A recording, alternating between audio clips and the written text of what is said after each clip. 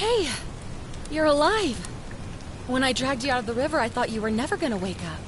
I checked your pockets for ID, a phone, maybe. I hope you don't mind. But all I found was some loose change. So, wanna tell me who you are?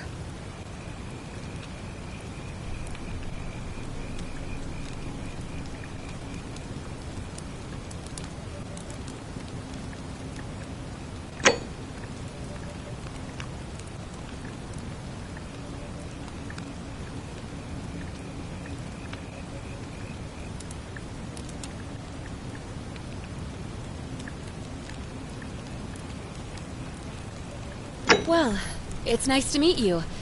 And I'm sorry to pry, but any idea why you were floating down the river? What's the last thing you remember?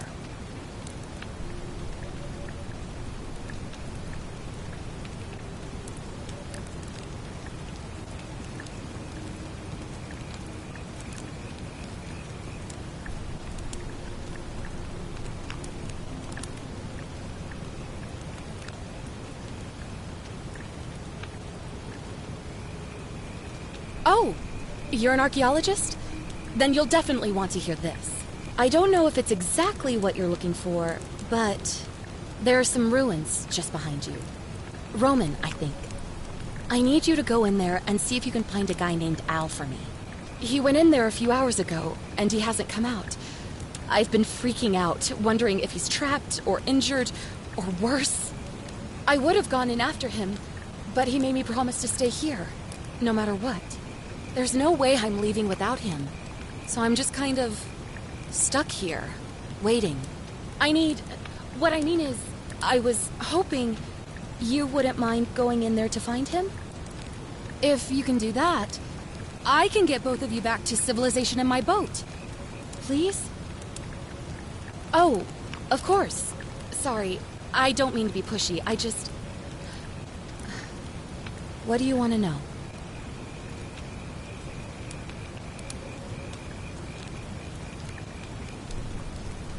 Not much, really. But imagine what you might find in there. Priceless ancient artifacts. Al... He's the guy who washed up on the riverbank not long before you did. I thought maybe you two knew each other. I guess not. But maybe the two of you can piece together what you're doing here. In any case, you'll like him, I'm sure. Once you find him, that is. Oh, there's not much to tell. Feels like I've spent my whole life in a dead-end job with an endless commute. Know what I mean? Oh, I'd rather not say if it's all the same to you. All right, fine. Sorry if I sounded cagey, it's just that I don't always get the best reactions when I introduce myself. My name's Karen.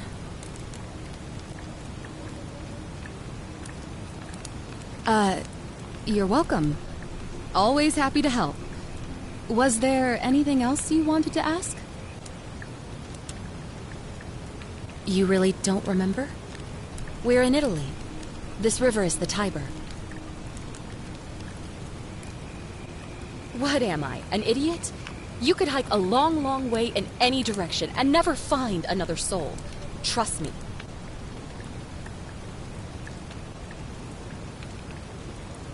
Great. So you're ready to go look for Al? Thank you. The entrance is just past those columns behind you. Please, hurry. Oh, and he left this here. But I think you'll need it more than I will.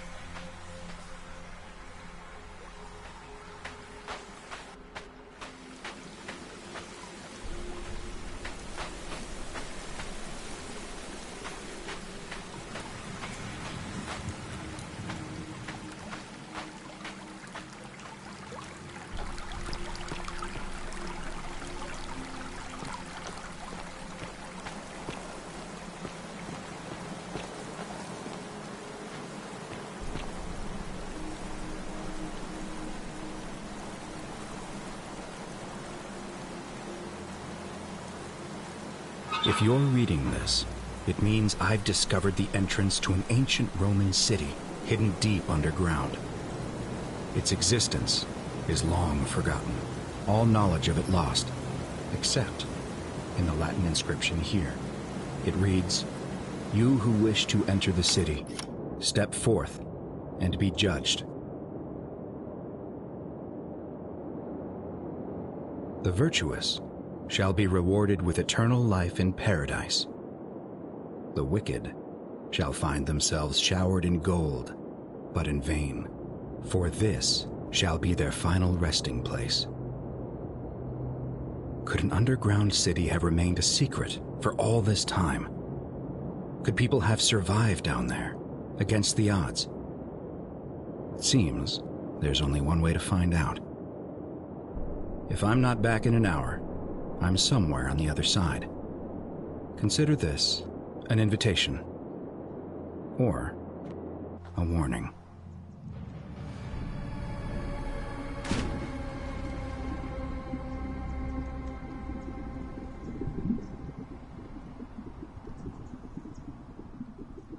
Or a warning.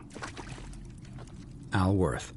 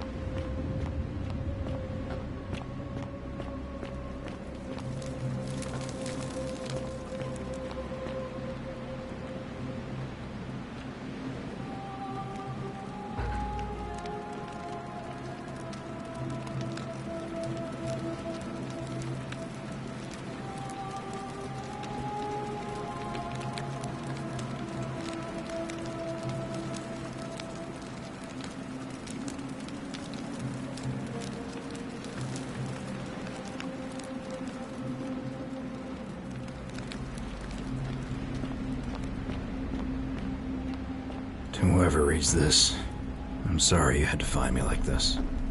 And worse, you'll suffer the same fate I did.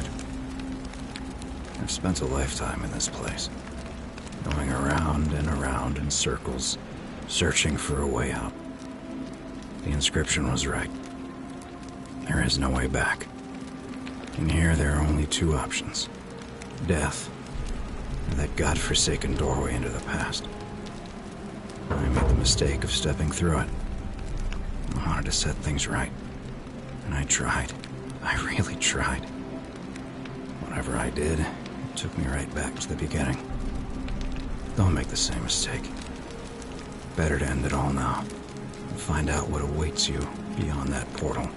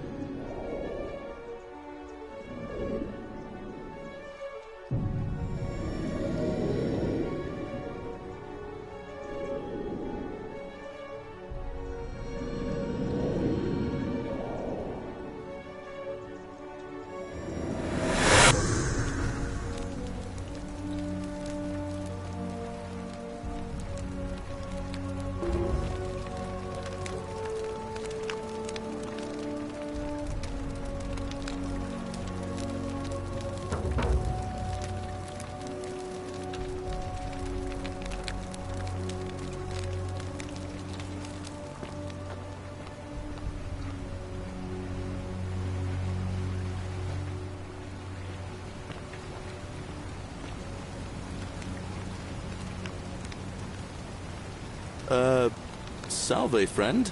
I'm Galerius. Mind telling me who you are and what you were doing in the Shrine of Proserpina?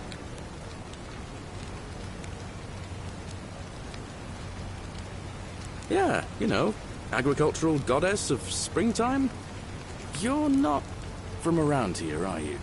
Oh, I see what you did there, changing the subject like that. Nice try. But I'll ask again, who are you, and what were you doing in the shrine?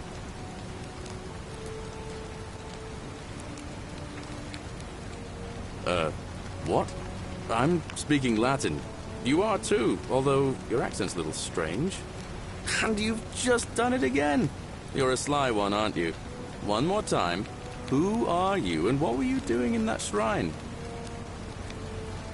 Oh, is that right? Well, just make sure you don't get lost in any other sacred places you're not supposed to be. Can't have you disrespecting the gods by accident, can we now? But listen, most folks seem a bit confused when they get here, but you seem very lost, and in more ways than one. So let me make this nice and simple for you. Live by our law here, and we'll all get along just fine. Not laws, law. There's just one, the golden rule, and the punishment for breaking it's, well, it's kind of horrific. But our magistrate insists we take all newcomers to see him, so I guess I'll let him fill you in. So then, you coming? Follow me. When I first arrived, I couldn't believe there were people living down here. But, as you can see, we've got a nice little community now.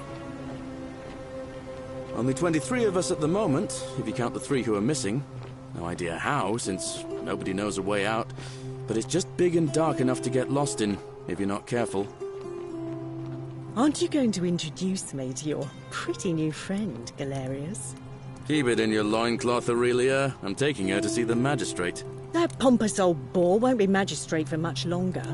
Anyone who helps vote him out today drinks at my bar for free tonight. Politics. I'd stay clear of it and her, if I were you. She's... it's not my place to say. Down on your right is our farm, where I grow all the food you'll ever want. As long as all you want is leek, cabbage, and wheat. Huh. That one usually gets a chuckle. The bloodless shadows wander without flesh or bone. Ah, don't mind Livia. She means well. She's just been in a bad place since... Well, you know, I don't know what happened to her. Up here on your right is the chasm. If you've got a weapon, it belongs way down at the bottom. Up on your left is the Forum, where you can visit the market or get yourself patched up in Lucretia's clinic in the Shrine of Apollo. Most of us have almost nothing, just what we had on us when we arrived, and what we've been able to make and scrounge up since. And this central plateau is where the magistrate and the other patricians live, so don't expect a warm welcome. Hilarious. You're meant to be working the farm, not trudging dirt into the villas. Take it easy, Horatius. I was just taking our new friend here to see the magistrate. Well, he's asked me to escort the newcomer personally. The farm. Go. Now. You'd better go with him.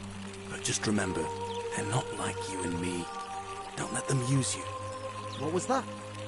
What did you just say? I said it'll take some getting used to. Yeah, I'm watching you, farm boy. Greetings, citizen. My name's Horatius. Magistrate Sentius asked me to escort you to him personally. Follow me, please. Follow me. The only thing you really need to understand right now is the Golden Rule. Let me see if I can explain it this way. When I was serving in the Legion, if there was a mutiny brewing in one cohort, the legate in charge wouldn't waste time finding the bad apples among hundreds. They just divided us into groups of 10, made us draw straws, and whoever drew the short straw had to be executed by the other 9. Didn't matter whether he'd done anything wrong. One of us in 10 would die for the crimes of the collective. We call it decimation. If that seems like rough justice to you, you're in for a rude shock. Because the Golden Rule is exactly 10 times worse. The magistrate can explain the rest. He's up these stairs.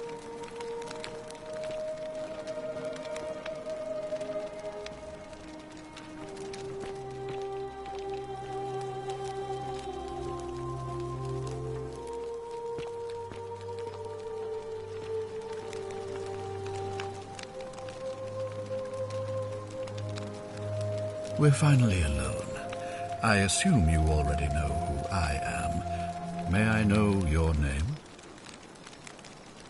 A curious name to match a curious accent. But I digress. I see you have the piercing and astute eyes of Athena. You must be a woman of great learning. We're always happy to welcome another scholar to our little community. Equitia will be delighted to meet you, I'm sure. Now, you're probably wondering why I summoned you, and I'll get to that. But first, take a look at this wondrous place, would you? A secret city built deep in the mountains, many hundreds of years ago. Indeed. More importantly, consider the miraculous community we've built here over the last 7 months. 22 complete strangers brought together by the fates, living and working together in our own little paradise. And in all that time, not a single sin has been committed. No fights, no theft, nothing. Have you ever witnessed something so extraordinary as a city without sin? Nor could I until I came here. But the reason for this miracle is as simple as it is terrifying. If even one person commits a sin here, every last one of us will die. You see, the builders of this place, whoever they were, left inscriptions warning, "The many shall suffer for the sins of the one." From what we can gather, breaking the law here will anger the gods and provoke a terrible punishment. Like the curses of Medusa and Midas combined, turning us all to gold. We've come to call it the Golden Rule. It's extraordinary that we've survived as long as we have, and each day I grow more and more afraid that our time in the sun is almost up. And now it seems that day is finally here. All that matters is that somebody in this city is about to break the Golden Rule. Why else would Proserpina send you now? Unless you and I can stop them, our doom is assured. I know that's a lot to take in, and you look like you have questions. Please, ask away.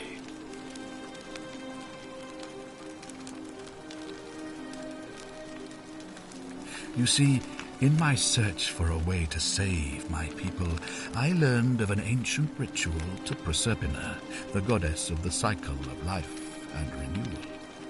It's said to open a doorway in time so that if the unthinkable happens, one person can pass through it and travel back to the past. And when I saw you arrive in a flash of light from the goddess's shrine, I knew that person was you. You don't belong in our time, do you? 2,000 years? That is unfathomable. Please, tell me, in your time, what did you see? What had become of us, of this city? I have imagined it, our downfall, 1,000 times, but it still breaks my heart to hear the truth of it. An intelligent question. There was a good deal of debate about that in our first weeks here. Does it refer to crimes or to some other ill-defined wrong? Of course, everyone agrees on the basics. No theft, no assault, and certainly no murder. But beyond that, it was more difficult to reach a consensus. What about lying, insulting someone, blasphemy, trespass, trying to escape, bribery, infidelity, suicide? As magistrate, I had to exercise leadership, and so I made a decision. We must uphold the laws of the Empire to a standard never before seen. And we must honor the peace of the gods, the sacred accord between the gods and the people of Rome. It is only by offering the gods the proper respect that we may prosper, as Rome has for centuries. Barbaric? Barbaric? What are you talking about? The Empire is the most civilizing force in the known world. Rome is a beacon of light in the darkness. For 800 years she has borne great statesmen, philosophers, poets, artists, and engineers. We have comprehensive laws protecting the rights of our citizens, which have unified countless warring tribes all across the Mediterranean and beyond, from Gallia to Judea. All our citizens are treated the same, regardless of the color of their skin or their sexual preference. Can you say the same? When our people are starving, they are given food rations, and when they are wronged, they have the right to bring the guilty party before the magistrate. Our laws forbid treason, murder, assault, and rape, as well as theft and arson, and so on. No other civilization in the world is so advanced, and you have the hubris to call us barbaric?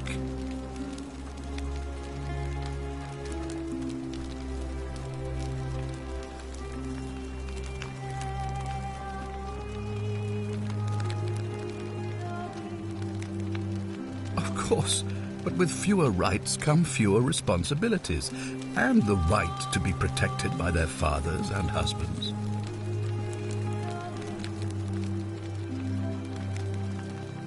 Of course, what else would we do with those prisoners of war who would otherwise have been executed? And besides, there are laws for their protection as well.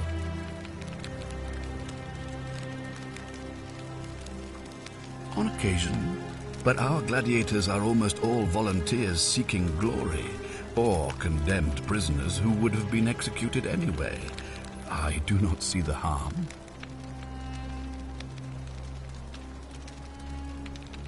You mean the blasphemous cult responsible for burning down half of Rome last year?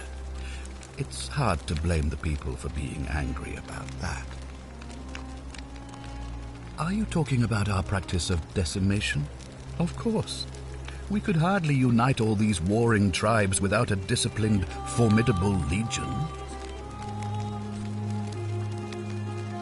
Well, right now, you're a long, long way from home.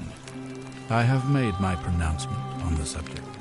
Unfortunately, there are still those here who resist, whispering blasphemous and treasonous lies in the shadows. I would be keeping a close eye on them if I were you.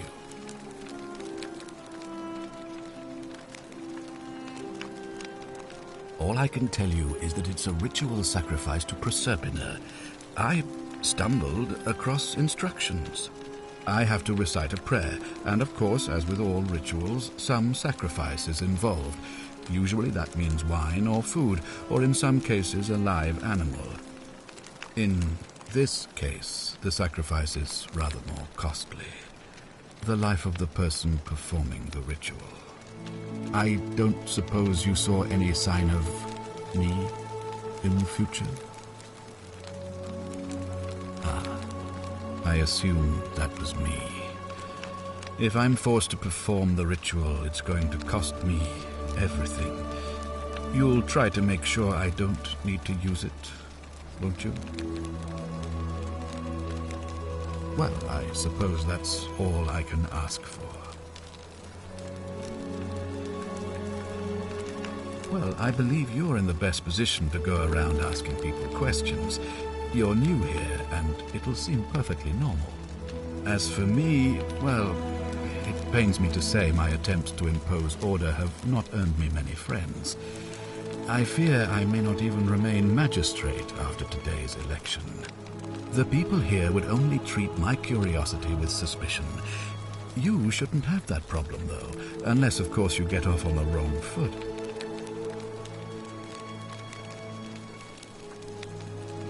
Do you ever stare at a problem for so long that you can't see it for what it is anymore? What's needed here is a fresh pair of eyes. The less I prejudice the independence of your investigation, the better.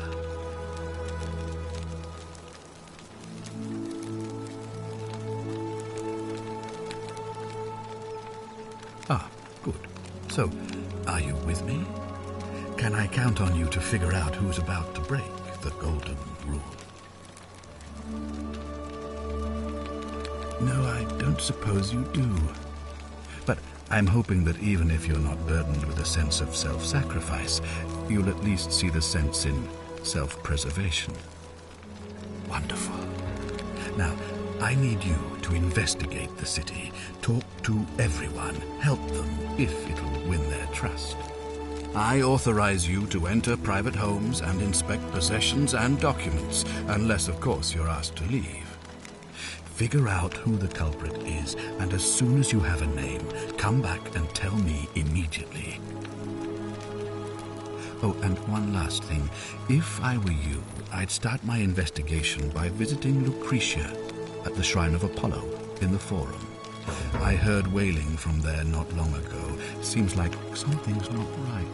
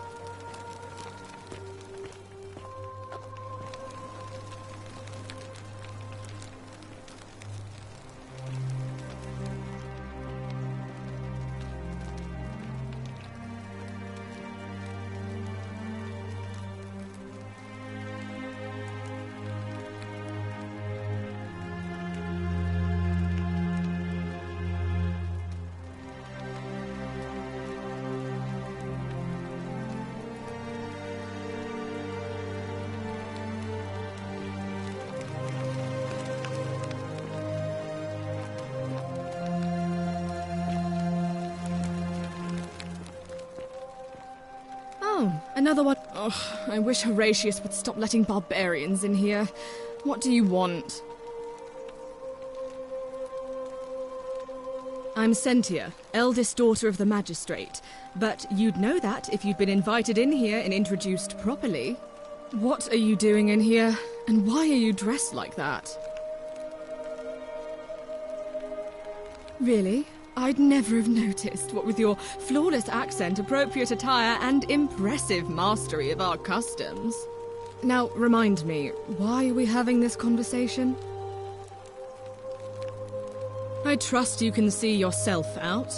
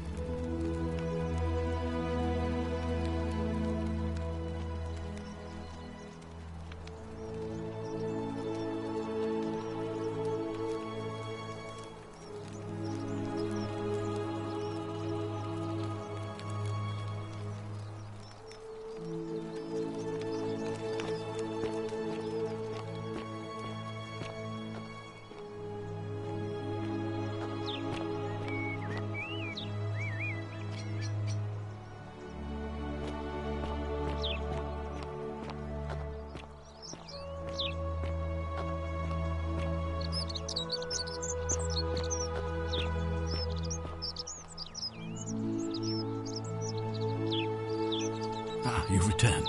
Do you have any news about your investigation?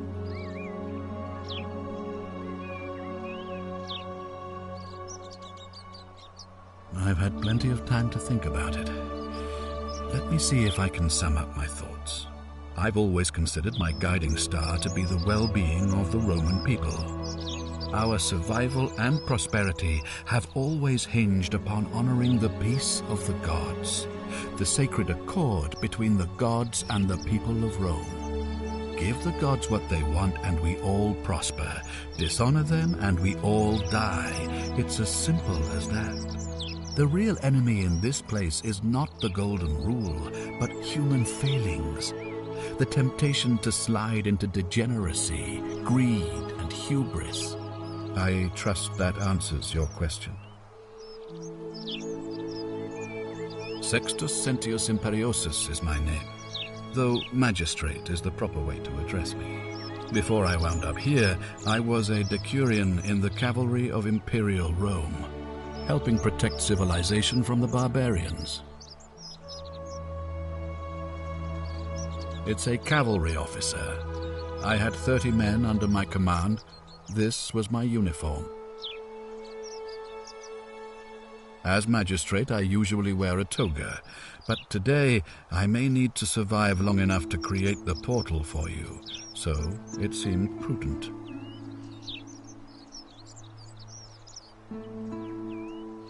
My men and I were at the Emporium in Rome as honor guard for a visiting dignitary arriving upriver by barge. Now the port is usually bustling, but just as our guests arrived, waves of people began running toward the river from streets and alleyways in every direction. They were trying to escape a terrible fire. Unfortunately, the crowd sent my horse into a panic, and, I remember it, losing its footing by the water's edge. The next thing I knew, I was waking up on a riverbank not far from here in the company of some stranger. I went looking for my horse and discovered that lonely temple. You can probably figure out the rest. I was elected 7 months ago, uncontested because of my command experience. Since then, there's been growing agitation for another election. They're supposed to be annual, but I agreed to hold it sooner, hoping it would placate my constituents. Unfortunately, it just seems to have emboldened certain elements instead. Very well.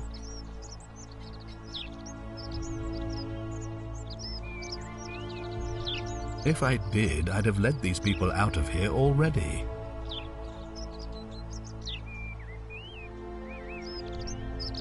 Thank you. I'll be waiting here for news.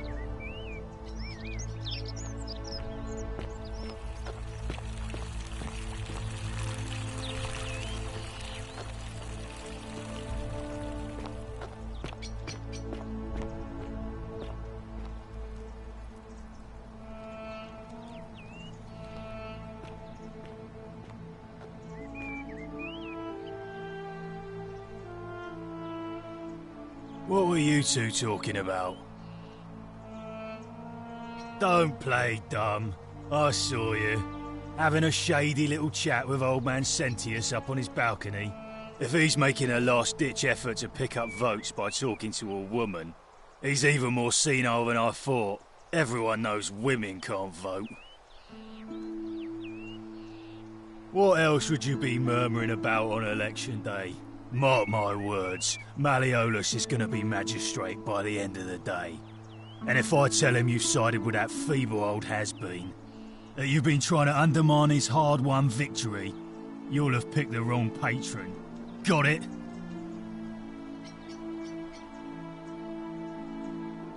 Good, then stay out of it. Nobody likes Caput Murdae foreigners interfering in an election. Can't hurt.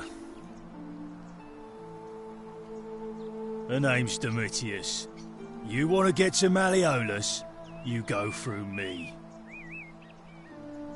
Why? Because I am a gladiator. That's why.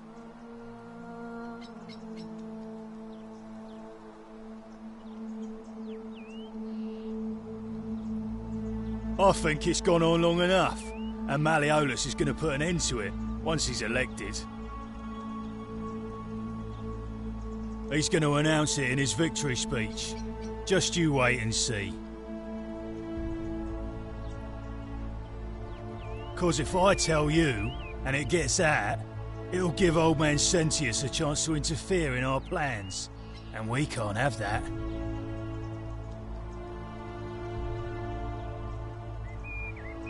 We've already lined up the votes he needs to win. Just stay out of our way, and we won't have a problem. Too bad. He's busy. Unless... No. You don't look like you could afford it. I'm glad you asked. See, he's a busy man, and this is an important day. He'll be inside practicing his victory speech for tonight. Left me strict instructions he doesn't want to be disturbed.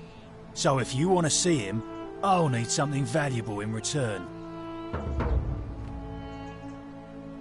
Dunno. Something good. Bribe? That's such an ugly word. What I'm looking for is more of a tribute to me, your soon-to-be patron. Just make it good. When Malleolus wins the election, yeah, this place will change. You won't even want to leave. You'll see. Whatever. Just remember, I'll be watching.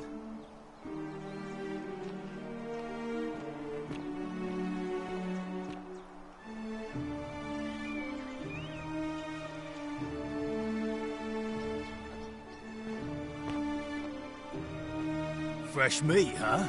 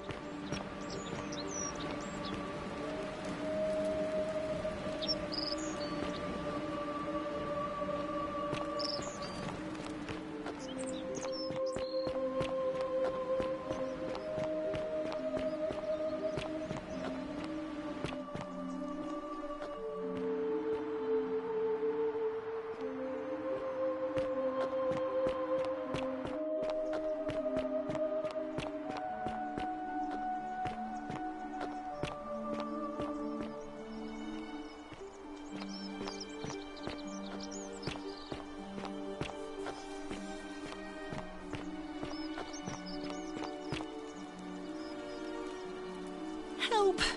You have to do something! A man arrived in the baths. A real nasty sort, with his face all covered up. And he's got a weapon. You have to do something, or he's going to break the golden rule.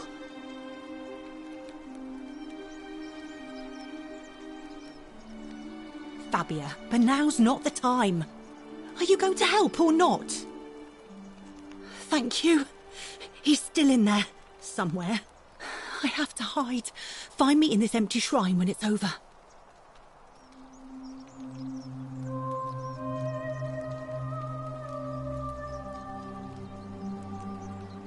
The shrine is collapsing!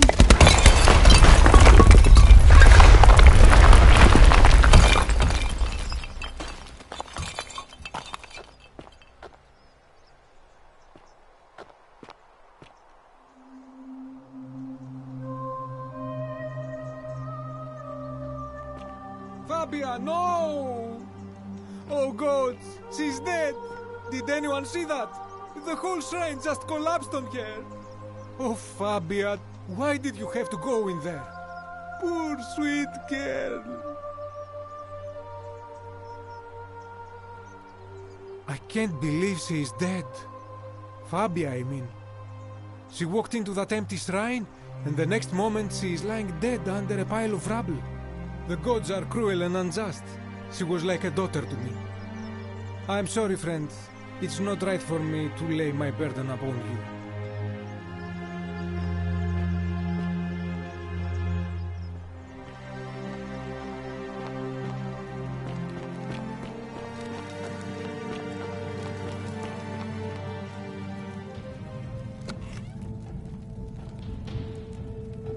Stop right there. I'm looking for Tiberius Quinctius Crispus, otherwise known as Quinctius. Do you know where he is? I'm not sure I believe that, so allow me to explain something to you. I am here with orders from Emperor Nero himself to find and execute the cultist Quinctius for terrible crimes against the Empire. So, if you tell me the truth, I will allow you to live. But if you lie to me or otherwise obstruct the Emperor's business in any way, I will put this arrow through your chest. Is that understood? You are not off to a good start. When I ask you a question, I expect an answer. Is that understood? Thank you. Now tell me, who are you people, and what is this place? A small community. Ha! I was told Quinctius was a cultist, but I never thought he'd be foolish enough to lead me right to the heart of his mystery cult. Oh, don't play coy with me. I don't care if you're worshipping Bacchus, Magna Mater, or Christ. You lot are all the same to me. Always sneaking off to your secret sanctuaries, indoctrinating each other with your little mantras. The Emperor may have tolerated your activities up until now, but after what Quinctius did, those days are numbered. You say that, but if you're not a cult, then why go to such great lengths to keep this place a secret? So you admit you're not allowed to leave. Threatening me is not going to help you, but in any case, that sounds an awful lot like a cult to me. And I saw the inscription saying, "The many shall suffer for the sins of the one." I take it this is some kind of mantra you all believe? A distinction without a difference. You've clearly been indoctrinated into this nonsense. Now tell me, where did you lot get enough gold to make all these statues? You lot are practicing human sacrifice too. You people disgust me. Of course you'd say that, but that's what your kind do, isn't it? Our God told us to do it. It's all clear to me now. The secret sanctuary, the indoctrination, the mantra, the human sacrifice. You're cultists, there's no doubt in my mind. What baffles me is how a person can believe in something with such zeal. They just can't see what they've become. However, you still have a chance to redeem yourself by telling me where Quinctius is. Do not waste it.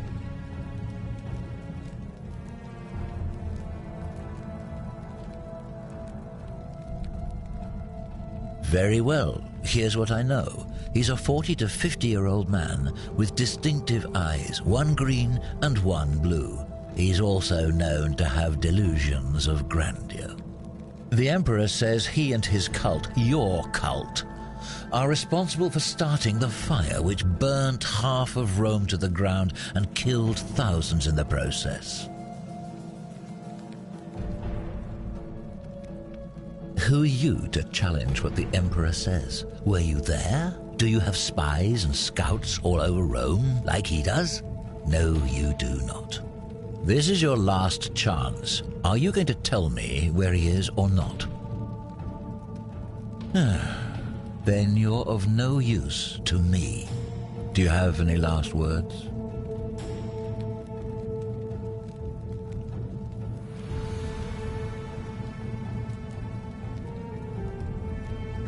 As a matter of fact, I do.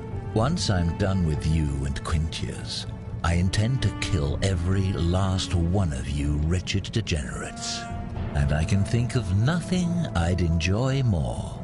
The many shall suffer for the sins of the one.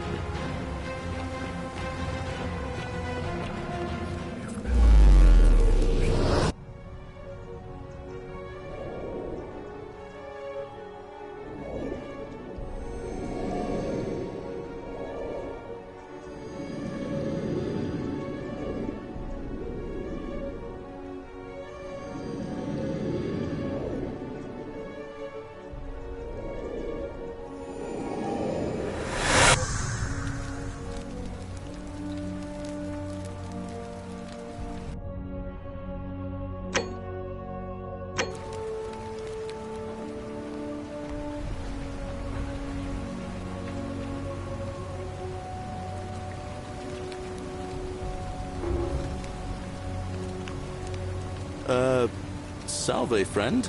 I'm Galerius. Mind telling me who you are and what you were doing in the Shrine of Proserpina? I don't think so. I've never seen you before in my life. Oh, I guess how much did I drink last night? Sorry to have bothered you. Oh, and since you seem to be in a hurry, you should try out this device I made. Worked real hard on it.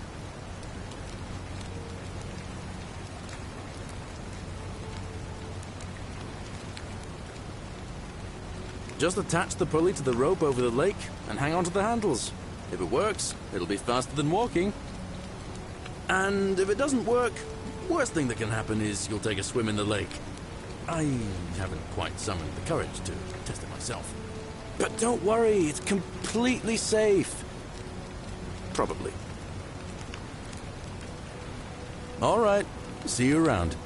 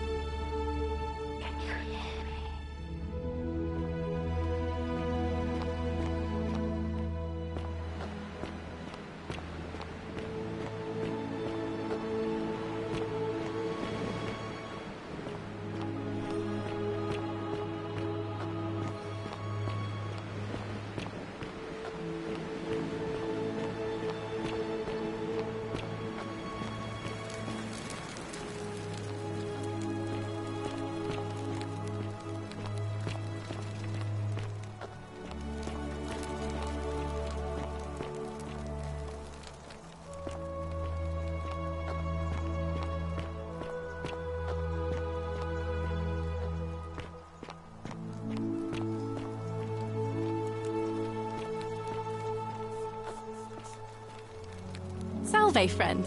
I'm Octavia. Welcome to life under the Golden Rule. It's a ghastly thing, is it not? How are you faring so far? That's good, in a sense. If you're not on edge, you've not been paying attention. But on the bright side, once you've been here a few months, it's slightly less terrifying anyway. We've all been where you are now. I remember when I first arrived. I used to lay awake at night contemplating the big questions. Why am I here? Is there a way out? What is the Golden Rule, and who or what is responsible for it? I still don't have any of the answers, I'm afraid. I don't think anybody does. But I'm happy to share with you what I've learned. Here, in this place, the magistrate has me earning my keep by cleaning and pruning the gardens. It's not quite how I expected my life to go. I used to live in a lovely villa on the banks of the Tiber. I was even betrothed to a handsome young man from a prominent family. But long hours of menial labor for the good of the community has its own charms too, I suppose. Oh, much the same way as many of the others. When the fires came to Rome 7 months ago, my family and I fled for the Tiber, hoping to escape on a barge. We were among the fortunate ones with enough coins for passage, but unfortunately, there were a lot of desperate people, and they boarded before we could depart. A scuffle broke out, and I was pushed overboard. The last thing I remember was the water, rising up to hit my cheekbone. I woke up by the river, near that shrine, and stumbled across this place. Oh, that's all right. I'm sure it's all part of God's plan for me.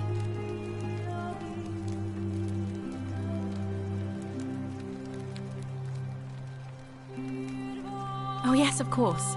A slip of the tongue. If you like. I'm afraid not. Although, I did once hear someone gossiping down at Aurelia's tavern about a possible way out.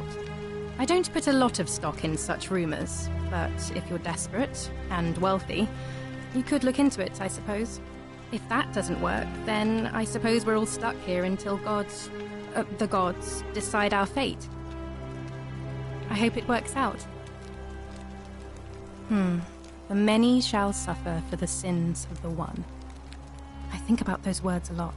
I'd like to think that if we all love our neighbours as ourselves, and do to them as we'd have them do to us, then we'll all be fine.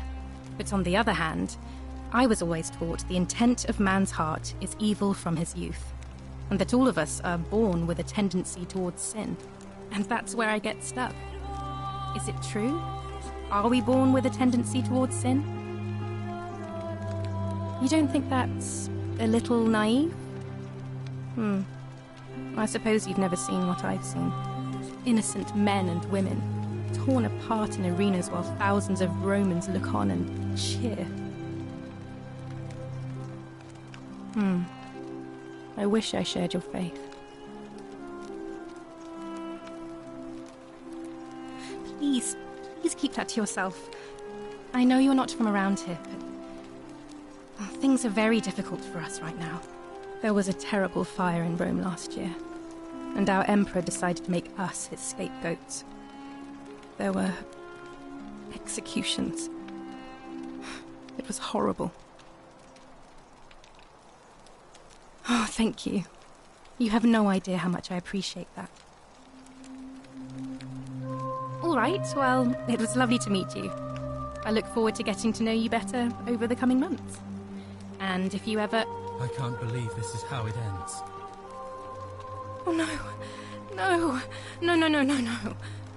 Ulpius, what are you doing? Get back from there. If you lose your balance, you'll fall. That's the idea. What? Why? Why would you want that? Why do you think I'm stuck for the rest of my life working for a man who treats me like an animal? I know things are hard for you right now. They're hard for all of us. We're all in this together, Ulpius. Please just think this through. If you do this, it could be the sin that seals all of our fates. Is that what you want? I'm sorry, but I just don't care anymore. Please, Ulpius. Help him. If he goes through with it, it could be the end for us all. I don't know what to do. I've never had to deal with this sort of thing. Please, you need to talk to him. Thank you. And please, choose your words carefully.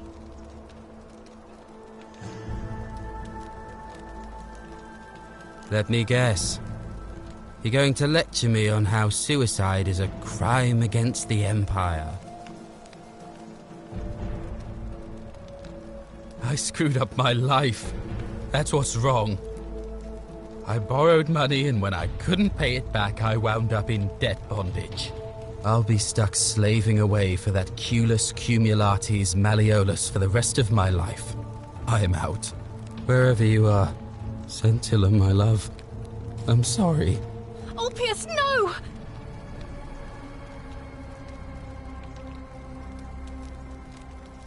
I can't believe he went through with it. Oh Lord, that poor lamb. Well, I suppose it means suicide isn't a sin under the Golden Rule. So I guess that means whichever god is responsible for it, it isn't mine. I'll have to let everyone know what's happened. And I guess Malleolus will have to clean up the mess in his villa. It's of his own making, after all. And I'd best pray for poor Ulpius.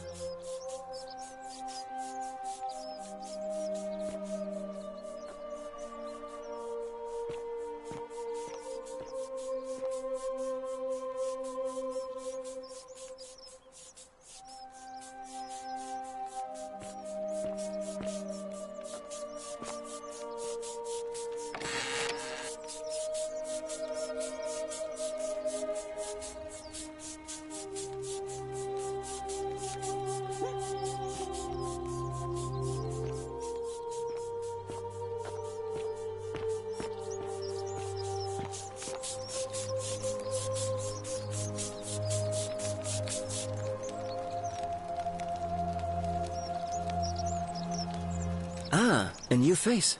Salve, and welcome to a little community. My name's impossible to pronounce for most people, so you can just call me Virgil. Well, I'm an architect. Or at least I was back in Rome. That's probably too grandiose a term to describe what I do here. Help out with repairs and try to stop old buildings from collapsing on people. That kind of thing. But you probably don't want to hear about the ingenious architecture or mysterious history of this place.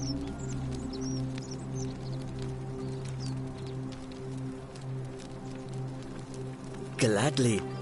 Personally, my favorite thing about this place is the aqueducts. Those series of adjoining arches. They're an ingenious feat of Roman engineering with a very practical purpose. They take fresh water coming from outside the city and distribute it all across the chasm. It's funneled below the palace and into a cistern beneath the great temple.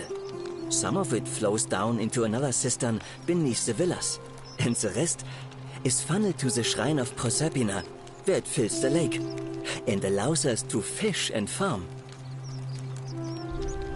Hey, not so loud. Just talking about that could anger the gods for all we know. I'm not saying it's impossible, but you'd have to find a way inside somehow.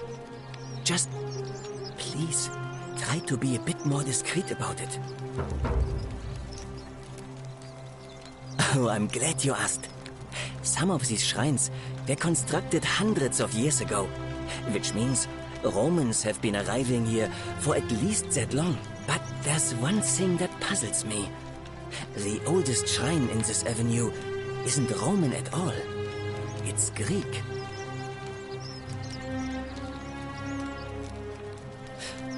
Well, yes, that could be the reason. Or it could mean that there were Greeks living and worshipping here before the Romans arrived. Which begs the interesting question, who really built this place?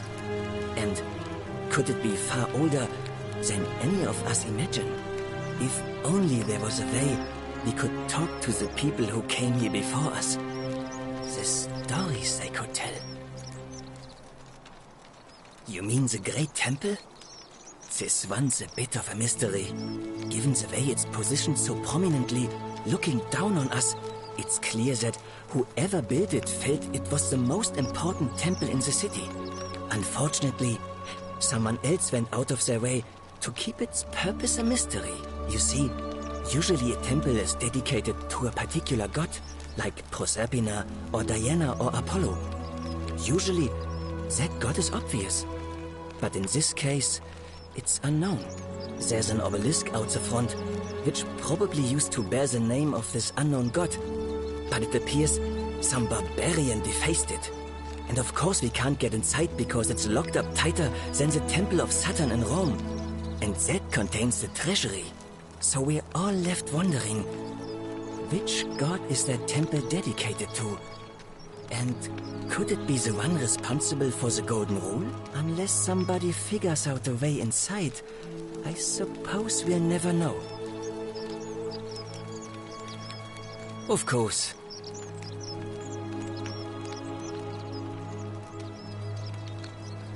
Look, I haven't done anything wrong, if that's what you're thinking. Somebody just has a problem with my preference for male company. And when you grow up in the north, as I did, in the city of Noviomagus, you expect a bit of hostility.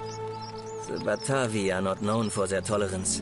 I saw enough friends killed or driven away to know the cost of not keeping your personal affairs to yourself. So I hid who I was for, what was it, nearly 10 years?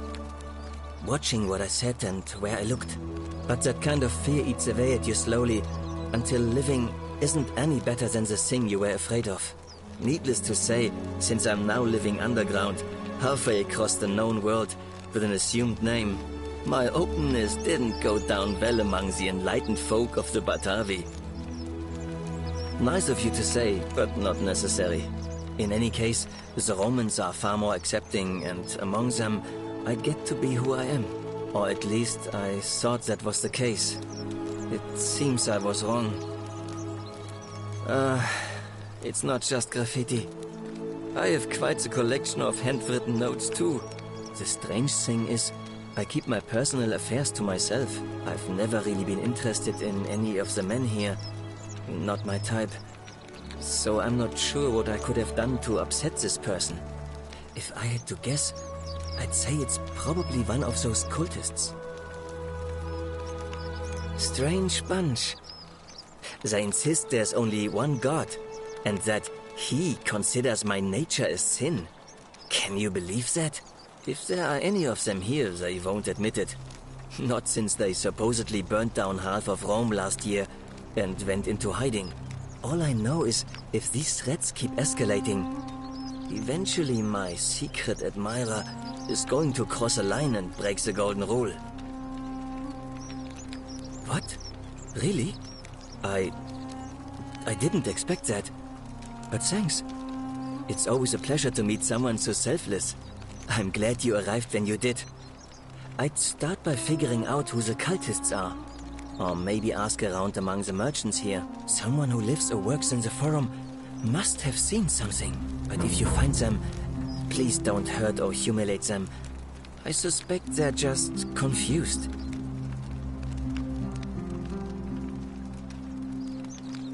Some people say it's divine, the work of a god, but I'm not so sure.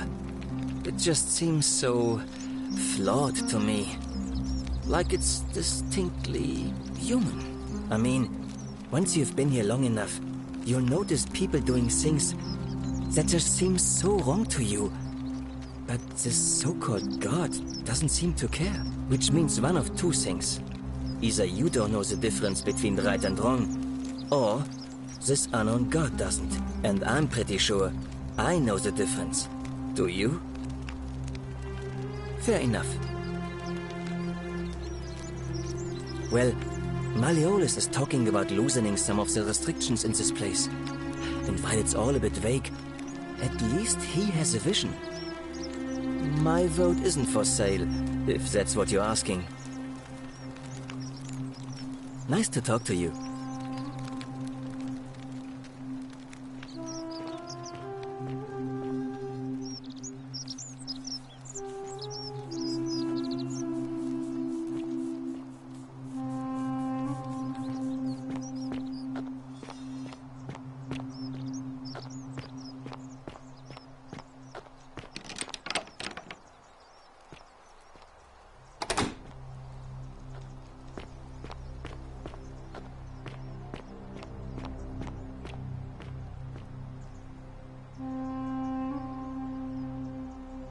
A new face. Ave, and may Vesta watch over you. I'm Equitia. To what do I owe the pleasure of this visit? Oh my. I take it people are quite direct where you're from. I suppose it's quite charming in its own way. Usually, however, you wouldn't simply march up to a Vestal priestess and without due formality or courtesy ask, "What is your story?" The proper approach would be to arrange an introduction through a mutual acquaintance in high office, by which time you would already know how to address me. And then you would find a way to satisfy your curiosity rather more indirectly. But to be honest, I've often thought what an unnecessarily formal way to communicate that is. So, let's do it your way. You just keep being yourself and ask whatever you like. It'll be a refreshing change. You know, I'm not entirely sure. But what about you? How did you end up here? Karen, you say? And nothing about that name seemed odd to you?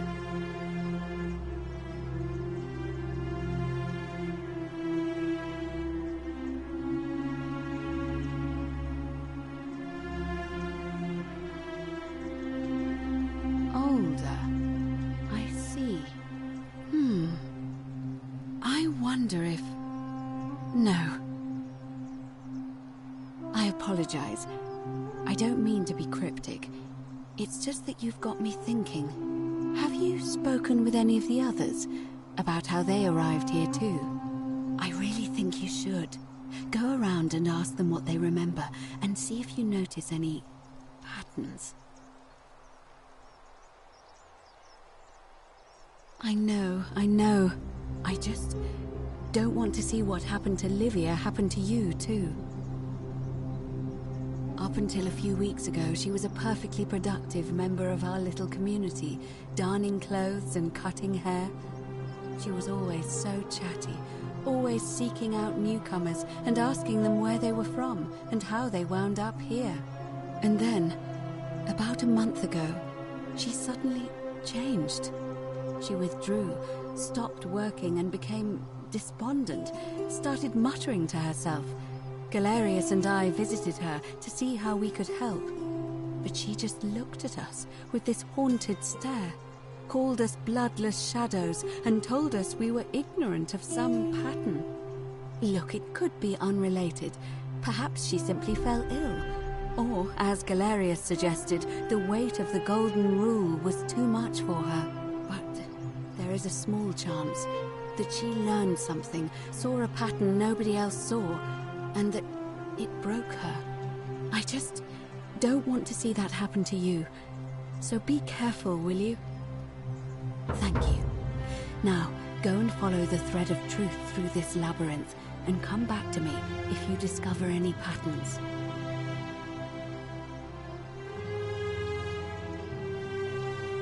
I'm quite sure it's the work of the gods, which is strange because they've never been particularly concerned with our misdeeds, as long as we've kept the peace of the gods. We asked for blessings, for good health, bountiful harvest, military victory, and in return, we offer praise, wine, incense, or animals. But here, it seems they require much more of us. I find myself reminded of an especially pertinent tale from our great poet Ovid in his epic Metamorphoses. Would you like to hear it? It is rather long. Wonderful. It goes like this. Baucis and Philemon were an old married couple living a humble life in a small town. One night, the town gets a visit from a couple of vagrants. They go from door to door, asking for a place to stay the night. Of course, being vagrants, they're turned away sharply from house after house, 1,000 in all, until finally they come to the little cottage where Baucis and Philemon lived. Now, the kind old couple had very little to offer, but nevertheless, they invite these strangers into their house and offer them food, wine, and a place to stay. Immediately, the guests make themselves at home. They begin gulping down the old couple's wine, so much so that Baucis, the old lady, begins to worry they're going to run out. And then she notices something strange. Her wine pitcher keeps refilling itself, as if by magic, realizing only a select few possess such powers. Says to her husband, Philemon, "I think these men are gods in disguise." Immediately the couple begins apologizing for offering such coarse wine. And the vagrants metamorphosize and reveal themselves to be Jupiter, the king of the gods, and Mercury, the trickster god. They confide they didn't mind the meager offerings. They were just pleased that someone in the town offered them hospitality. Then Jupiter says to them, "You have passed our test, but everyone else in this city failed, so we are going to destroy this place and everyone in it, except you, who we will grant a wish." So old Baucis and Philemon escape up into the mountains safely, and they receive their wish, which is for eternity together. Meanwhile, Jupiter carries through with his threat and wipes that city off the map. Some say the moral of that story is that we must all honor the sacred rituals of guest friendship, the reciprocal obligations owed between hosts and guests. But I like to think it's that we should always show compassion for those less fortunate than ourselves.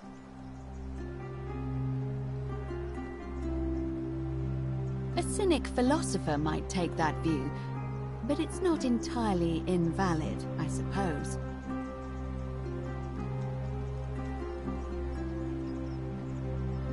It must be completed by dusk, just the same as any other official business. It'll be between Sentius, the incumbent, and Malleolus, the challenger. Why do you ask?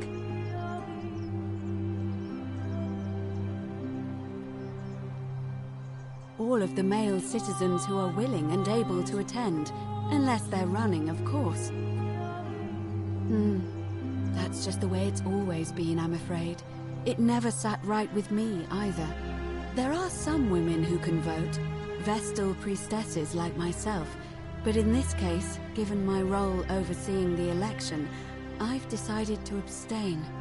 I can't allow the perception that I'm being anything but fair and independent, but if it's any consolation, there are other ways to influence the outcome of an election. By using whatever gifts the gods gave you. Nothing untoward, of course. I'm responsible for announcing it and making sure the procedures are followed. You can, assuming they're eligible and willing to accept the nomination. Certainly. Come back to me once you've acquainted yourself with the rest of our neighbors.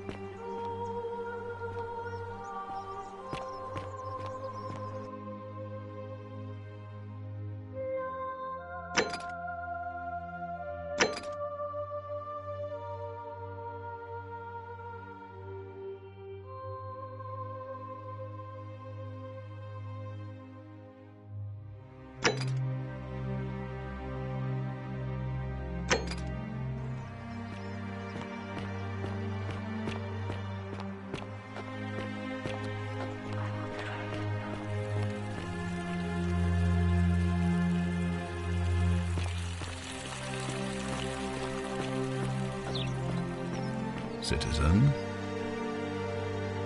we're finally alone.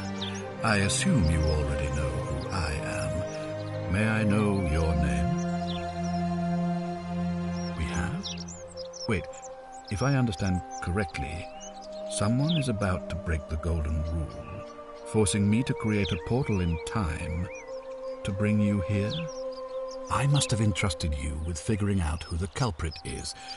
Only I assume we failed, and you had to start over. Is that about right? If so, what happened? Ah, I see. Look, it's unfortunate, but all that matters now is that you make use of what you've learned and gathered, and do better next time. Now, I assume you've sought me out again for a reason. Of course. What is it?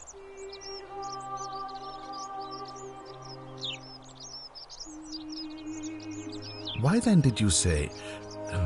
it doesn't matter. It looks like you'll have to continue your investigation.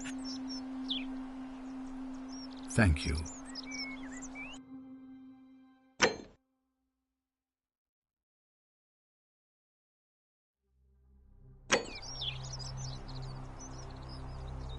Ah, you've returned. Do you have any news? Of course. What? Yes? What? An assassin? What are you talking about? Then what are you doing here talking to me? Why aren't you out there trying to stop him? You'd best go, quickly. As magistrate, I hereby declare him an enemy of Rome and authorize his execution by your hand, forthwith. I don't believe so, no. It's not a crime to carry out the lawful order of a magistrate. So now you're an expert on Roman law, are you? Listen to me. We are cut off from the Empire down here, fending for ourselves on the brink of annihilation. If ever there was a time to dispense with legal procedure, it would be now. Think of it as an act of preemptive self-defense. Think of the lives you'll be saving. Then perhaps you would prefer the feeling of being responsible for the deaths of everyone in this city. Now is not the time for cowardice in the guise of philosophical introspection. Now is the time for action. You have your order. Carry it out. Any way you can. Despite my weapons ban, it's been my experience one can always find a weapon if one looks hard enough.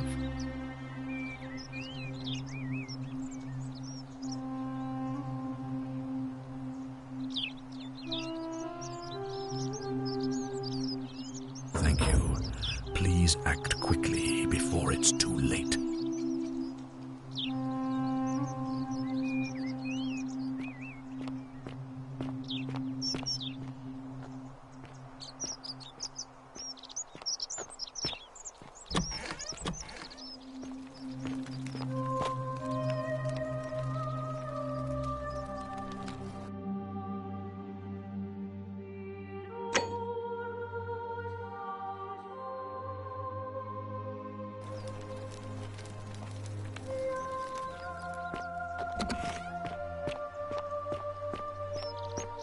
Citizen.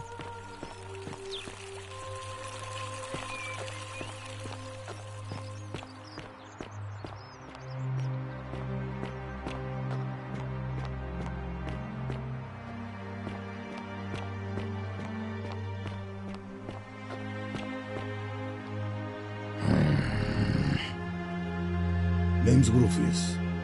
Better watch your step. Can't talk long, got to stay sharp, but family's from Seleucia in Tigris, Babylon province. But I've been roaming a long time now. Even joined the legions, the 6th, the one they call Ironclads. Because we're all in grave danger. Is it not obvious? Same way as everyone else.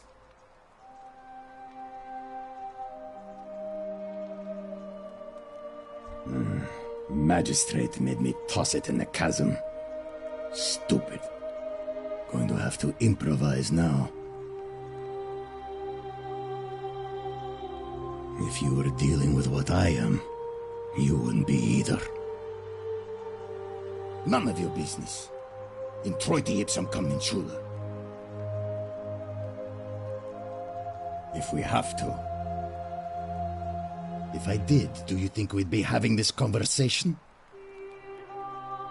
I'll tell you this much. I hate the fact that my survival depends on the common sense of other people.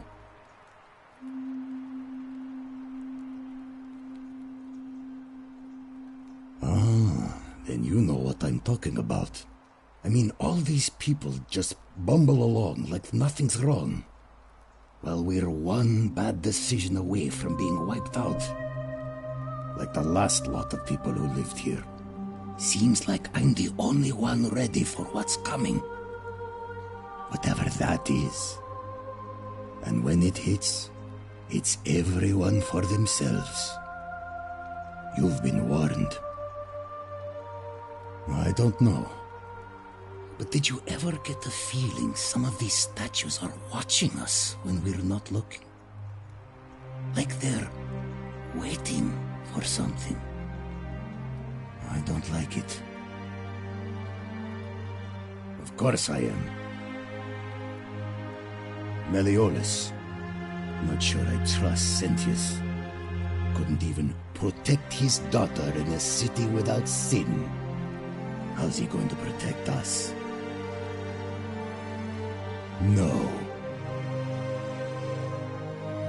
Whatever.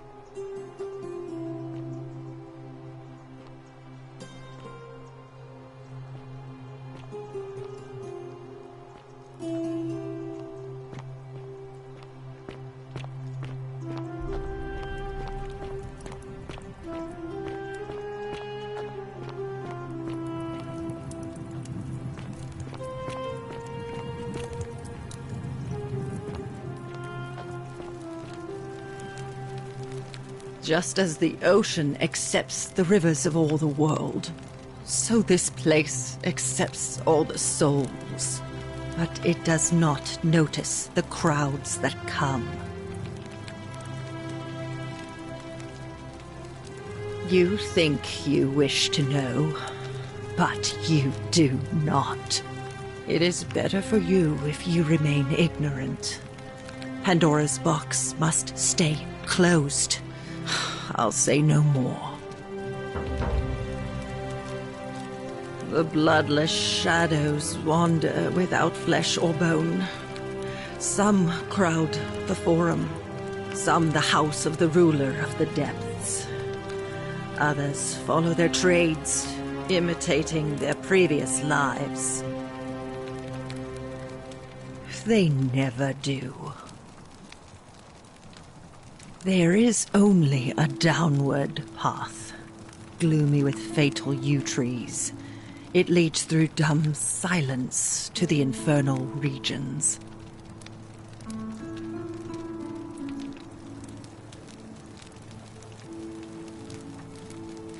The bloodless shadows. This is their punishment. Help me. You cannot help me. I have seen things. A pattern, a terrible pattern. It is better for you if you remain ignorant. Pandora's box must stay closed. I'll say no more.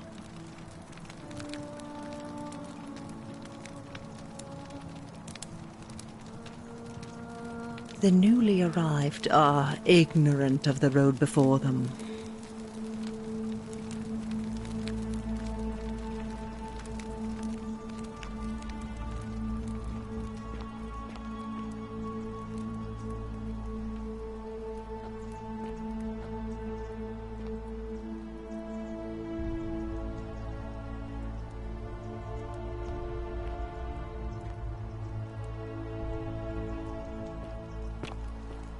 Cerberus lifts his triple head and lets out his threefold graying. Livia, would you stop muttering like Medea over a cauldron? You'll scare away my customers. They follow their trades, imitating their previous lives, but they are ignorant. This again. You're in a world of your own, aren't you? Ah, you're here.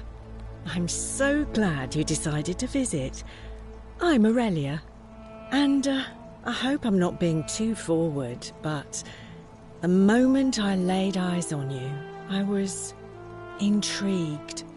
There's a light in your eyes I've never seen before, a certain learning and sophistication.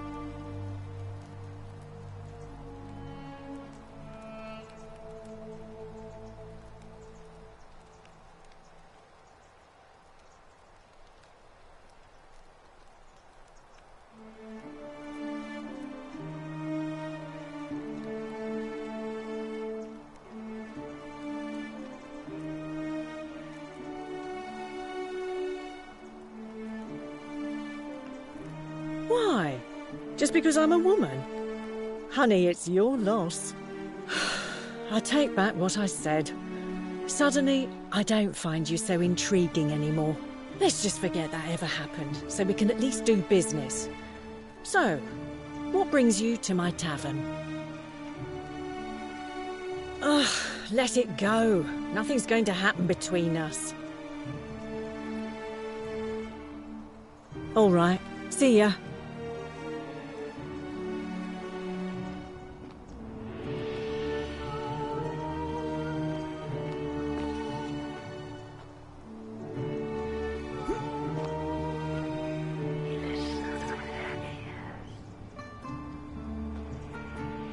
Beautiful.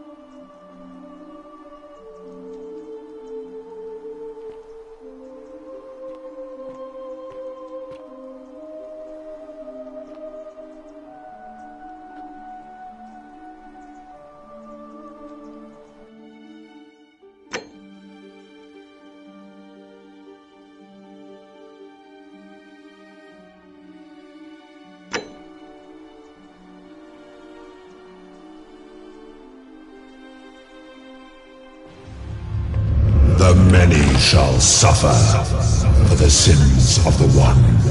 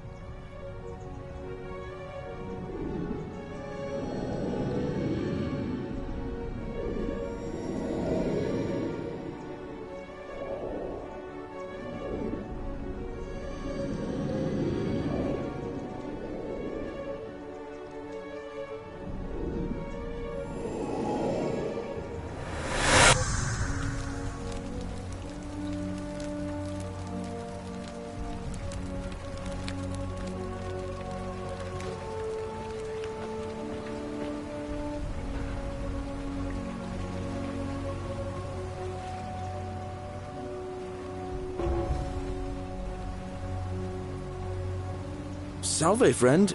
Mind telling me who you are and why you look like you've just taken on a gladiator and lost? I don't think so. I've never seen you before in my life. Oh, Bacchus, how much did I drink last night? Sorry to have bothered you. Of course. What did you want to know? Well, it's a long one, and kind of sad, but I don't mind telling it. I'm a farmer. Always have been. I grew up in a small village in Britannia, Camulodunum, with my parents and 2 little sisters. Lovely part of the world. One day, when I was about 20, my father and I were in the top paddock, loading our cart, when some Roman legionaries came along, demanding produce for their men. My father told me to run into the house for his axe, and so I did. Sprinted so fast I almost threw up. But by the time I got back, he was bleeding out on the ground, and our cart was empty. That was my first encounter with the legions. My mother died of a broken heart soon after, and things went downhill from there. I took over the farmstead, but I was young, and it was a struggle. More raiding started before too long. We'd come outside in the morning to find animals missing, our stores pillaged. These Legion thugs just took whatever they wanted. One night, when my sisters and I had nothing left to steal, there was a knock at the door. I knew who they were, and what they wanted. I got my father's old axe, pulled the door open real quick, and before that soldier knew it, split his face right down the middle. But there were more of them. I never saw how many, because the next thing I knew, I was waking up with a mouth full of dirt and lungs full of smoke. My home was reduced to ash. My sisters, dead. And they left me alive to see what they'd done. It still burns whenever I think about it. Yeah, well, I wasn't the only one this happened to. It wasn't long before Boudica led thousands of Britons in a rebellion against the Romans. Unfortunately, there were just too many of them. And those of us who survived, they enslaved. So, then I found myself being transported all the way to Rome to be sold to the highest bidder. I spent a few years working for my new master, learning the Romans' ways, Romanized my name and everything. Tried to escape a couple of times, but they always found me, and I'd just end up right back where I was. I'd probably still be there too, if it wasn't for the stampedes breaking out. You see, about 7 months ago, an enormous fire broke out in Rome. Everybody was running down toward the river, screaming and shouting. I'd never seen anything like it. Human beings acting like cattle. I got swept up with them somehow, and the rest is a blur. The next thing I knew, some stranger was dragging me out of a river. Stumbled across this place and started my life over again. That's what I thought too, for a while. But it seems the gods aren't done tormenting me yet. See, I finally had my own farm again, safe from the grasping hands of the Romans. Or so I thought. Until Sentius the Decurion demanded I hand over all my produce. It's for the good of us all, he says. Only he takes the best bits for himself, of course. He even told me if I refuse his demands, I'll break the golden rule. I'm not sure I believe him, but then, what if he's right? So, it turns out our dear old magistrate is no better than the Legion thugs who took everything from me. I'm right back where I began. But don't you worry, Nemesis is waiting. And he'll get his, one day. He'll get his. Forget I said that last part, will you? I get carried away sometimes. Thanks, friend. I knew I liked you. Anyway, that's enough of me rambling. Was there something else you wanted to talk about?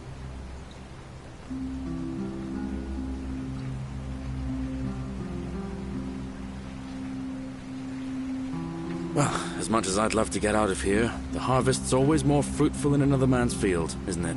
But Scintilla, Sentius' daughter, went missing a few weeks back. Could be she found a way out. If anyone knows for sure, it'll be her sister, Sentia. But she'd never tell the likes of me. Oh, I don't give it much thought these days. I mean, everybody here's got their own view about what we need to do to survive. But I say, let's spend less time arguing about what it means to be good and just get on with it, you know? I can't see how I could vote for either candidate. I don't like Sentius much, but Malleolus is almost as bad. Even I could do a better job. Me, a farmer. And I've never given a speech or put on a toga in my life. I've bounced the idea around once or twice, mainly as a way of getting Dooley set free. God knows Sentius is never going to do it. But from what I hear, Malleolus has the election stitched up. Nobody's going to take him on and win. And maybe that's not such a bad thing. I mean, he talks a lot about freedom, so I'm hoping if he's elected, he'll release Dooley from his cell. And that's good enough for me. Because Sentius put him there. Poor Dooley was just wandering around looking for some imaginary treasure. Now a magistrate accused him of being a thief. That's nonsense, of course. Dooley's the most harmless man you'll ever meet. But Sentius really has it in for him, for some reason. Gladly. All right. See you around.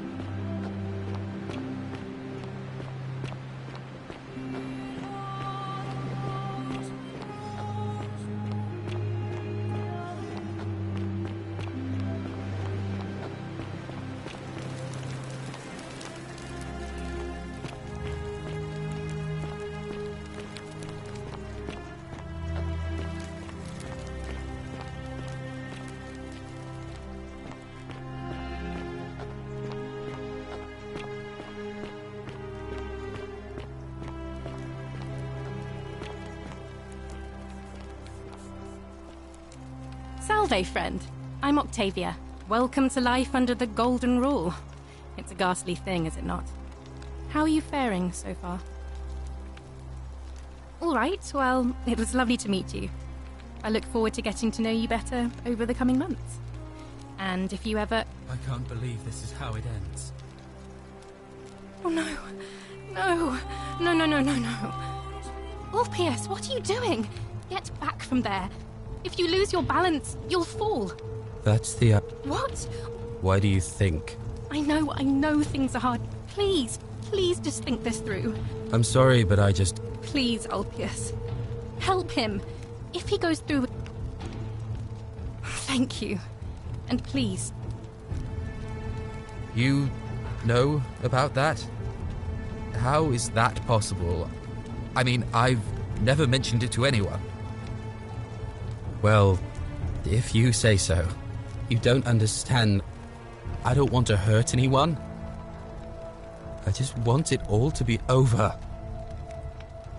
It's too late for that. Yulia and I made a pact. And she's already swallowed hemlock this morning. If I backed out now, I'd be betraying her. I can't do that. No. No. Time's up. I'm out. Wherever you are, Scintilla, my love. I'm sorry. Ulpius, no!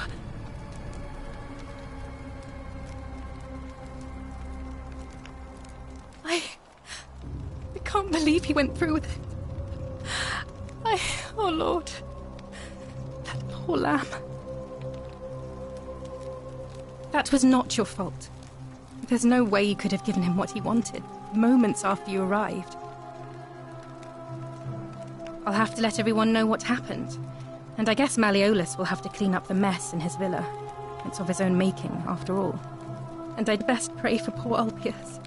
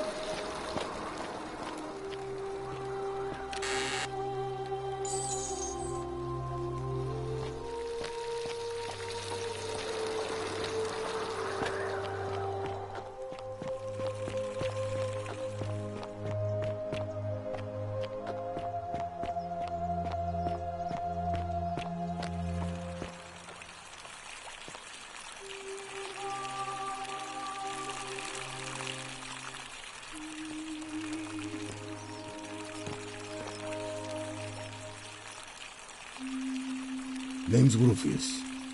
Better watch your step. Whatever.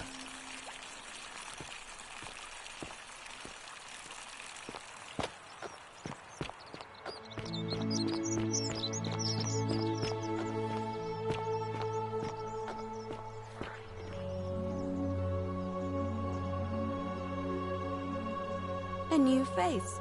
Ave, and may Vesta watch over you. I'm Equitia. To what do I owe the pleasure of this visit? Interesting. I'm not sure why you're telling me, but you've come to the right person. Did you find a pattern then? What have you noticed? Yes, I also had such an encounter. What else? There are definitely some common threads there. But I think we'll need at least a few to ensure we're not just seeing coincidences. Keep asking people how they wound up here. I don't want us to rush to any conclusions yet. Livia's fate weighs heavily on my mind, and dictates we should be sure. Yes, you should ask the others first.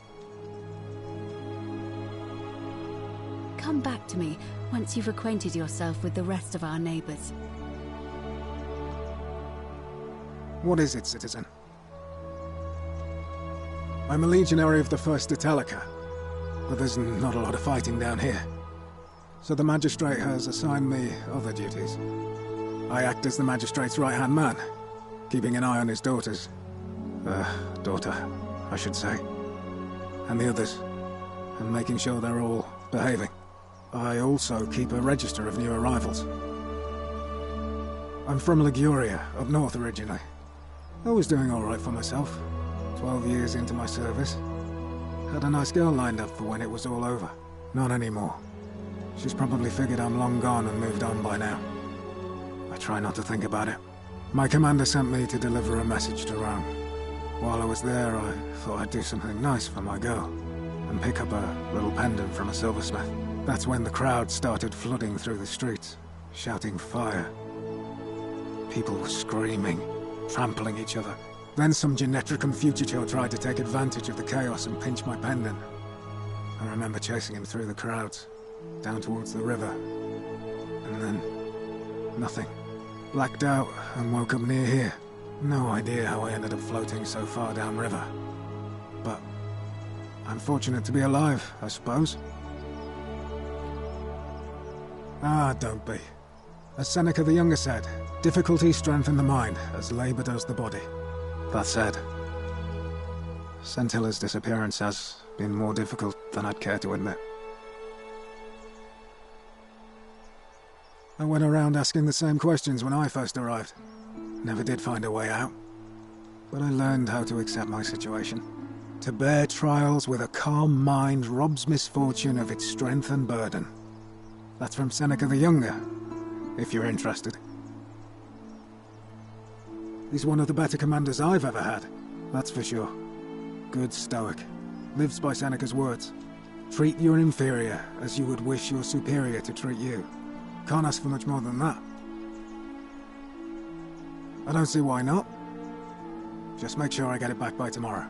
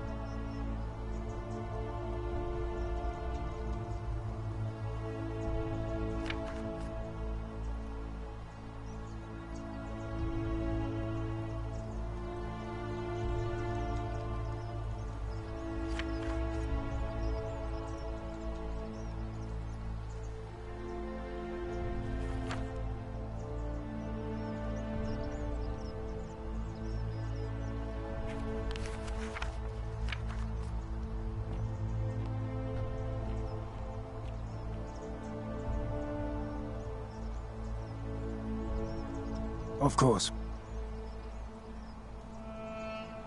Well, as I always say, it's kind of like a divine version of the practice of decimation in the Legion.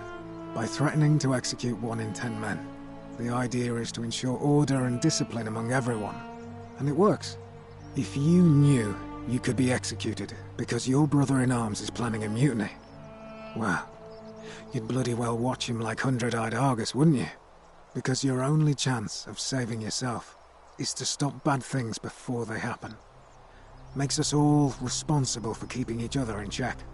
It's brutal, of course, but effective. The Legion wouldn't be the most formidable force in the world without it.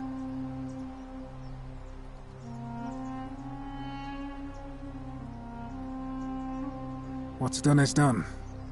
I was forced to execute my brothers-in-arms, and those memories will always visit me in my sleep. But life is harsh, and I've come to accept my lot. As with the Golden Rule, I don't have any control over it, so railing against it would be like trying to stop the seasons or the tides. As Seneca the Younger wrote, true happiness is to enjoy the present without anxious dependence upon the future, not to amuse ourselves with either hopes or fears, but to rest satisfied with what we have, which is sufficient. For he that is so wants nothing. A war crime? Isn't that a contradiction in terms? As Cicero said, in times of war the law falls silent. Seems that way. War crimes. Ridiculous. If you like. Not that it's any of your business, but my loyalty is and always will be with Sentius. Unfortunately, I don't think my vote is going to make any difference today. See, Domitius has been going around town, shoring up votes for Malleolus with lies, bribery, and intimidation. The man's a savage, but he's a gladiator, so people fear and respect him more than they should. Sentius knows about it, of course, but he doesn't have the same rat cunning as Malleolus. This place will be different with that sleaze at the helm. But I try not to worry about things I can't change.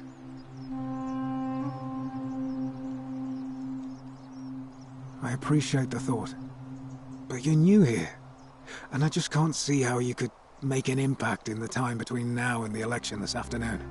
In any case, if you're interested in the election, go and have a chat with Equitia, the Vestal Priestess. She'll be overseeing proceedings. What business is that of yours? A lot of people have been looking for her, but it's been 3 weeks, and we've found nothing. What makes you think you can do better? I suppose that's true. Scintilla was always a kind, well-behaved young woman. I admit, her disappearance really caught me off guard. If anyone knows something, I'd expect it to be Sentia, Malleolus, Claudia, or Domitius. But none of them will tell me anything. You might fare better, though, I suppose. Fine. All right. Please keep an eye out for anything that might lead us to Scintilla.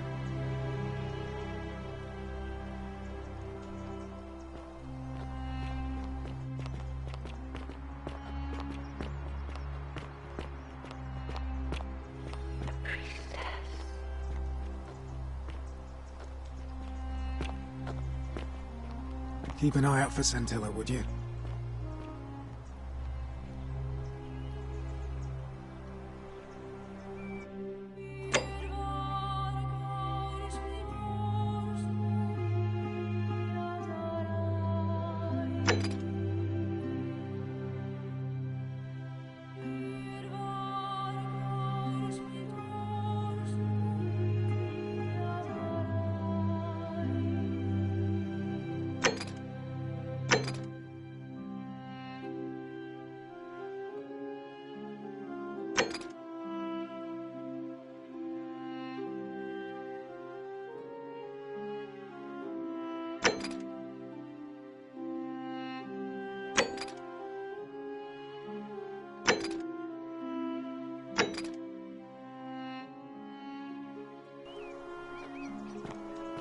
Oh, the murder.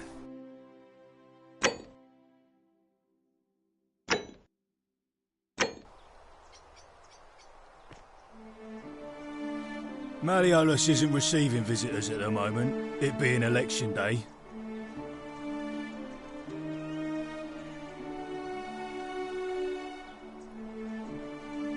Listen, I don't abduct women. They come to me. And they keep coming back, if you know what I mean.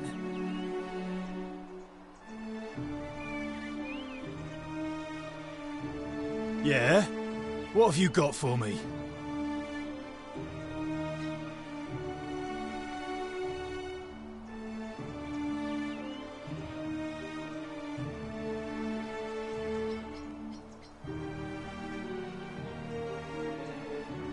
Os in Coolio mio. Just make it good.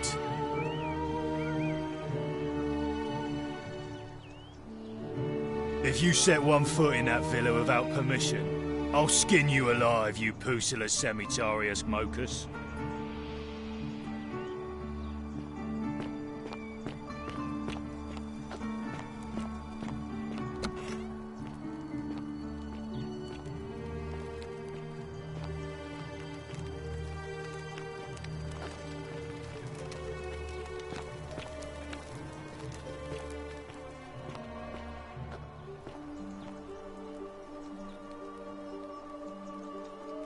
Ave again. Did you find what you need? And did you notice anything? A pattern? Yes. I understand many of our friends were carried here by a river current. What else? There are keep asking people how Livia's fate weighs heavily on my mind. I don't, I'm afraid. It seems to me we're exiled here until the gods judge us, one way or another. Come back to me once you've acquired...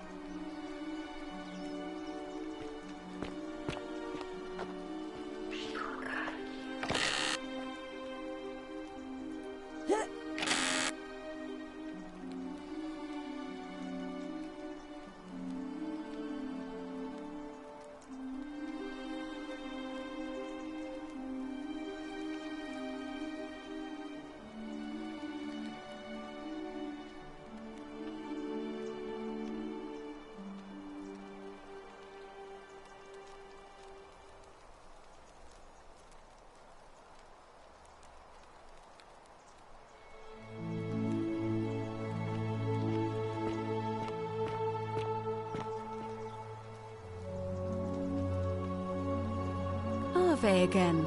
Did you find what you need?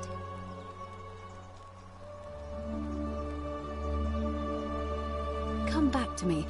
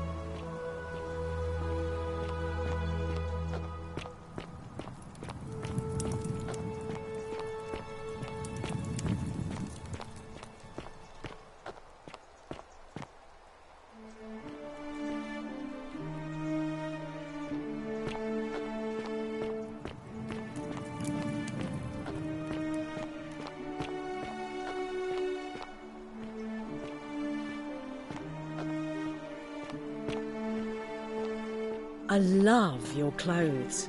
So exotic.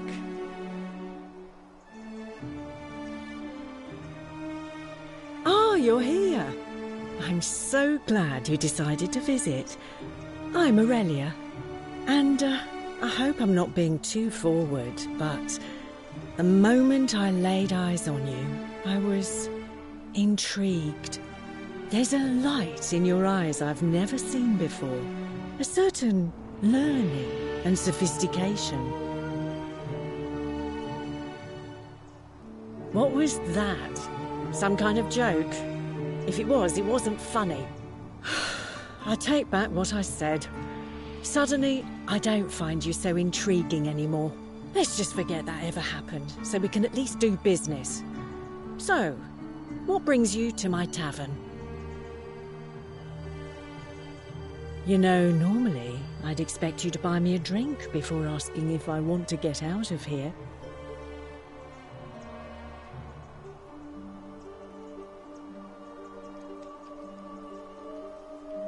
Straight to business, huh? I can work with that. As a matter of fact, I do know a way out. I'm happy to tell you all about it, but this is valuable information we're talking about, and I don't just give it out like some cheap oracle. So, how badly do you want it? Is it worth, say, 1,000 denarii to you?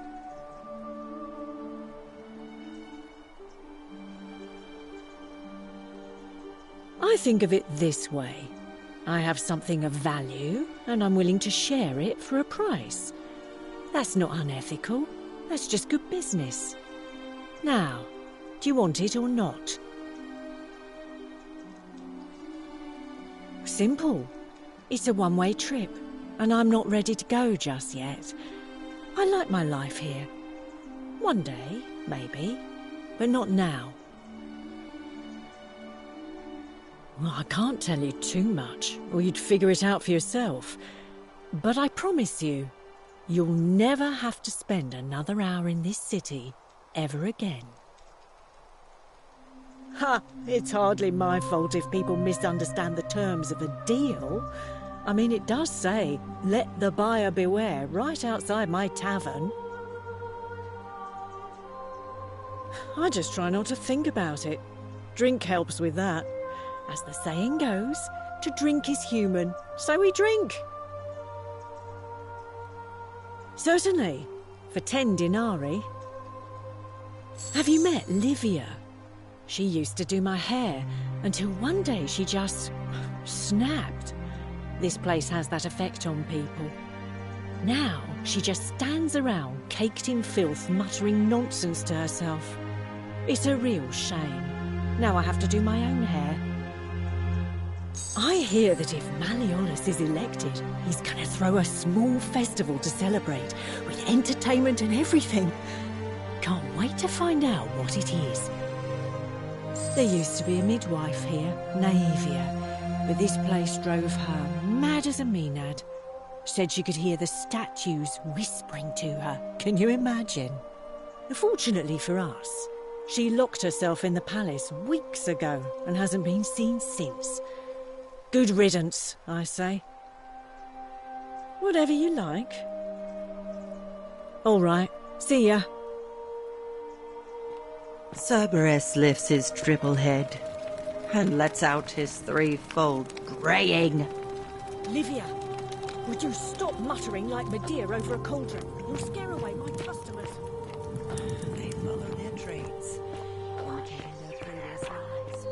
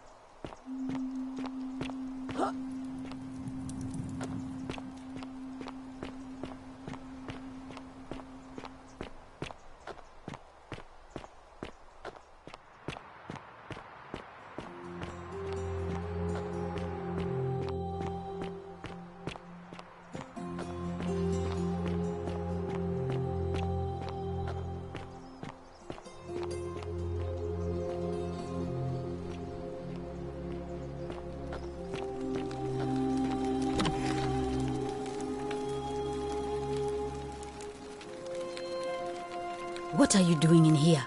Can't you see this woman is dying? She's been poisoned. She needs the resin of a plant called Silphium, but that Culus cumulatus Decius won't give it to me. It's too late. She just slipped away. She was poisoned. She came in here frothing at the mouth. Normally I'd treat her with resin of Silphium, a rare plant which is perfect for this sort of thing. And I knew Decius had some at his market stall, right around the corner. So I ran over there, but he just looks at me with this evil smile and says, "That'll be 1,000 denarii." There was no way I could afford that, and he knew it. Then that toad shrugs and says, "Supply and demand. I guess you don't value your friend's life that highly." Anywhere else, I'd just pay a thug to steal it from his stall, but there's no way I can do that down here with the golden rule. So all I could do is come back here and just watch her die. I kept on apologizing. And now I'll never know who poisoned her, or how they managed to do it without breaking the golden rule, or why she cursed that snake's cruel black eyes with her dying breath. Well, unless you have the power to bring someone back from the dead, there's really just one thing you can do. Get me that Silphium resin. I'm going to have another patient in here soon. Could be in the next day, or in the next hour.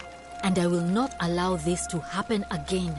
I don't care how you get it, but you have to make it happen. Because if I lose another patient this way, I swear to the gods below, not even the golden rule will stop me from marching up to that Genetricum Fututor and scratching his eyes out.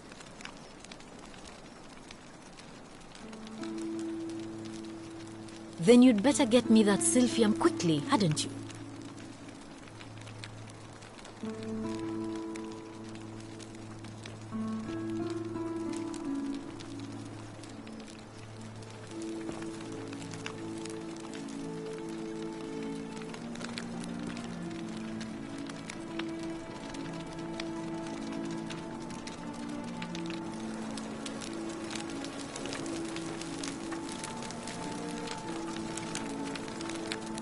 May Apollo keep you safe.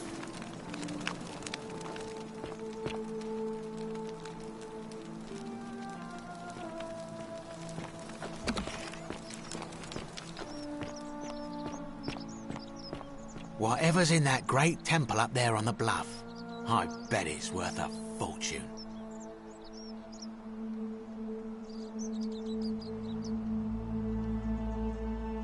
Salve, stranger, and welcome to our idyllic little slice of the Empire. I'm Decius. Terrible shame what happened to Yulia, but we just have to carry on, don't we? You mean, how did I end up here? That is a lengthy tale. All right. Well, you see, I'm in the business of procuring rare and precious objects liberated from the enemies of Rome. Mostly sculptures, vases, the occasional slave, fetch a magnificent price in Roman high society. Had myself a nice little shop in Rome, just off the Forum. Lots of foot traffic and close to the docks. Good place to be when the fires broke out. See, about 7 months ago, half of Rome caught on fire. Everyone who couldn't get to an outer gate was running for the river, open to escape by barge. So I gathered my coins and some priceless vases into a cart and had my most loyal slave girl, pretty young thing named Acantha, push it for me. All the way down to the river, I'm elbowing for a stampede of people, turning back now and then to make sure she hasn't legged it with my valuables. But, to my surprise, we make it, and I see this barge loading up, and it's so full it's almost sinking. But the captain's happy to take my coin, so I start boarding, and then he puts his hand on my chest and he says, "No, too heavy. The cart or the girl." So I did what anyone would have done. The girl? Weren't you listening? All my valuables or the girl? I mean, I can always buy a new slave girl if I still have my money. So I put my hand on the cart, and I guess she realised what was happening because those pretty black eyes of hers go all wide. And in one swift motion, she topples the whole bloody thing into the Tiber. Naturally, I dived in after it, hoping to salvage my fortune. Only, I guess I must have hit my head or something, because everything went black. When I came to, I'd washed up on the riverbank not far from here, with nothing in the world but a single silver coin.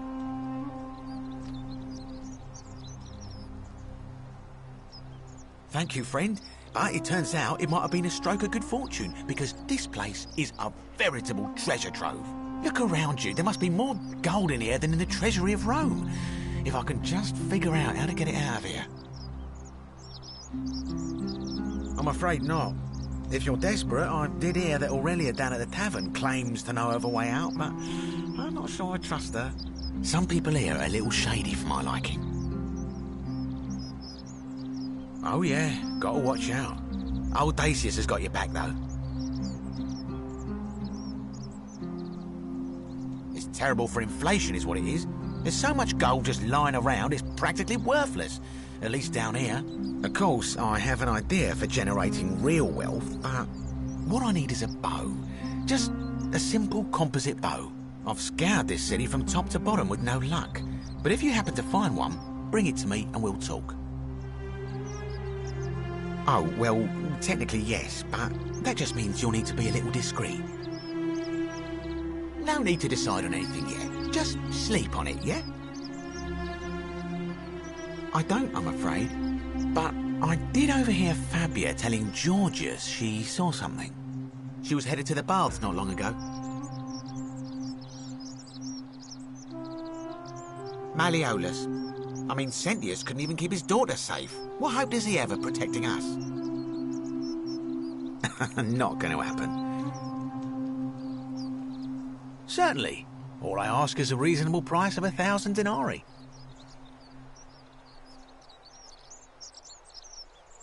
Oh, it's perfectly legal. Simply a question of supply and demand, I'm afraid. Take it or leave it.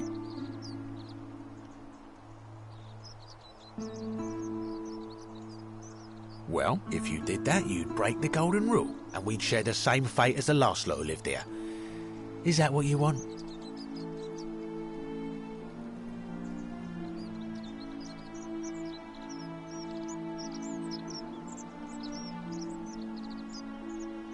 Do you think I don't know a bluff when I see one? Nice try.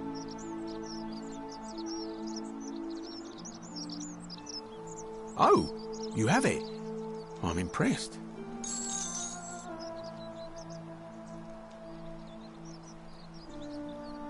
Pleasure doing business.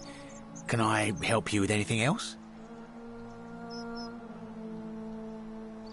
Very well. Another time.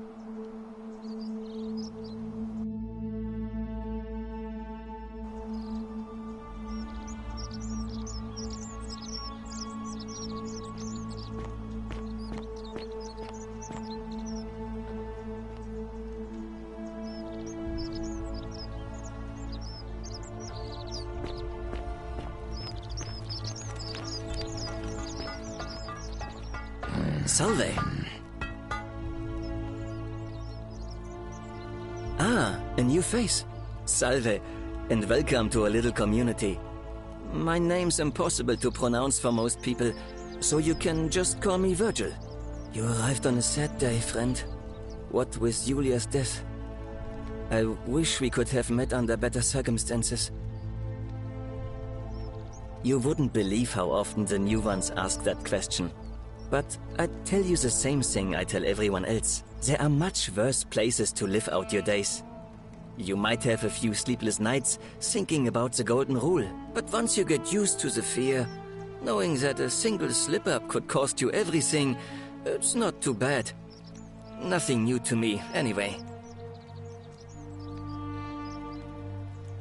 Nice to talk to you.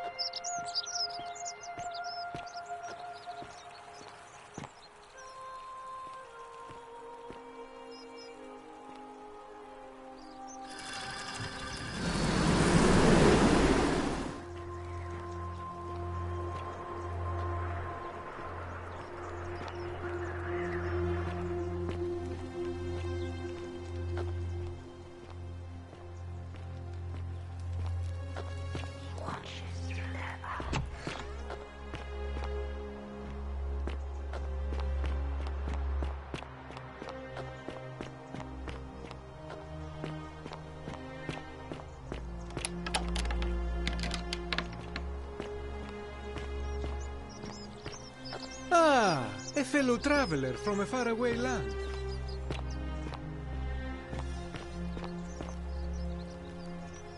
Greetings, I'm Georgius. It gladdens me to see another foreigner in our midst. We must stick together, you and I. And I must say, my sartorial friend, your clothing is most extraordinary. Leather boots in place of sandals, trousers with precise stitching, and such a curious design.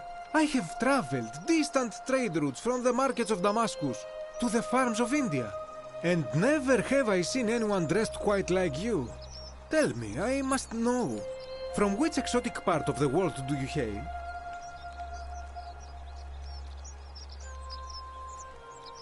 Then you are an explorer, like me. Wonderful.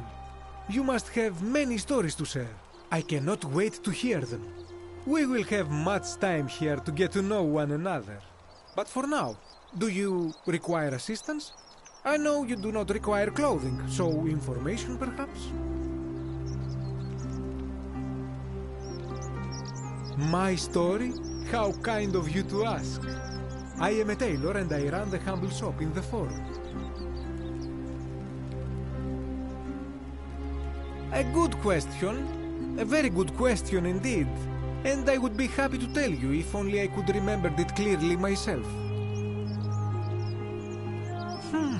I remember I had just been to Rome to sell an extraordinary selection of wares, and drowning in coin, I decided to celebrate my success. I rented a prestigious villa by the Tiber, invited over a few select friends, and we began making our way through some of the most exquisite wine money could buy. Quite a lot of it, in fact. Now, I have had visions and awoken in strange places before. I have even found myself naked in the desert sands more than once, but none of that compares to this. This time, I remember people screaming, then falling into a void as empty as time before creation, gasping for air, and then nothing. When I regained my faculties, I was lying naked by the banks of the Tiber, gods know how many miles from my villa. Indeed. I'm lucky I was carrying a little extra weight. I believe it kept me afloat. In any case, it seems I'd been rescued and resuscitated by a benevolent stranger. I went to find firewood for his campfire, stumbled across a cave, and discovered that trapdoor temple. And here I am.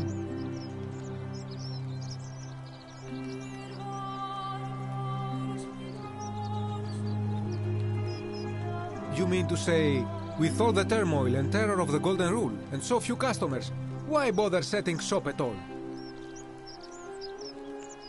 I'll tell you, it is precisely because of the Golden Rule that I wish to remind my friends of the importance of looking one's best.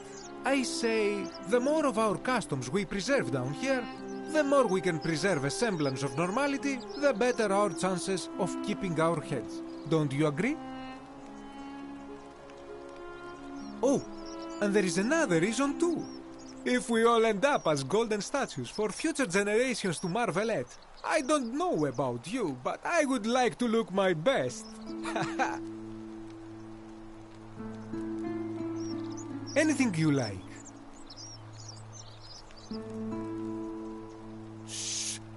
Not so loud! What are you playing at?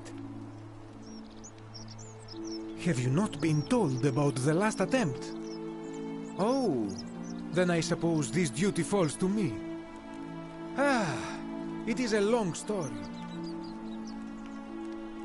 Of course, the first question any of us asks when we first arrive is, how do I escape? It is only natural after all. And scaling the chasm wall is out of the question, for it is simply too steep and too far. But as they say, if the wind fails, use the oars. And here the second option is to leave the way we came in, through the shaft above the bathhouse. See, the shaft is quite high, but if one gathered up enough wood, one could make a series of ladders and climb one's way out. They have. I am getting to that. There was an attempt, made by resourceful fellows who lived here some years ago. They even decided to keep records of their escape attempt for posterity. Unfortunately, as soon as they began to carry the first ladder down the hallway, they heard a godlike voice shake the entire city, and that tragically, is where their tale ends. So it seems that to merely attempt escape is to invite the wrath of whichever god oversees this place. And so I say, it is best to not even discuss it aloud. Ah, yes. The many shall suffer for the sins of the one. As a Greek, this is nothing new to me. It is how our gods operate. Have you not heard the tale of the god Hades? He was the first to learn this dreadful lesson when he abducted Persephone and imprisoned her in the underworld. When Demeter, the mother of Persephone, learned of this, she did not punish Hades, the guilty one. Instead, she changed the climate of Earth, so that it became hot and dry. Nothing grew. The grain turned to empty husks, and the rivers dried up. Innocent people died by the tens of thousands, until at last the other gods were forced to act, lest they have no worshippers left. So yes, we know this rule. This has always been the case. The Golden Rule has merely brought it into focus. If we are to survive, I say we must each keep the simple wisdom of Thales of Miletus, first of the 7 sages of Greece, who said, "Avoid doing what you would blame others for doing." It does, doesn't it? But it is not enough for us to do this alone. For even if 99% of us adopt this principle, that will never be enough. Sadly, no matter how well we protect ourselves, the life's work of many good people can be undone in the blink of an eye by a single selfish act.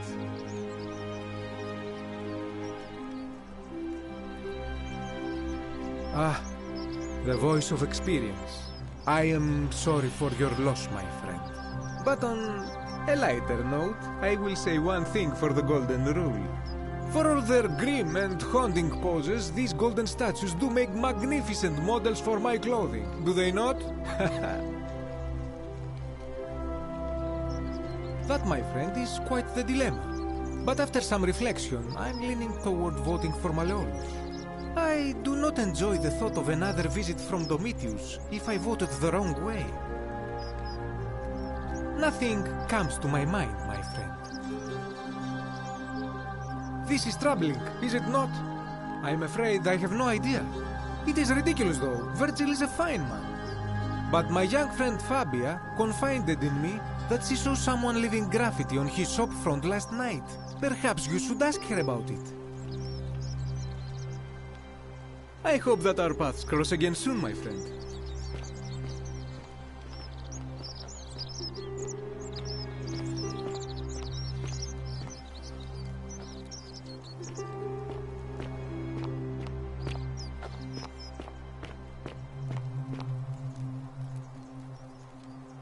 Help! You have to do something! A man arrived in the baths. A real nasty sort, with his face all covered up. And he's got a weapon. You have to do something, or he's going to break the Golden Rule.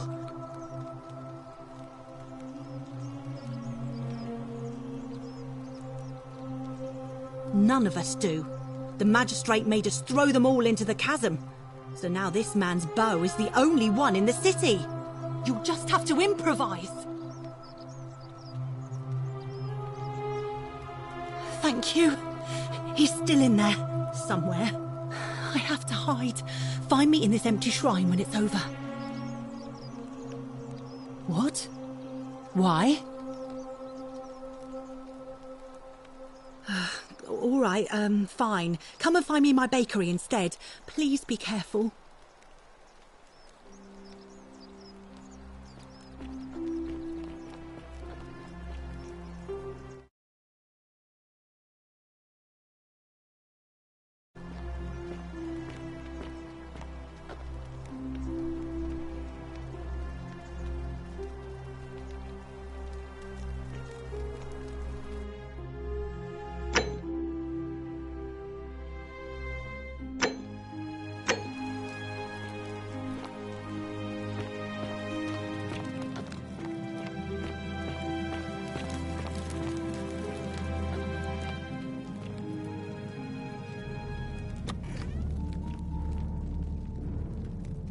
Stop right there. I'm looking for Tiberius Quinctius Crispus. otherwise known as Quinctius. Do you know where he is?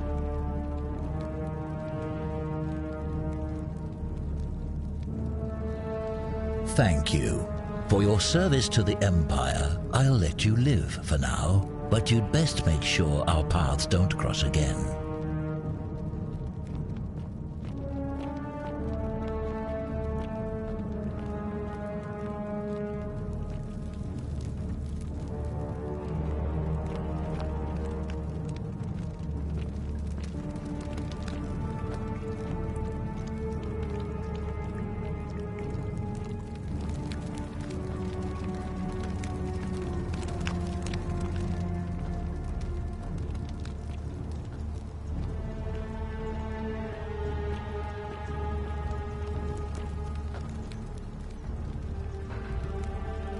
Curse you, cultist.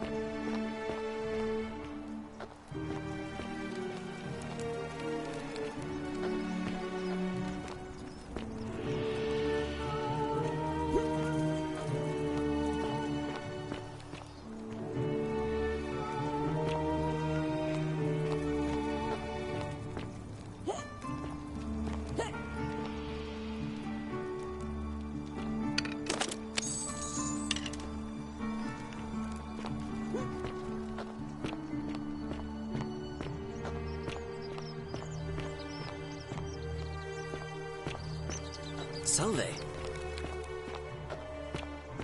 Greetings and salutations.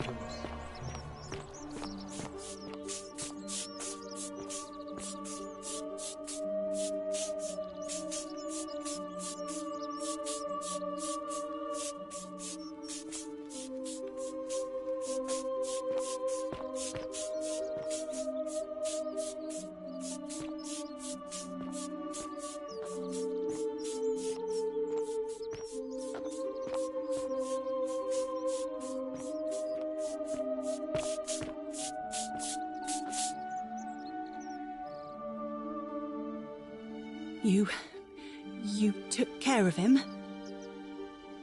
An accident? So, it's over? Oh God, that's such a relief. I really thought we were all going to die. I do have a question though. That shrine, the one I was going to hide in, did you know it was going to collapse?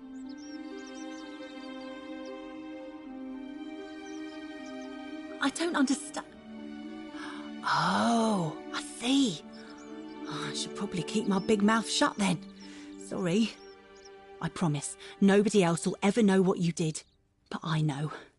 That was really clever. Thank you. I'm glad you're here. Oh, speaking of which, welcome. I'm Fabia. Sorry I was a bit frantic before.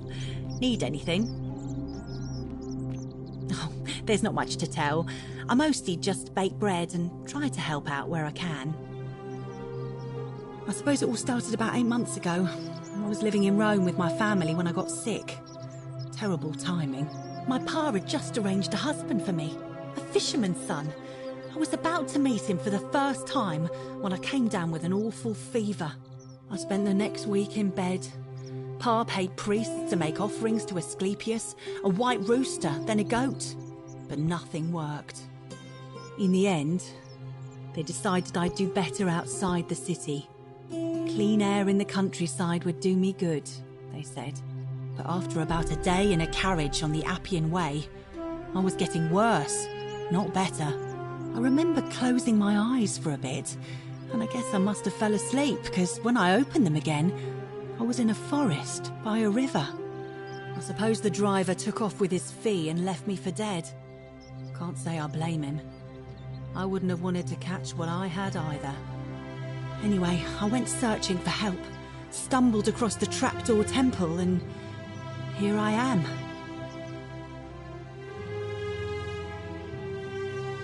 Oh yeah, I suppose you're right. Hadn't really thought about it. But the gods are mysterious and powerful. Who knows what their plans are for us?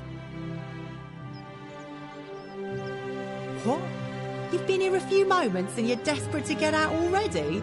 Why not give the place a chance before you try to leave? Good people here. Galerius works hard on the farm so I can put food on our tables. And Lucretia tries to keep us healthy. My friend Georgius is always mending our clothes. And Virgil makes sure these old walls don't fall down around us. Well, he does his best. I'm just saying, there are worse places you could live out your days.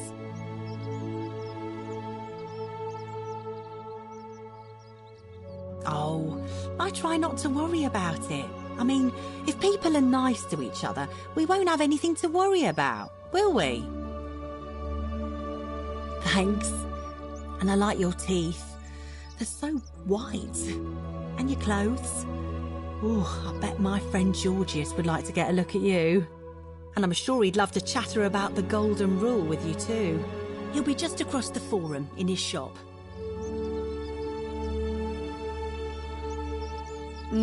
Terrible shame, that is. Maybe this'll help. Late last night, I was cleaning my oven when I heard some noises outside. The forum's usually dead quiet at that hour, so I came out to see what was going on. To be honest, I thought maybe poor old Dooley had got out of his cell and was snooping around again. So I put my head out and saw someone in front of Virgil's shop.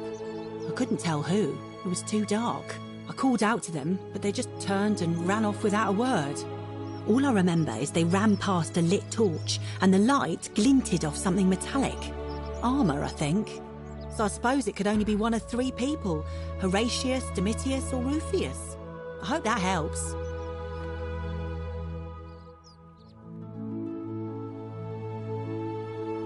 All right. Thanks again for taking care of our problem. I won't forget it.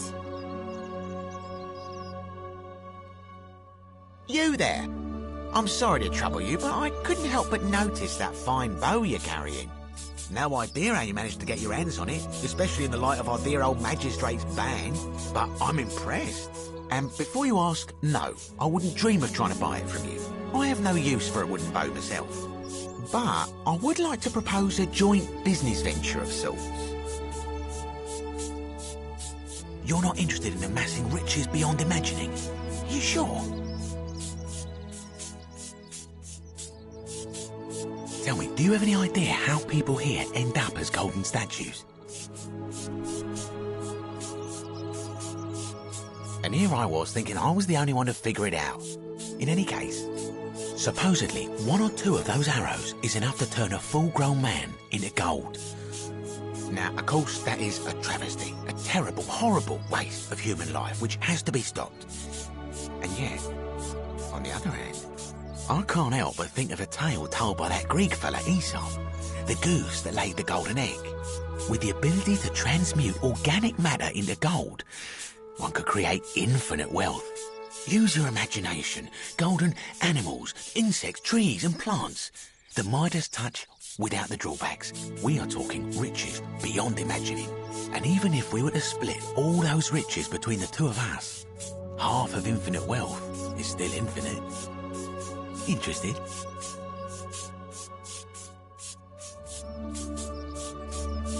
Look, I might have skimmed over that one, but don't be so pedantic. Are you interested or not? Excellent. So the first question is, how do we get our hands on one of those golden bows? Now, I have a plan, but first, tell me, are you familiar with the story of the goddess Diana? Good. Then none of this should be a surprise to you. Diana is our goddess of the hunt, the moon, and the underworld, depending on who you ask. The one thing priests and poets agree on is that she carried with her a golden bow and a quiver of golden arrows. And it just so happens that there is a shrine of Diana in this very forum, with a prominent statue of the goddess herself. And would you like to guess what she's holding in her hand? Precisely. I can't tell you how many hours I've spent in that temple staring at it, trying to figure out how to retrieve it without breaking you-know-what. Oh, gods, no! If you tried that, we'd all be dead within moments, I'm sure. No, here's what I propose. You give your bow to me, I cover it in a thin layer of gold leaf, and we create a replica of a golden bow. Then you enter the shrine, extinguish the braziers, and under cover of darkness, swap out the fake for the original. It's not theft exactly, it's more of a trade. But make no mistake, this is a dangerous path, and there's no way of knowing where it will lead. But in my experience, all the best adventures begin with a risky first step. Now, you must have questions. Ask away. Because the gods would see you, of course. Hence my proposal. I'm more of an ideas man, whereas you're obviously the more resourceful and heroic type. I have complete confidence in you. When Prometheus stole fire from the gods and became a hero to all mankind, do you think he was worried about the danger? Only because he was silly enough to get caught. So, are you in, partner?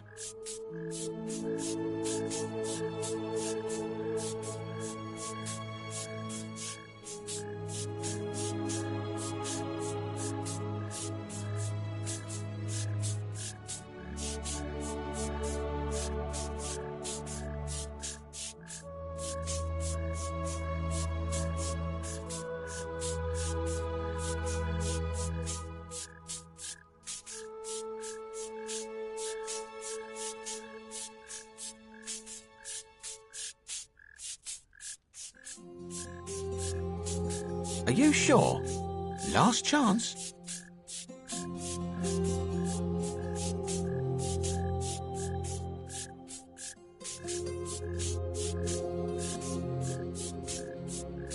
Wonderful. Now, if you'll hand over your bow, I can get started applying a layer of gold leaf. This is a quality weapon. Now, bear with me for a moment. And here we are, a gold leaf bow.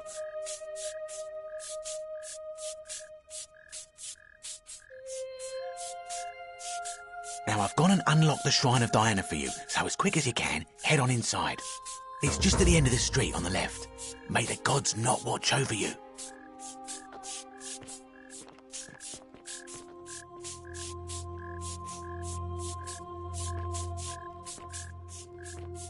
Salve.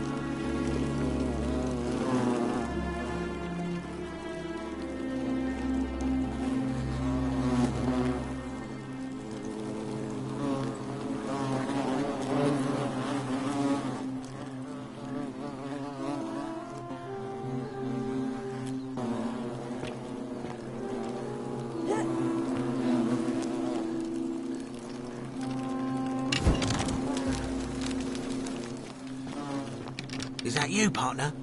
Do you have the bow? Wonderful. Just go ahead and slide it under the door for me and I'll unlock it for you. And yet you did. And now, here we are. With me out here and you in there. Until you give me my bow. No, technically, I never said that. I said, if we were to split all those riches between the two of us, infinite wealth is still infinite. It's hardly my fault if you can't tell the difference between a hypothetical and a promise, now is it? Oh, I do love a good loophole.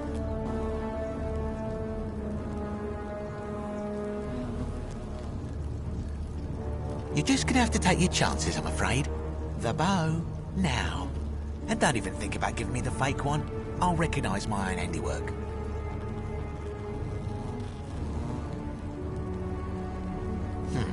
I would reconsider my position quickly if I were you. I'm not sure if you noticed, but you're stuck in there with a hornet's nest, and they can be rather aggressive toward intruders.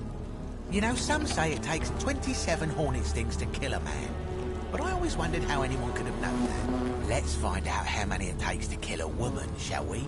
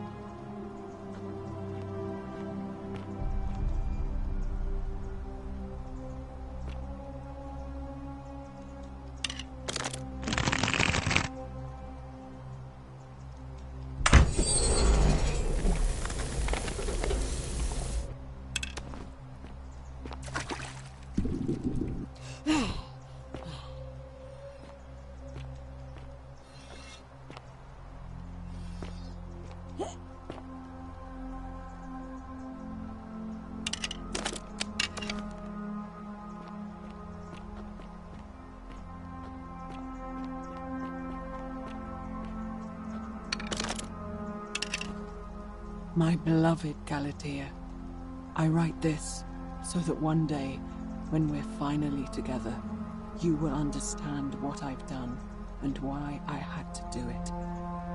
The others will call me mad or a monster, but I don't care what they think. Everything I'm doing here, I'm doing for you. I'll start at the beginning.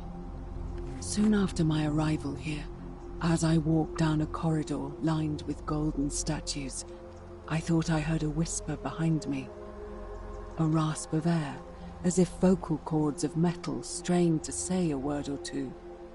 I tried to dismiss the idea, tried to concentrate on my work as the city's medic, but that tortured whisper haunted me. Weeks later, in the hallway to the bathhouse, I heard it again, and found myself drawn to the statue of a Roman woman wearing a stola.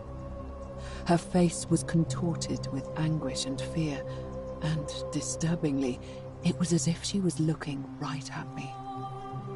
As I walked past her, I heard that strained whisper again, and turning back, I discovered that, even though I had moved, she was still looking right into my soul. That was when it dawned on me. This was no statue. This was a woman trapped within that golden prison. Naturally, I told the others, but when I could not reproduce the results of my experiment, they would not believe me. But from that moment on, I knew the full horror of this place. Immobilized within these statues are living human beings. It was that day, my love, that my heart broke.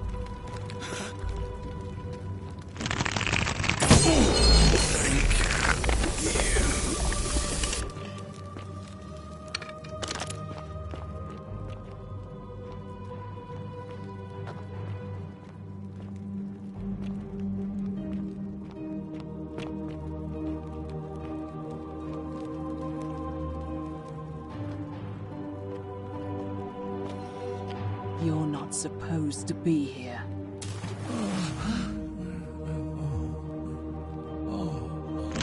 Make it stop.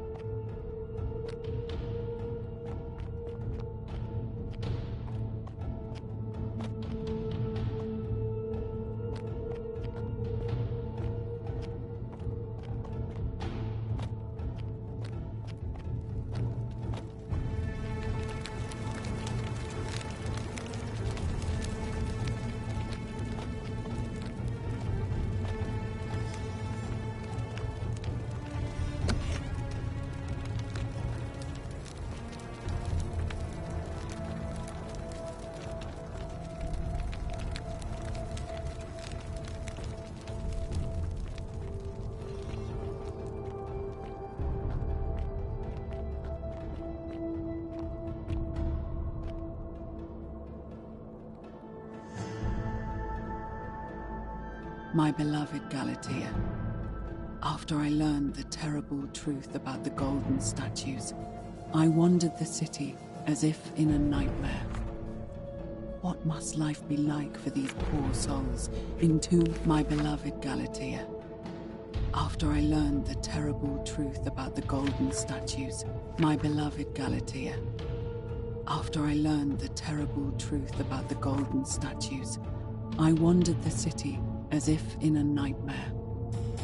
What must life be like for these poor souls, entombed in gold, but kept alive somehow? Trapped in their own personal Tartarus, consigned to eternal torment, too horrific for any sane mind to comprehend. I tried to offer them what small mercies I could. I began to talk to them, to keep them company. I'd imagine backstories for them, give them names, and tell them of the world, of the histories and stories I'd learned as a child. As the others became more concerned by my charity, I sought solitude from them, preferring the company of my tormented charges. Discovering a way into the abandoned palace, I began to spend my days walking its halls and sharing with its occupants ancient tales, my mind turning to those of Apollo and Daphne, Perseus and Medusa, and Pygmalion and Galatea. Pygmalion, the sculptor who fell in love with a beautiful statue, and who, praying to Aphrodite for aid, discovered that his beloved Galatea had come to life. It was then that I heard you whisper to me, Galatea. Forgive me.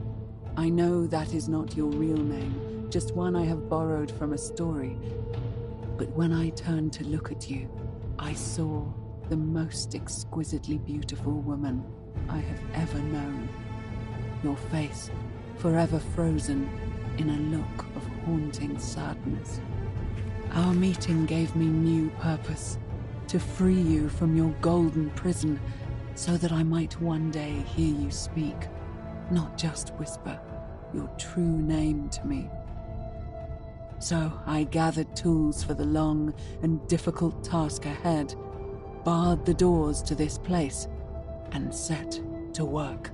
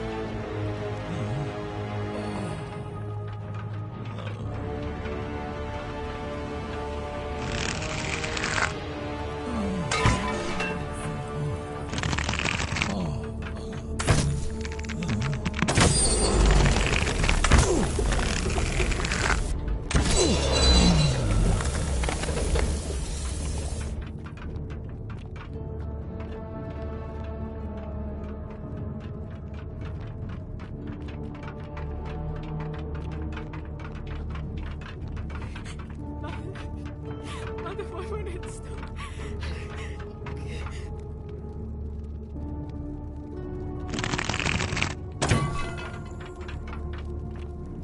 It never ends.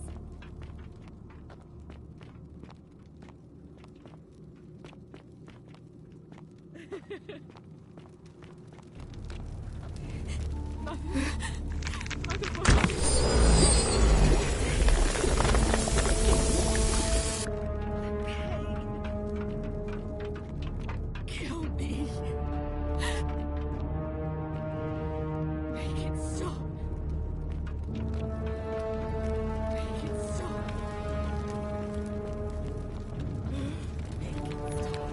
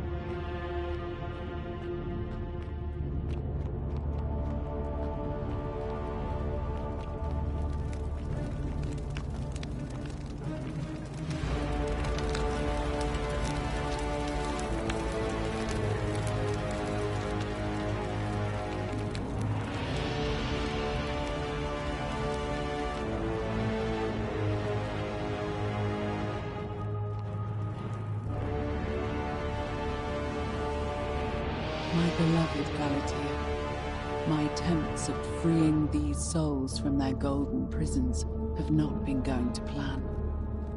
My first charge was a Greek woman who I called Iodame after the Athenian turned to stone by Medusa.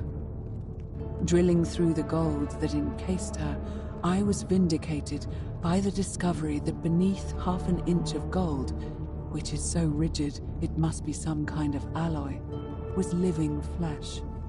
Unfortunately, this golden alloy seems to have fused with her skin, so removing it exposed the sinew and muscle beneath and appeared to cause her great pain. At first, I braced myself, expecting that inflicting such pain would break the golden rule, and yet, somehow, it did not. It seems whichever god is responsible for imprisoning these poor souls does not care about their suffering at all. They are forsaken. Undeterred, I pressed on, working late into the night, attempting to remove the golden layer that encased her as delicately as I could. Eventually, I was able to free most of her body, but when I released her from her restraints, her first act was to lunge for my throat, clawing at me with all her strength and those sharp metal talons. This was my thanks for trying to save her. Whatever possessed Iodame to attack, she was clearly not a suitable subject for my experiment, and I was forced to lock her inside an isolated wing of the palace and bar the door. As I continued working on others, I could hear her flailing and launching herself at the other side endlessly. Regrettably, my other experiments bore similar results, and after relocating a few times, most of the palace is now too dangerous to work in. Still, as much as my heart aches to know that you're suffering, I cannot risk attempting to ungild you yet. Not until I have perfected a method that will bring you back to me, whole in both mind and body, and ensuring your humanity is preserved. I promise you this. One day we will be together, even if I have to free every last statue in this god's forsaken place.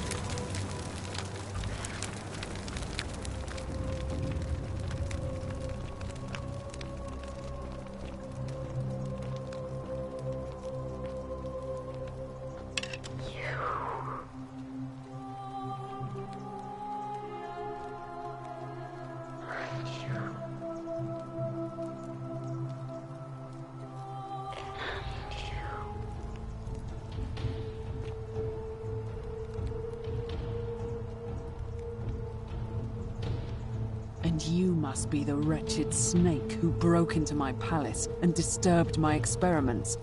And worst of all, look at what you made me do to her. This never would have happened if you just stayed away.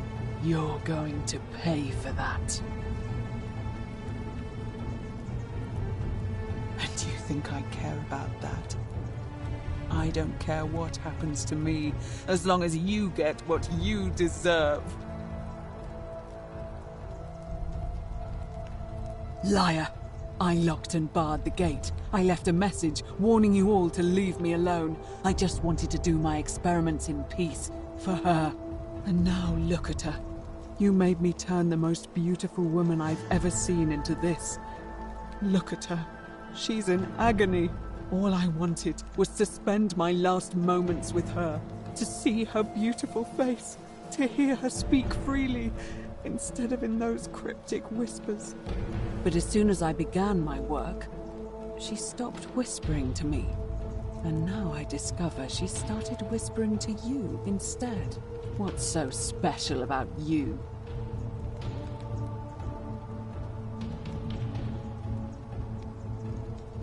What do you mean, the same voice? Yes. I remember when they used to whisper to me. They did sound similar. I just thought it was because all voices sound the same when they whisper. But now that I think about it, they were all benevolent and seemed to share a common knowledge. But if these bodies are mere conduits for that one voice, then this body is nobody. And everything I've done here was... Wait, I see what you're doing. You're trying to steal her away from me. Were you planning to wait until I'd done all the hard work, then swoop in? Is that it? Liar! You tried to steal her away from me, and now look what you made me do. Give me one good reason why I shouldn't peel you, too.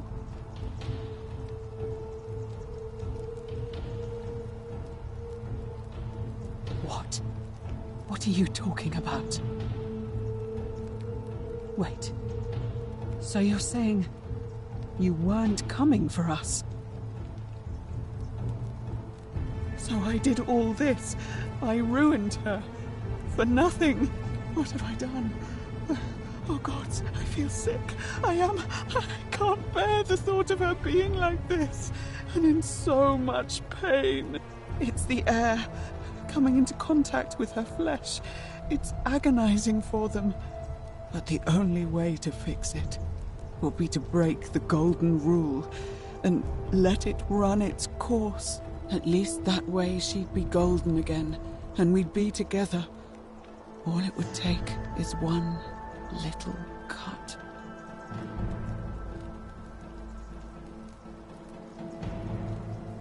It's too late.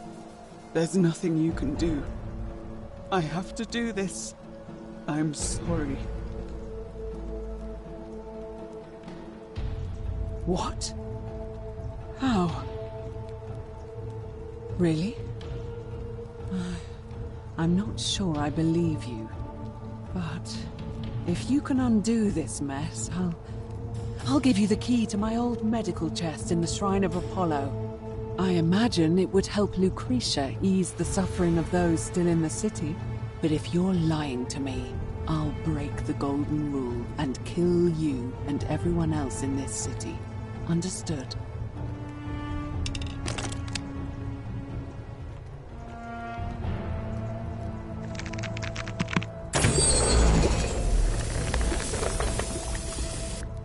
You did it.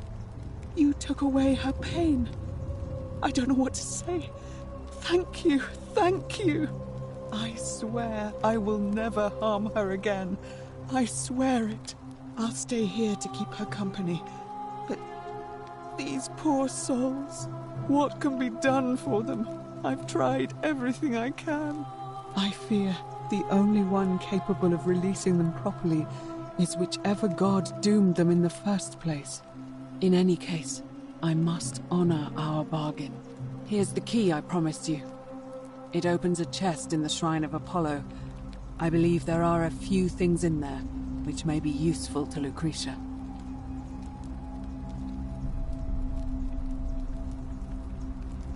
Now, please leave. The door here leads out onto the palace balcony. You should be able to make your way down from there. Go, and never return.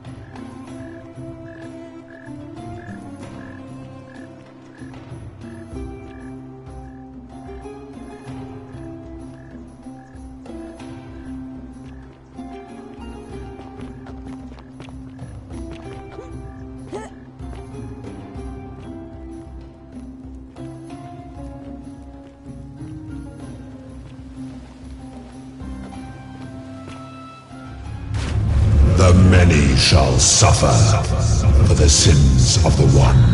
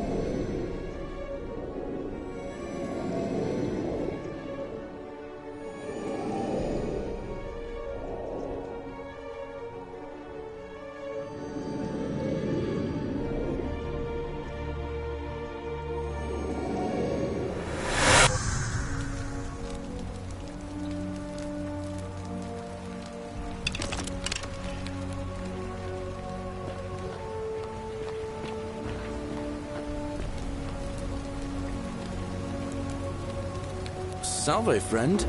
Mind telling me who you are and what you're doing with that bow on your back?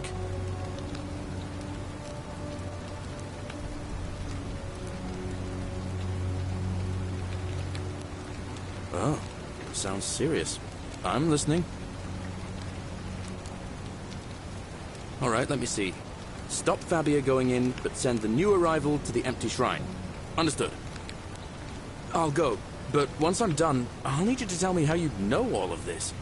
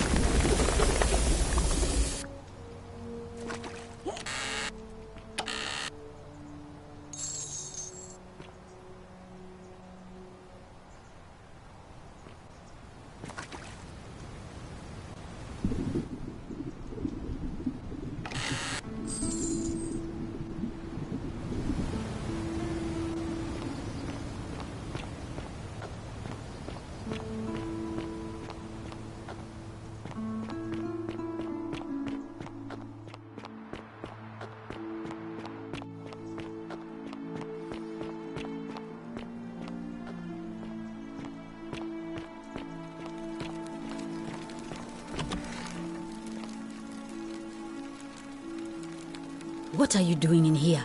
Can't you see this woman is dying? She's been poisoned. She needs the resin of a plant called Silphium, but that Culus cubulatus Decius won't give it to me. What? Quick, give it here. Yulia, you need to swallow this. Here, let me help you.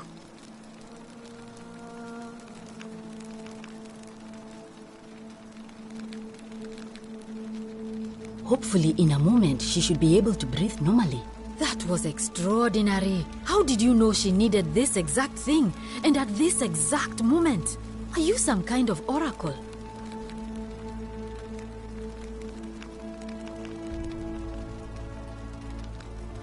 Look, if you don't want to tell me, I won't look a gift horse in the mouth. But no matter. That was like the gods hearing my prayers and intervening. You just saved a person's life, and you should be proud of yourself. She might even be able to thank you herself in a few moments. And maybe she can tell us who poisoned her, and who she meant when she was muttering about that snake's cruel black eyes. In the meantime, I'm happy to help you with whatever it is you need. I'm Lucretia, and I'm going to be straight with you. I'm not a physician. This is Nevia's clinic. I've just been filling in ever since she disappeared. I'm tired and out of my depth and miserable all the time. But I'd rather take this on myself than let one of you lot mess it up. My husband and I moved to Rome from Caesarea. He embraced the Roman way more than I would have liked and turned into an awful philanderer. I would have divorced him and demanded the return of my dowry, but I knew he would sooner have me killed than give me my right. So I waited for the right time to take what was mine and disappear. And then the fires came. As he prepared to evacuate our villa, I gathered our most precious belongings, coins and gemstones, and the moment his back was turned, I ran. I could barely see for the smoke, and the streets were full of people trampling each other. I ran for the river, like everyone else, and leapt in. The next thing I remember, I was waking up on a riverbank, not far from here. It's all right. Say what you will about this place. At least my fornicating husband will never find me. And while there's no shortage of snakes here, at least with the golden rule, they have to try to be discreet about it.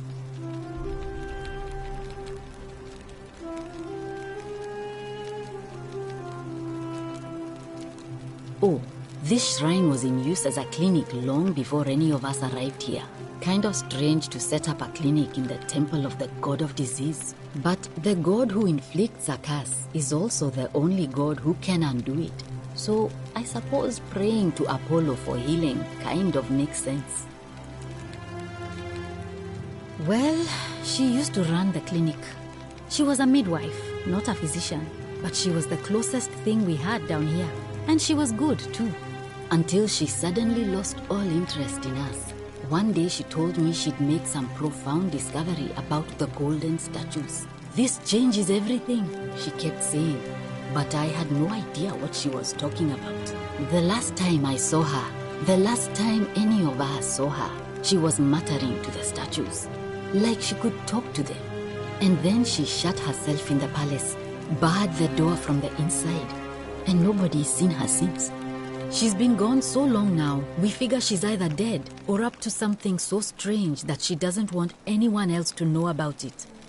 But I really wish I could reach her, because that's the only hope I have of solving a troubling problem, a real thorn in the paw situation.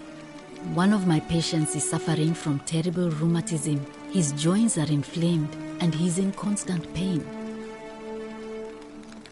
I really shouldn't say. He wouldn't like it. And he's a little bit scary. He's become so irritable that the smallest things set him off, and I worry he'll end up losing his temper and lashing out, and you know what that means. I just know Nevia would know how to treat him, assuming she's still alive. But nobody seems to know how to get into the palace. Really? That would be wonderful. Thank you. Let me know how you go.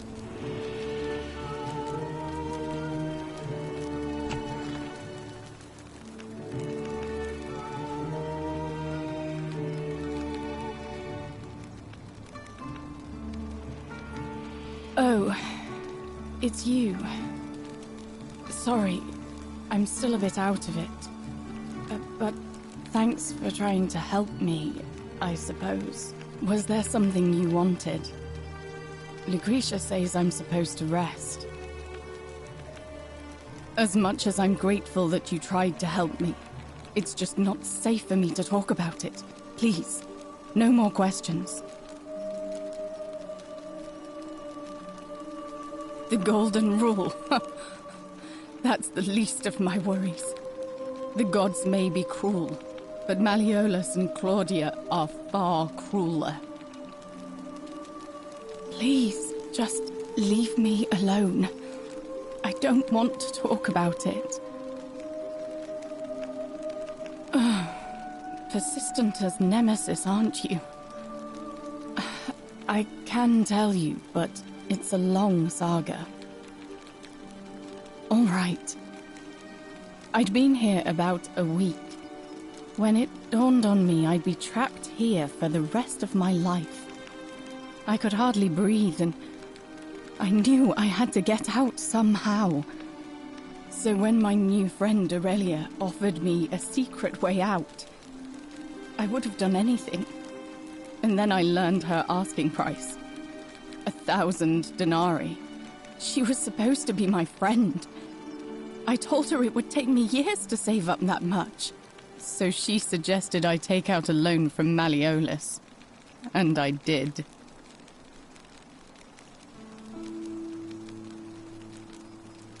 I'm not proud of it, but yes, I was surprised he agreed to it, to be honest. But I was so happy to have the money I didn't question it. I had to sign an agreement, saying I'd work off the debt over 30 years. But I figured I'd be out of here so soon it wouldn't matter. I paid Aurelia, and she gave me her so-called way out.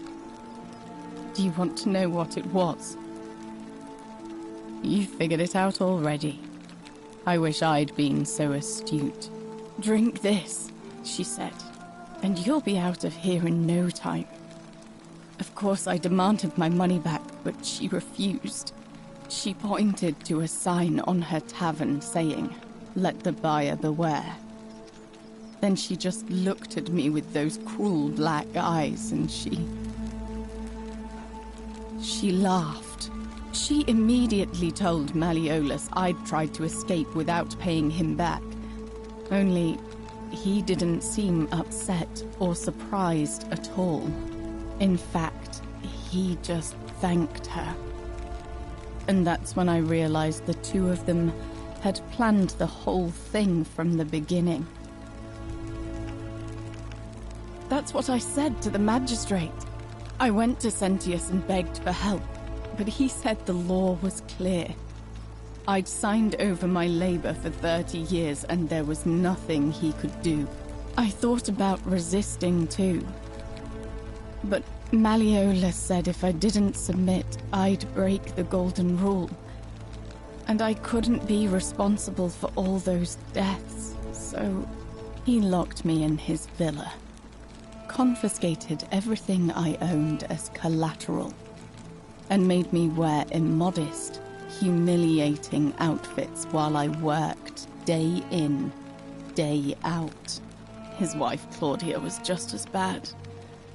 She sent me to work on an endless stream of futile, demeaning tasks. I'd be on my hands and knees, scrubbing the floor clean for hours, only for her to pour slop on it and hiss, "You missed a spot." Those two took everything from me. But they forgot to confiscate one thing. My hemlock. I just wanted it to be over. But it seems I messed that up too. Should have drunk all of it. I brought it on myself. I trusted one of the most callous human beings I've ever met, and tried to swindle the other. I don't know how I could have been so stupid. When I've recovered, I expect their thug Domitius will come for me. He'll escort me back to their villa, and I'll be right back where I started. Only this time, I won't be able to lull myself to sleep at night with the thought of a permanent solution. Honestly, it would have been better if the poison had been allowed to run its course. I doubt it. It seems this is the fate the gods have chosen for me, for trying to escape. At least until someone breaks the Golden Rule. Maybe it wouldn't be so bad. A lot. But it doesn't matter. I made a suicide pact with Ulpius last night. He's in exactly the same position as I am. Malleolus and Aurelius set the same trap for him a month after they did it to me. He and I are in this together. He's probably already thrown himself from the bluff into Malleolus's villa by now. If so, I'd never be able to live with myself, knowing I broke my promise to him. I doubt you could make it up to the bluff in time. I don't know who you are, or why you seem so determined to help me, but thank you.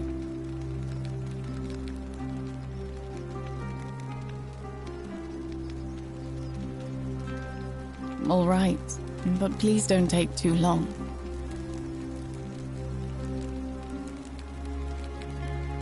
All right. Thank you again for saving my life.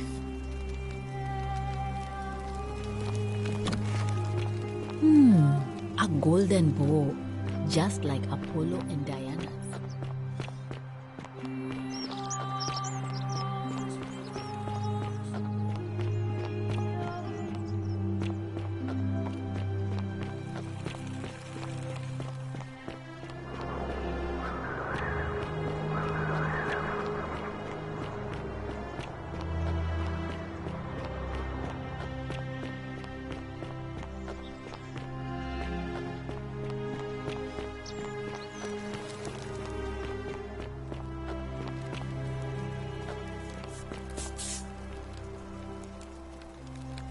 Salve, friend. I'm Octavia. Welcome to life under the Golden Rule. It's a ghastly thing, is it not? How are you faring so far? Ah, another stoic, perhaps. We all need something to help us through times like these. We've all been where you are now. I remember when I first arrived. I used to lay awake at night contemplating the big questions. Why am I here? Is there a way out? I still don't have any of the answers, I'm afraid.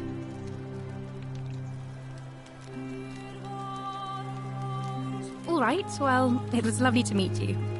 I can't believe this is how it ends. Oh no. No. No, no, no, no, no. Ulpius, what are you doing? Get back from there. If you... That's the idea. What? What? Why do you think? I know things are hard for you right now. Please, please just think this through. I'm sorry, but I just don't... Please, Ulpius. Help him. If he goes through with it... Thank you. You know about that? How is that possible? Well, if you say so. You don't understand. It's too late for that. If I backed out now,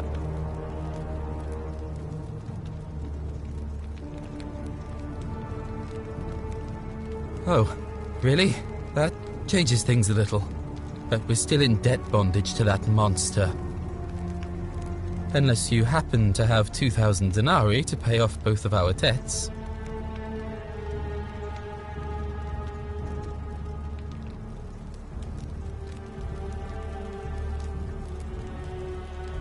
No. No. Time's up. I'm out. Wherever you are, Scintilla, my love. I'm sorry. Ulpius, no!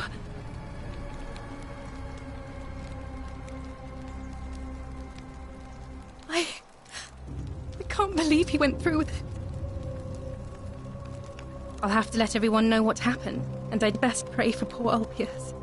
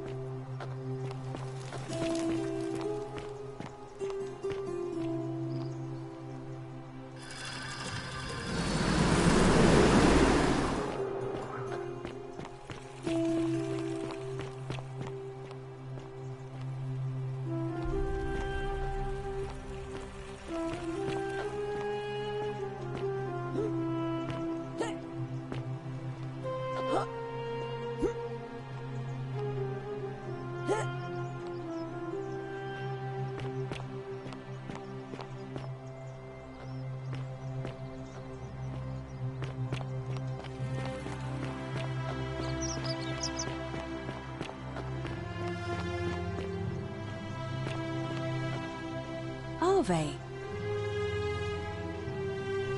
A new face. Arve, and may Vesta watch over you. I'm Equitia.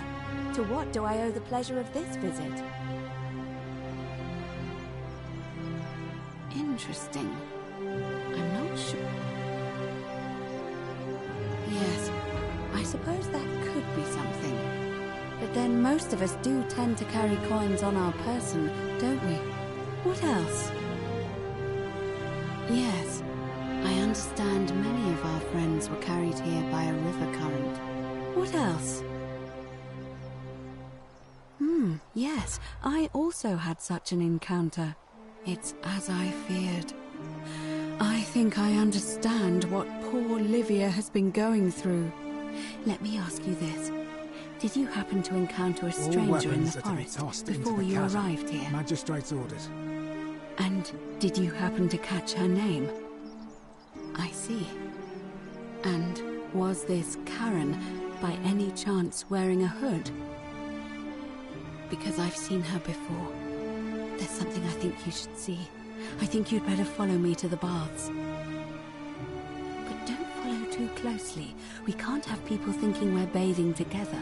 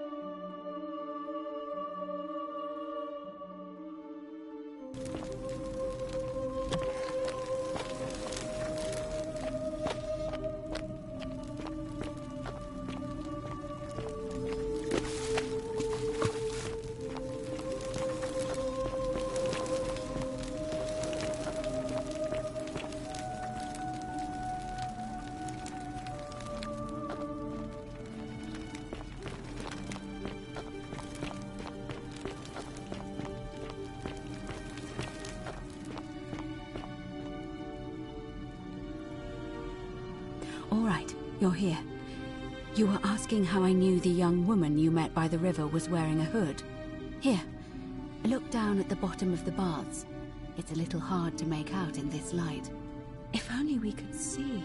Oh, what a marvelous lamp. But do you see it?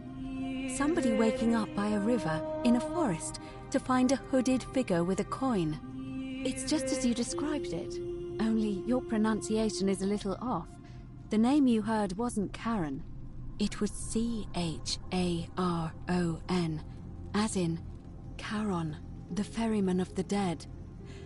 Charon, who, in exchange for the right coin, helps the souls of the newly deceased cross the Styx, the river that separates the land of the living from the land of the dead. When I dragged you out of the river, I thought you were never gonna wake up. I checked your pockets for ID, but all I found was some loose change. Feels like I've spent my whole life in a dead-end job with an endless commute. Sorry if I sounded cagey, it's just that I don't always get the best reactions when I introduce myself. My name's Karen. I'm so sorry, my friend. I'm so sorry. I take it you know what this means. I'm afraid so. It's all starting to make sense. All these people whose last memory was running from the fires toward the river. It seems none of them escaped with their lives after all. Perhaps we should be grateful they don't remember their final moments. It also tells us that the Golden Rule is the work of Pluto, the god of the underworld, and why his epithet has always been Father of Riches. I know it's a lot to take in, and you look as if you have questions. So, I'll try to answer them if I can. That was my first thought too. In the old stories, the underworld was where the souls of the deceased were taken. But it was also possible for the living to reach it without dying, if they were particularly fearless. So I'm afraid I don't know. Oh, I'm sorry. I keep forgetting you're not from here. If you were Roman, or even Greek, you would know these stories. Each of them is slightly different, whether the storyteller was Plato, Homer, Virgil, or Ovid. But they always involved the souls of the dead meeting a grim ferryman named Charon on the bank of a river. It was said that he'd help the new arrival cross, only if they could pay him with a coin, an obol. That's why it was once our custom to bury our loved ones with a coin in their mouths. Charon's obol, we called it. Of course, an obol was a kind of Greek coin, because we inherited this knowledge from the Greeks. To be fair, the ferryman isn't exactly as the poets described, and he, she, they seem to appear to different people in different guises. You say you saw a young woman named Karen with a hood, and I once heard Kabash mention a stranger in a ram headdress named Kerti, and Rufius described meeting a stranger named Kumut Tabal wearing an eagle headdress. But whatever form this stranger took, they were always wearing a hood of some sort, and their name always began with a K sound. I suspect the only way you'll solve this riddle is if your paths cross again. Good question. Let's see. In the stories, Charon would always require a coin as payment for passage across the river, but that never made any sense to me. What does an ancient immortal being need with coins? In our case, it seems Charon didn't take the coins we had. He or she merely checked we had one in our possession. So, maybe there's something special about the coins each of us had on us. That might explain why we wound up here, but so many others did not.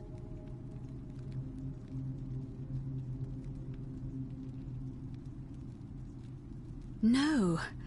I mean, I had my suspicions, especially after Livia's ramblings, but I would never have figured it out without your help, I promise you. Now that we know where we are, we have to figure out what to do about it, if we don't want to be cast into gold for eternity. We don't have much to go on, except the old stories. I remember 4 in particular about heroes in the underworld. Hercules, the demigod and son of Jupiter, Orpheus, a Thracian poet, Sisyphus, a king of Ephyra, and Aeneas, a Trojan hero. Hercules was able to leave the underworld because he cowed its god with his strength. Sisyphus and Orpheus both relied on their wits instead. They persuaded the goddess of the underworld, Proserpina, to help them escape. And finally, Aeneas was able to escape with the help of a spirit guide, who led him through a secret gate. So it seems you have 2 options: to confront the god of the underworld head-on, or find a way to escape with the help of Proserpina or some other guide.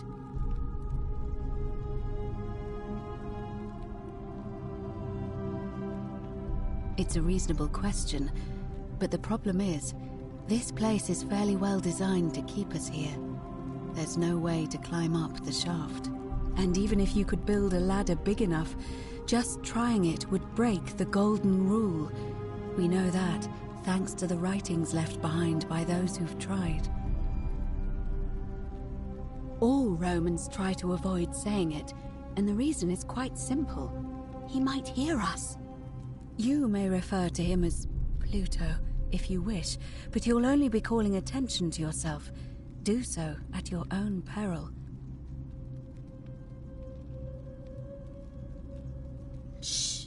Is everyone so blunt where you're from? Oh. That option would be the boldest, but also the only way to learn the truth about the Golden Rule, and maybe even put an end to it. As I said, Hercules managed to overpower the god of the underworld, but he was a demigod. Forgive my candor, but you are no Hercules. Are you telling me that you can? I won't pretend to understand exactly what that means, but if that's true, then perhaps you stand a chance.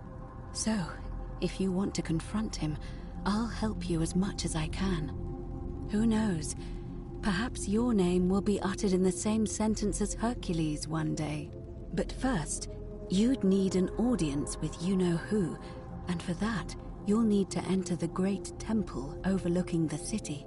The problem is, the door has been sealed shut for as long as I've lived here, and there doesn't even seem to be a keyhole. I suspect the answer lies in the desecrated obelisk in front of it. I'm not sure if you noticed, but there are 4 plaques missing from its base.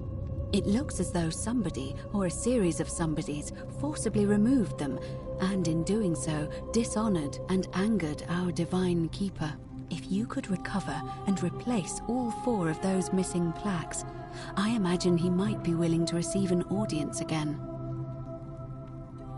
It's the towering stone monument with 4 sides and a pyramid-shaped head that stands before the great temple, a dedication to the god of this place. You'll find them all over Rome, but of course they were looted from Egypt many years ago. It seems one of them made its way here too, although how is a mystery. However, this one is unusual in that each of the 4 sides is decorated in a different style: Roman, Greek, Egyptian, and another I don't recognize. That means you'll need to recover 4 different plaques: Roman, Greek, Egyptian, and a 4th, a mystery plaque. Good question. To answer that, we first need to ask who would have defaced the obelisk in the first place. It would have had the god's name engraved into it, so it may be that whoever desecrated it wanted that name to be forgotten. And there's only one group of people I know of who might want to do that. There's a cult in Rome that often argued there is only one true god. Theirs, of course. They've been known to start fires, as well as deface religious monuments whose existence challenged their beliefs. If I were you, I'd go looking for them. Of course, they've all been in hiding since the fire last year, so finding them won't be easy. But I did hear a rumor they have a secret shrine somewhere in the city. Perhaps, if you could find that, you might be able to recover the Roman plaque. I don't know. But perhaps you should begin your search with the local Greek fellow, Georgius. His store is in the Forum. Perhaps Kabash, our Egyptian resident, would be able to tell us. Unfortunately, he disappeared weeks ago. But I did hear Aurelia is peddling rumors about him at the tavern, so perhaps you could talk to her, or just take a look in his room. I'm afraid you're on your own with that one, but perhaps finding the other 3 will illuminate the way.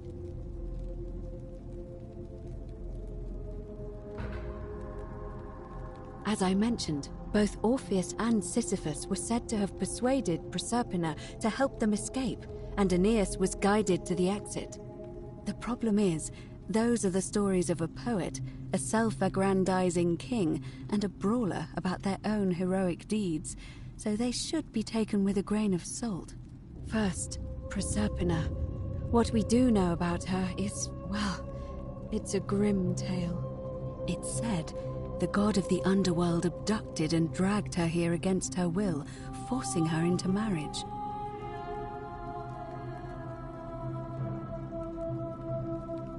If the stories are true, then I suppose so. The problem is, how do we communicate with her without being noticed by her captor? Leaving that aside for a moment, there is also the possibility of a spirit guide. I don't suppose you've come across one of those in your travels? Truly?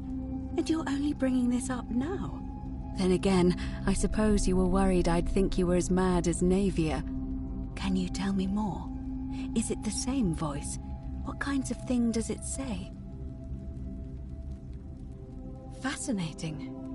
Perhaps she is a benevolent spirit. Or perhaps...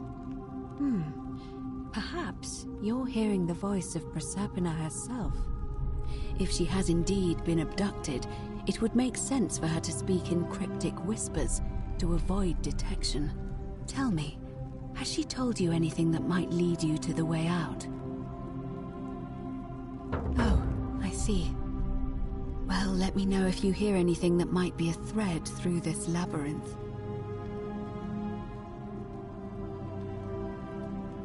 All right.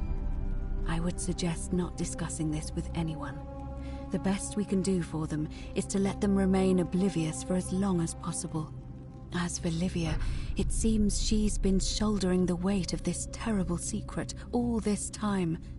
Perhaps it would comfort her to know she's not alone.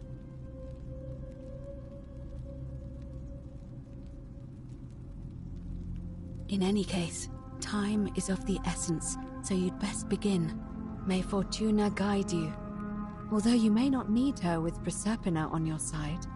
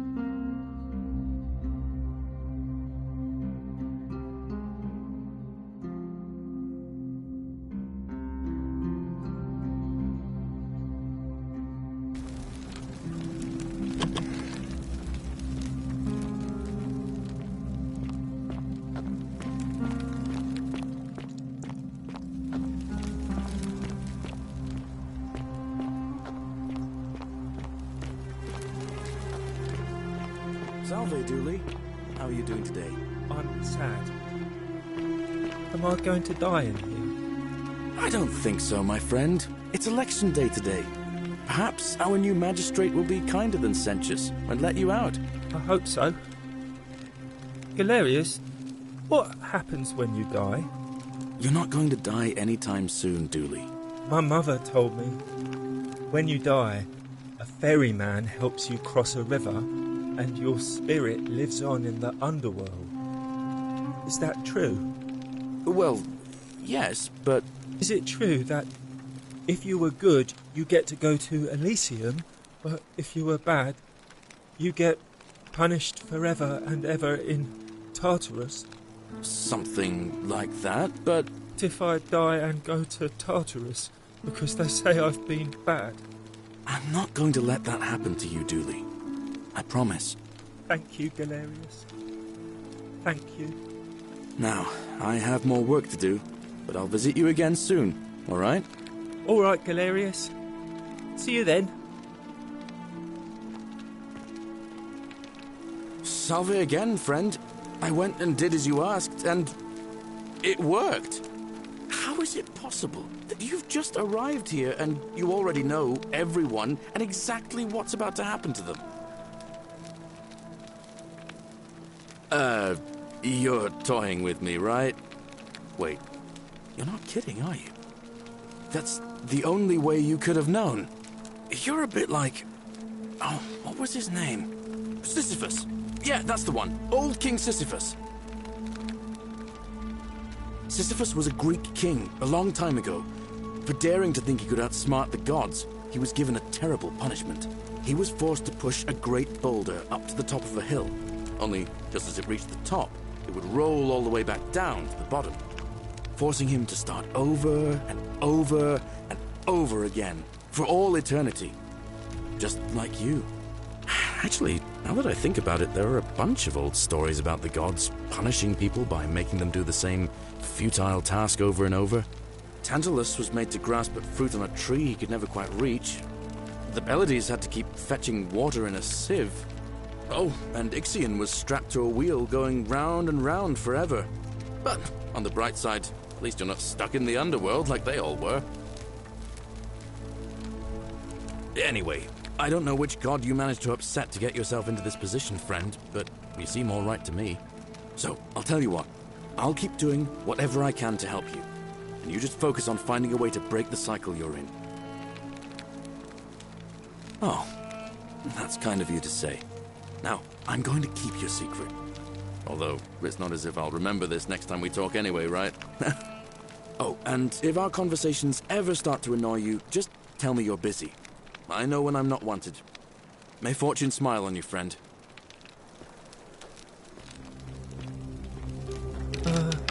Hello?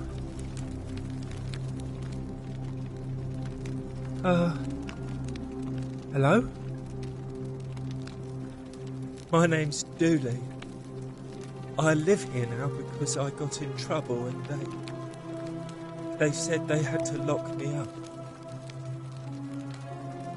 I don't know. I don't remember things so good. I think it's just because I was looking for treasure. Yes, but I wasn't. I was just looking. They said I did it more than once, but I can't remember things so good. Then they called me mean names. They called me a liar, Billy. Yes.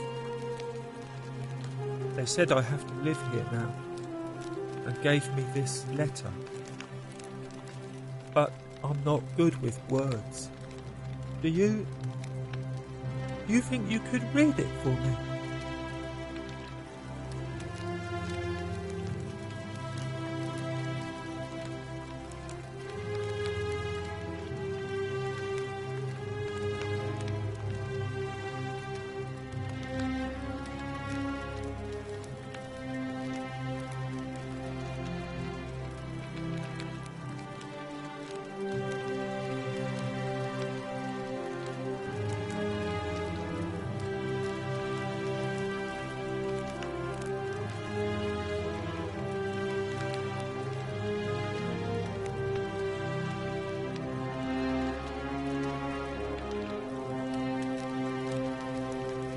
What does it say?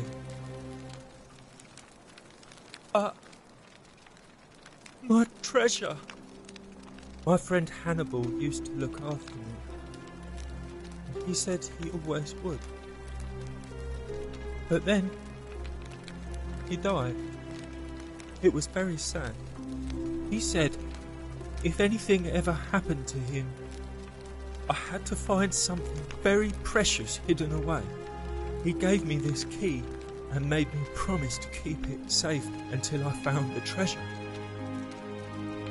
But I couldn't find it. All I remember is he said something about the cisterns, but when I went up to the high one, they put me in here. Now nobody looks after me, except my friend Galerius and Ek, the priestess lady. She's a nice lady. Hannibal said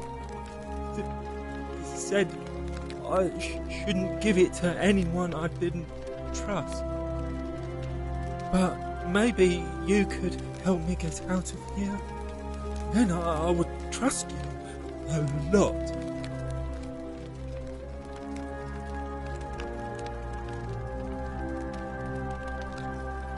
Galerius already tried that.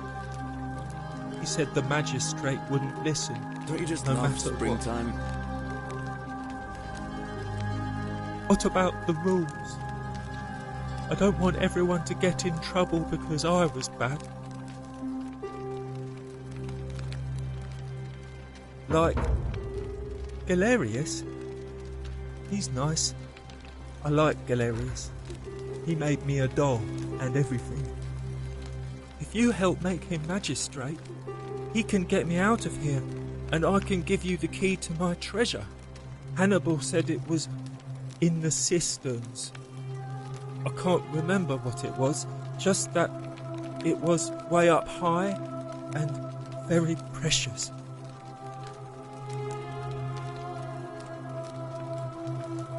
You're going to let me out of here? Really?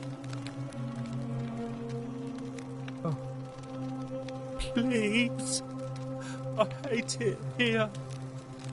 It makes me very sad.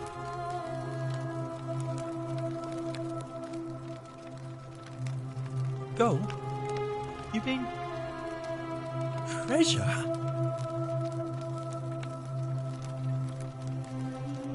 My friend Hannibal used to look after me. He said he gave me this key. All I remember is he said, now nobody looks after me. Except my friend Galerius. Bye-bye.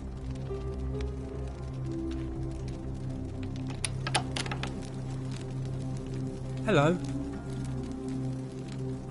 Bye-bye.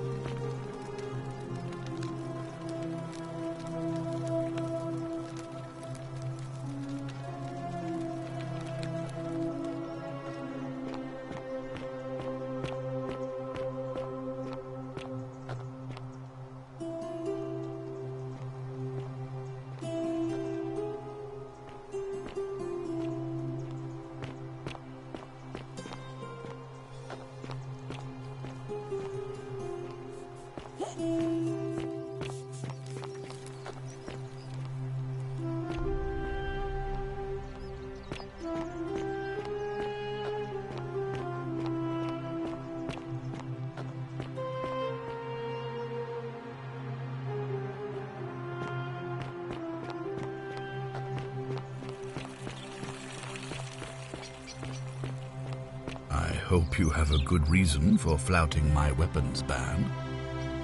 We're finally alone. I assume you already know who I am. A curious name to match a curious accent. But I digress. I see you have the piercing and astute eyes of Athena. We're always happy to welcome another scholar to our little community. Now, you're probably wondering why I summoned you, and I'll get to that. We have? Wait, if I understand correctly, someone is about to... I must have entrusted you with figuring out who the culprit is. Is that about right? If so, what happened?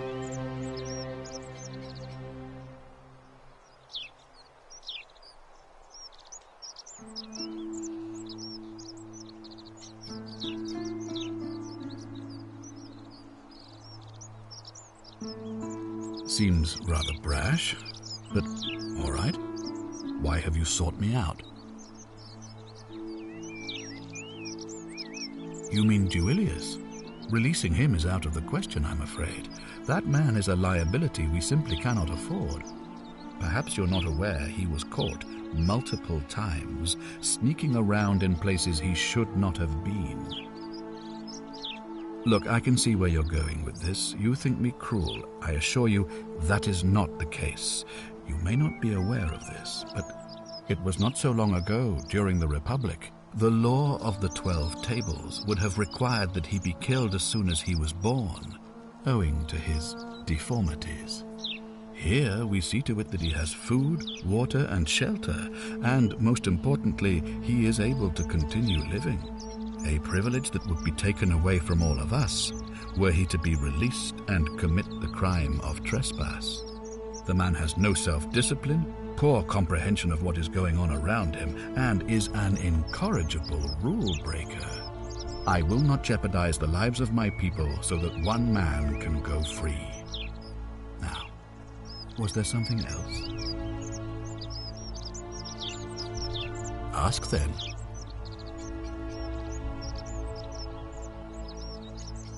If I understand Prosperna's ritual correctly, that problem should take care of itself.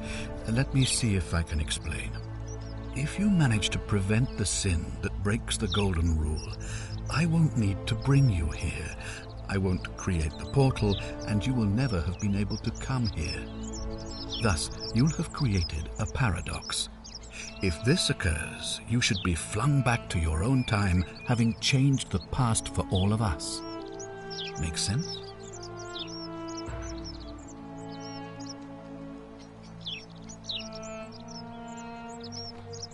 Good.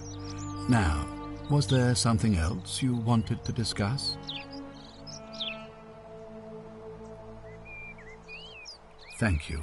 I'll be waiting here for news.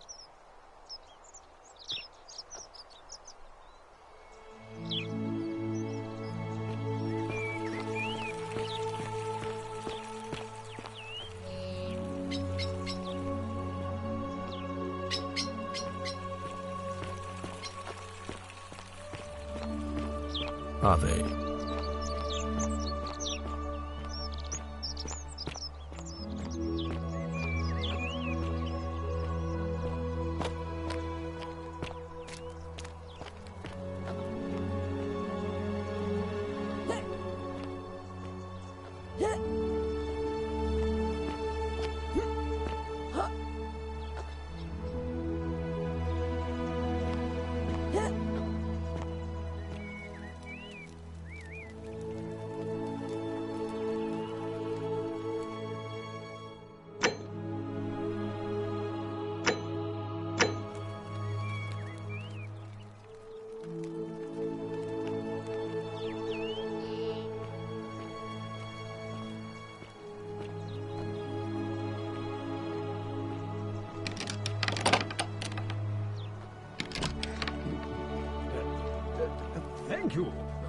Thank you. I am delighted and deeply honored to have been elected your magistrate. Yes. Thank you. I'm delighted and deeply honored to be elected your magistrate. And now... and now, I make this solemn promise to you, good citizens... And now, I make this solemn promise to you, good citizens. Under my leadership, you will finally enjoy the freedom you deserve. And, yes, no more shall you walk on, eggshells, yes. No more shall you walk on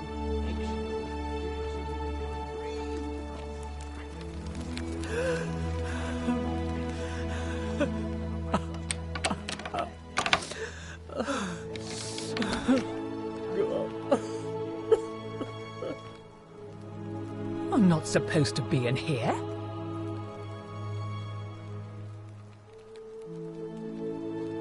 Talk. What business could you possibly have with me? My marital affairs are no concern of yours. Thank you very much. I think a better question is, why am I being interrogated by a stranger who just barged into my villa? I have quite enough marriage trouble already, without having to explain to my husband why I'm receiving strange women in private.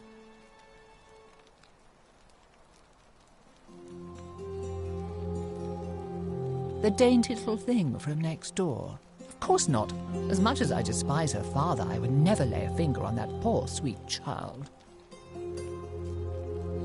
Well, I've had quite enough of this. Domitius, come quickly. We're being robbed. Do I need to call Domitius? Get out.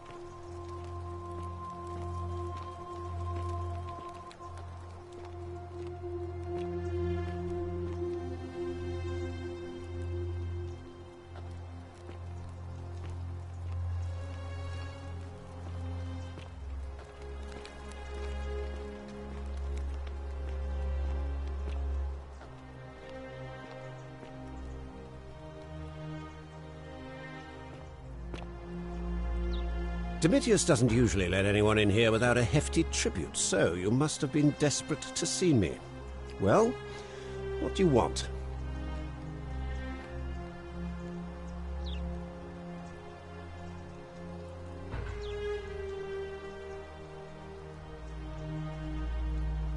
My name is Marcus Malleolus Gurgis. You seem to have confused me with someone else. You mean my heterochromia? I am guilty of nothing more than having different-coloured eyes. And I'm hardly the only person with the condition. Alexander the Great had it too, as it happens. I like to think it is simply the way the gods have chosen to mark a natural-born ruler. Nothing more.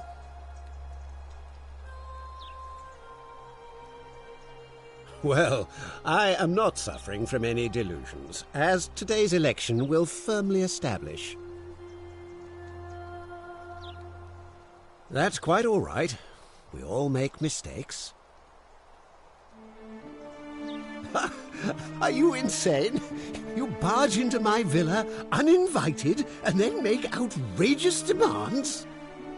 Why would I withdraw from an election I'm bound to win? Don't talk nonsense. There's no such thing as the Golden Rule.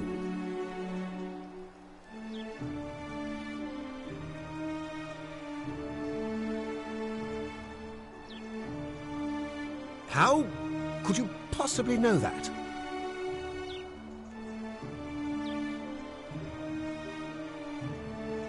Nonsense! This is nonsense! I don't know how you know about my plans, but I'm absolutely sure Sentius is involved somehow. And now, I'm going to enjoy watching Domitius kill him even more. Now, get out of here! You outstayed your very limited welcome.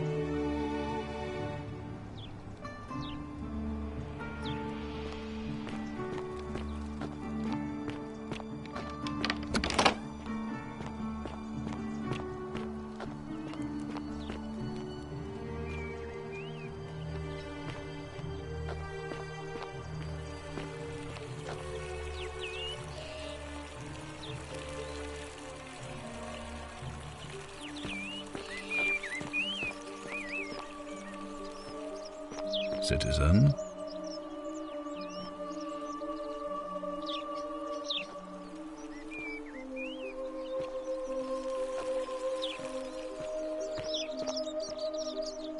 Ah, you've returned. Do you...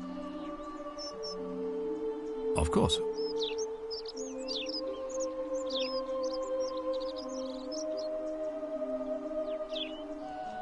Yes?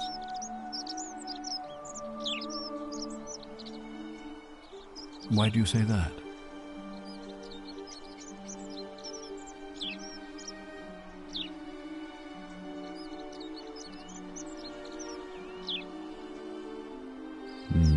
Thank you for bringing this to my attention.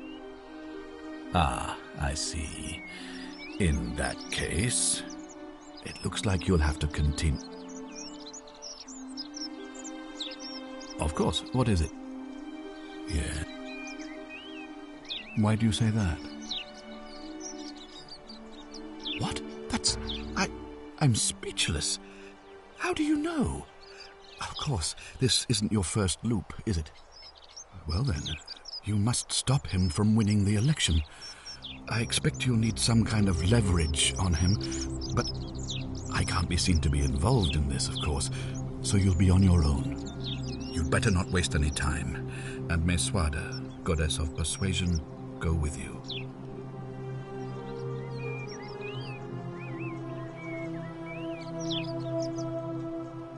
You mean to say you've tried every non-lethal measure you can?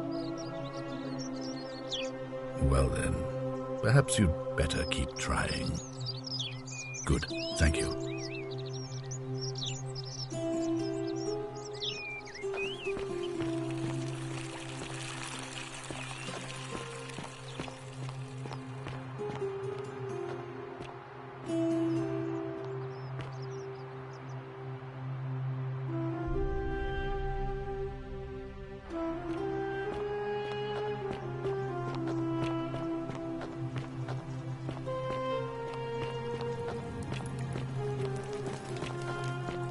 Salve.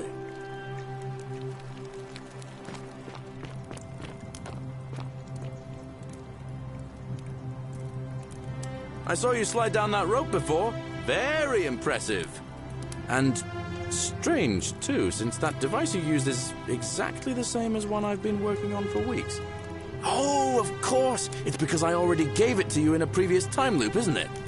Anyway, I'm sorry to ask, but is there any chance you'd be willing to do me a favor? Well, I've been trying to get this rare flower from the rock spire in the middle of the lake. It's too steep to climb, so I hung a rope over the lake and made this pulley device, only I couldn't quite summon the nerve to use it. Do you think you could use the device again and try to get that flower for me? I don't really feel comfortable talking about it. Look, I'll tell you everything if you get it for me, all right? Oh, thank you. It would help me a lot. There's no rush, just whenever you get a chance. All right, friend. Hope you find a way to break that cycle you're in.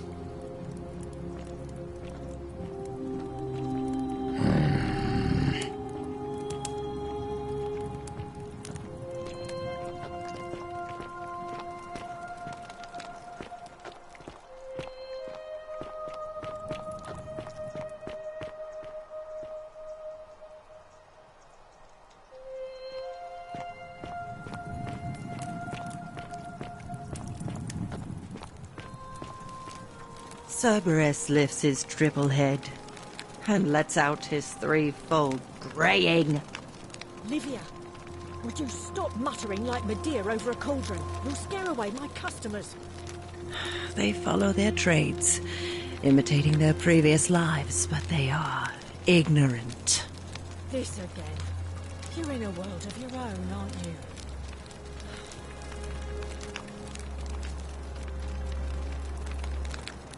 Just as the ocean accepts the rivers of all the world, so this place accepts all the souls. But it does not notice the crowds that come. Say it. Speak its name. Then it is true. I was right. I thought I saw it, but when the rest of them could not, I kept thinking I must have gone insane. I had to tell myself it was true over and over again, until I wasn't sure if I was deceiving myself. I must apologize if my words seem cryptic. I'd found comfort in reciting the Metamorphoses by our great poet Ovid. He gives such an uncanny description of this place. I cannot help but wonder if he himself came here. Would you like to hear it? I will do my best to remember the relevant verse. There is a downward path, gloomy with fatal yew trees. It leads through dumb silence to the infernal regions. The sluggish Styx exhales vapor, and by that way, the shadows of the newly dead descend, entombed with full rites, and the ghosts of those, at last, given proper burial. The wide, thorny waste is cold and pallid, and the newly arrived shades are ignorant of the road that leads to the Stygian city, where Black Dis has his cruel palace. As the ocean accepts the rivers of all the world, so this place accepts all the souls, and is never too small for any populace, nor notices the crowds that come. There the bloodless shadows wander without flesh or bone. Some crowd the forum, some the house of the ruler of the depths. Others follow their trades, imitating their previous lives, and still others incur punishment. I hope I have done it justice, and now we share a secret. It's as if you've lifted a great burden from my shoulders. Thank you, friend. I think I should rest.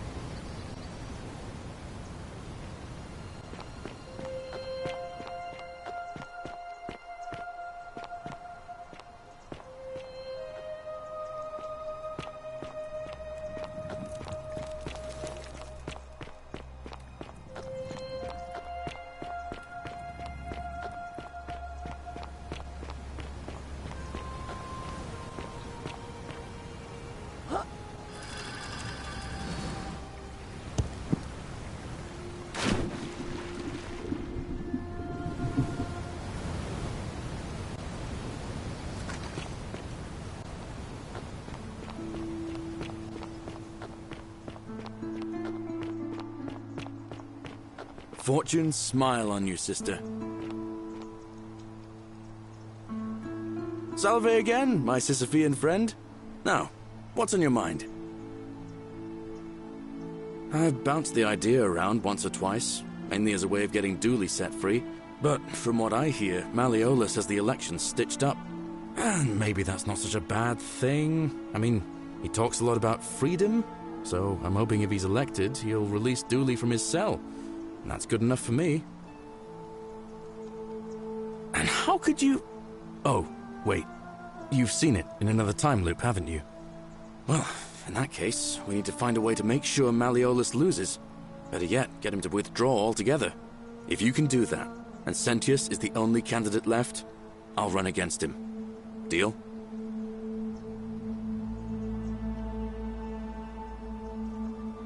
All right, friend. Hope you find a way to break that cycle you're in.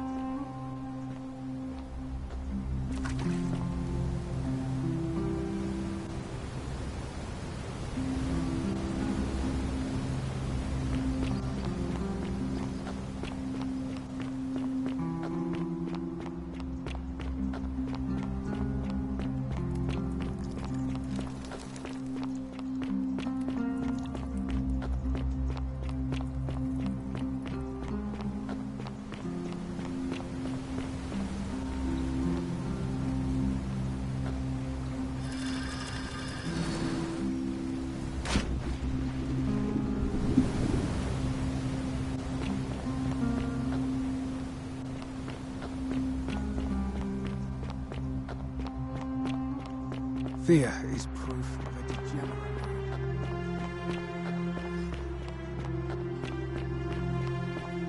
May Apollo keep you safe.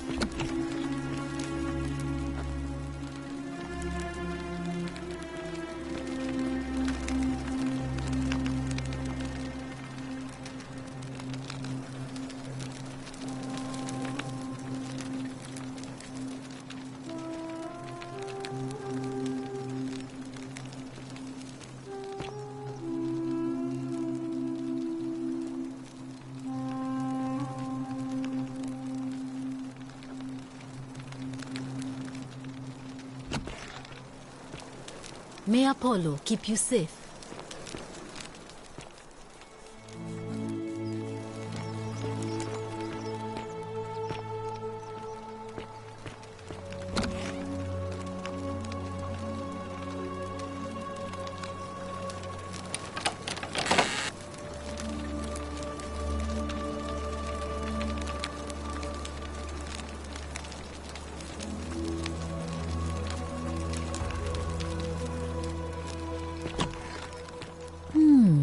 A golden bow, just like Apollo. Feeling all right? Oh, I see. Well, what's the treatment? Willowback. I should have known. It was under my nose the whole time. That's very helpful. Thank you.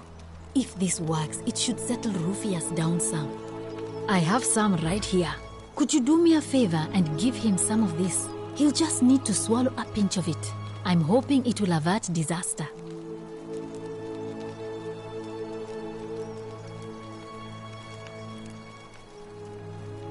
Thank you. I'm really glad you arrived when you did. I wish some people here need proper medical care, not the half-baked, hanging by a thread excuse for treatment I'm giving them. Just don't get sick or injured here. I'll do my best to treat you, but I'm out of my depth and dangerously short on everything you can imagine. A city without sin might sound good on paper, but whoever dreamt it up didn't think it through. Maybe it was an attempt to create some kind of utopia. But snakes like Decius will always find loopholes to exploit. And what can we do about it? Absolutely nothing. In some ways, we are worse off because we can't take the law into our own hands. Oh no. Sorry, I don't mean to worry you, but no, that is definitely not normal. There was one other person who claimed she could hear the statues talking to her. But that was Nevia, and she went a little mad. Well, she used to run the clinic until she suddenly lost all interest in us. This changes everything. The last time I saw her, and then she shut herself in the palace. She's been gone so long now, we figure she's either dead or up to something so strange that she doesn't want any. But I really wish I could reach her. One of my he's big. I just. You did? Willowback. I have some.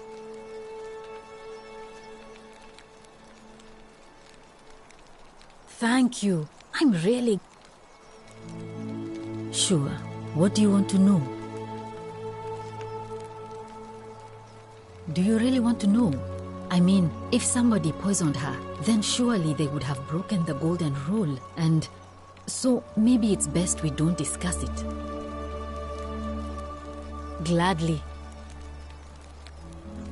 That's a shame. Thanks again for...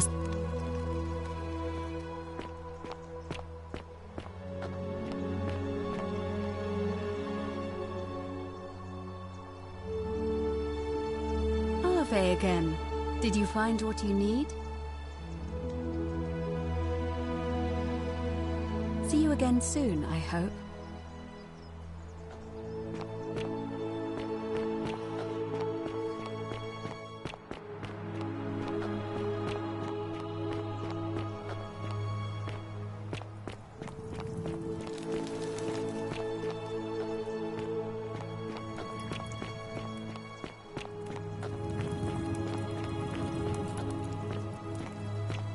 Galerius?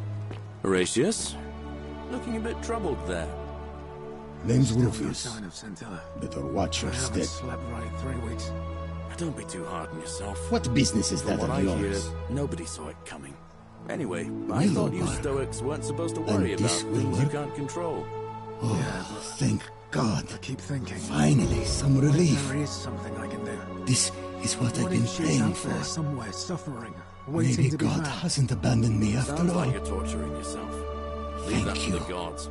Try I've to relax. been Get some rest. in a Tomorrow's lot a new of day. pain lately. I The suppose rheumatism, you're these cursed statues always watching in the crisis of faith. It was too much. Started messing with my head. This is exactly what I needed to set it straight again. I owe you one. No idea what you're talking about? Yeah? Prove it. No idea what you're talking about. All right. After this, we're square. I think I have seen that plaque. Sorry I lied.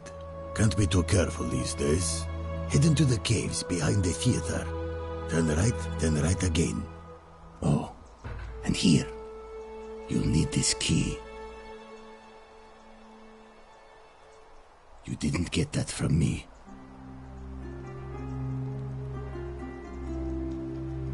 See you around.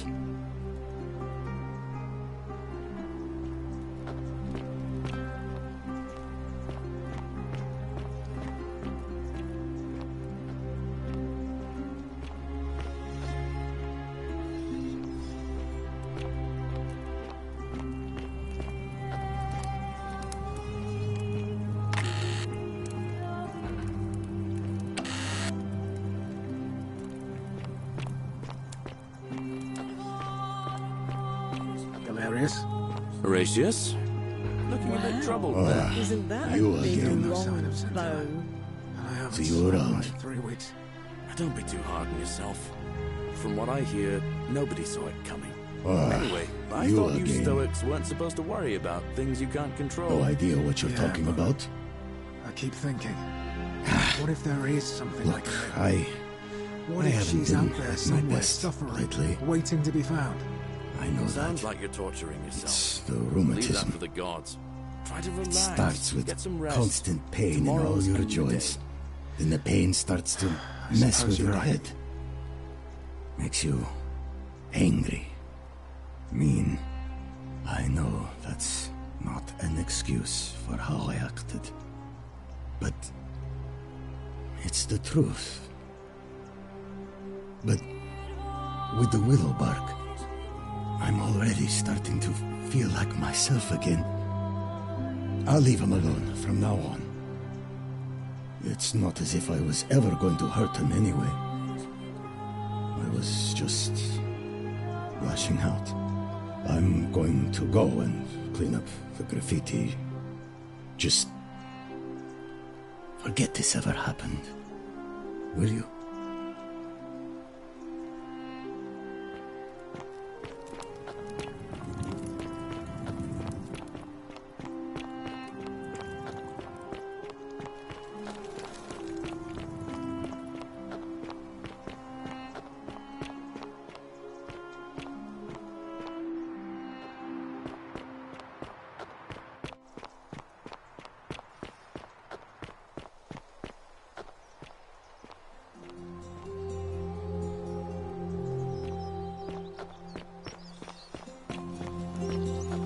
Sometimes I stare at the great temple on the bluff, and I think, ah, a new face. Salve, and welcome to our little community. I hear we have you to thank for saving Julia's life. What demon or spirit told you about that? You went snooping in his place? That was risky. We're lucky you didn't cross any lines.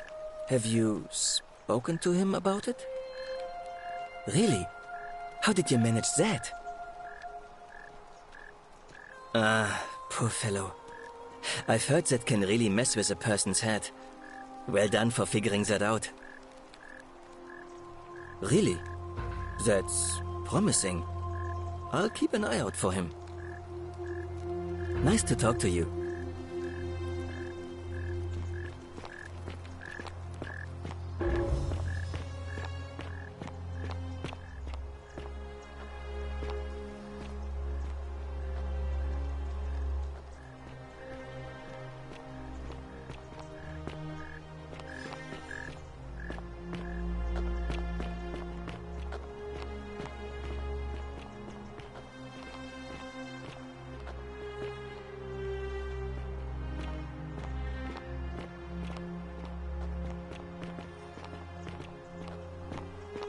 Salve.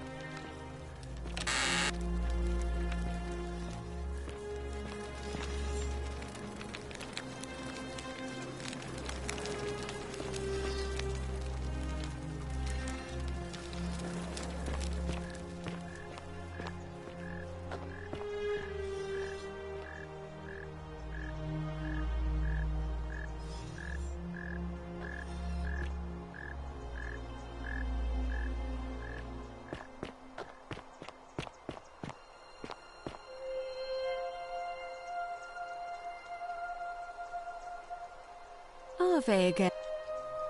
Certainly. May Fortuna guide you.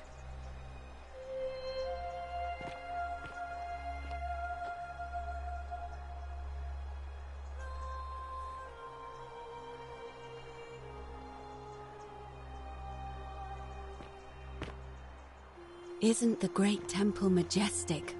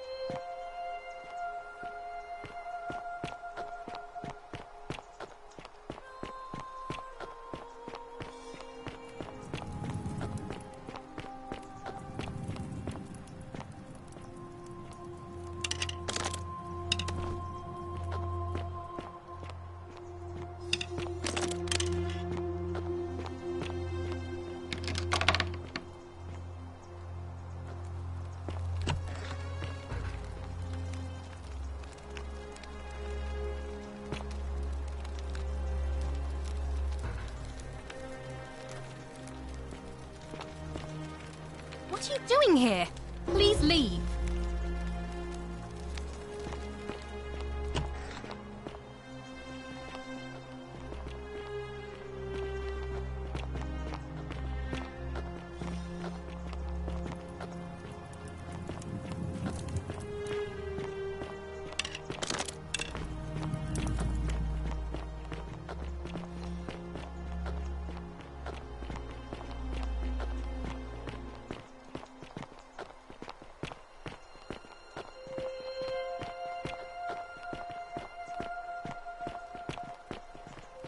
Greetings and salutations.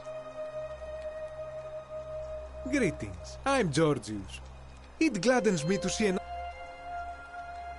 My friend, your words intrigue me more and more. And in a city full of Romans you are asking me? Because I am Greek. My name is Georgios, yes. But the Romans, they do not care. They hear me say Georgios and they think, ah, he must mean Georgius. Good Roman name. They do this all the time.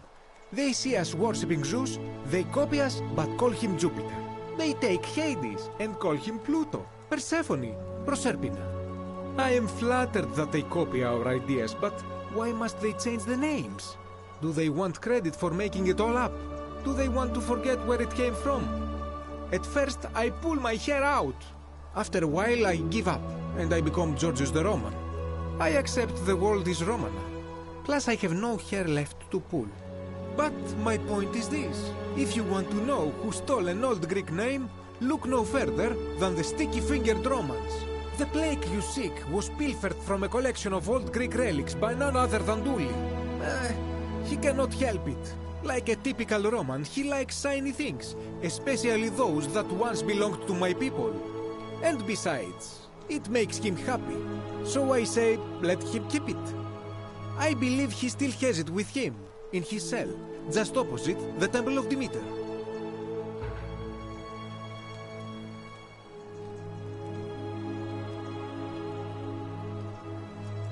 I hope that our paths cross again soon, my friend.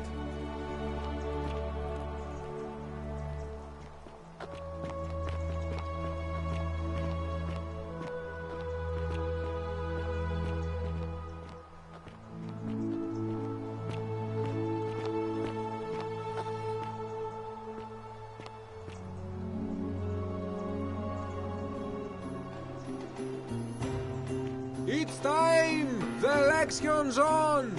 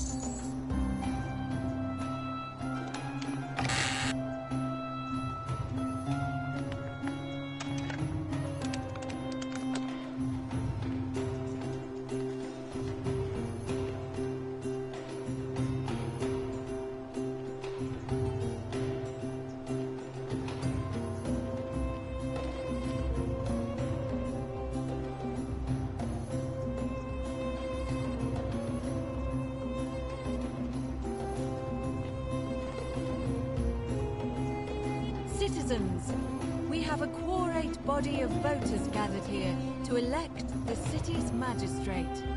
The candidates are Sextus Sentius Imperiosus and Marcus Malleolus Gurges. As agreed, we shall dispense with ballots and candidates will abstain from voting. Let's make this quick. As I say your name, call your vote. I'll start with you, Horatius. Sentius, of course. Georgius. Sentius. Dacius. Malleolus.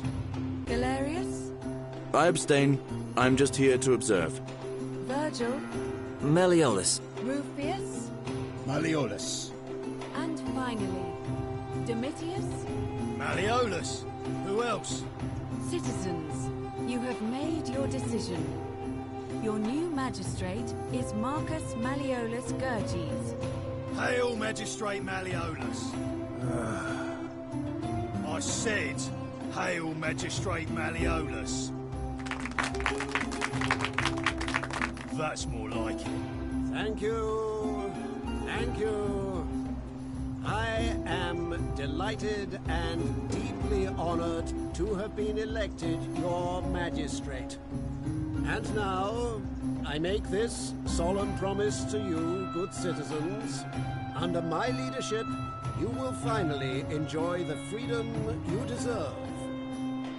No more shall you walk on eggshells, fearing simply to live and breathe, because the tyrant Sentius told you it was forbidden.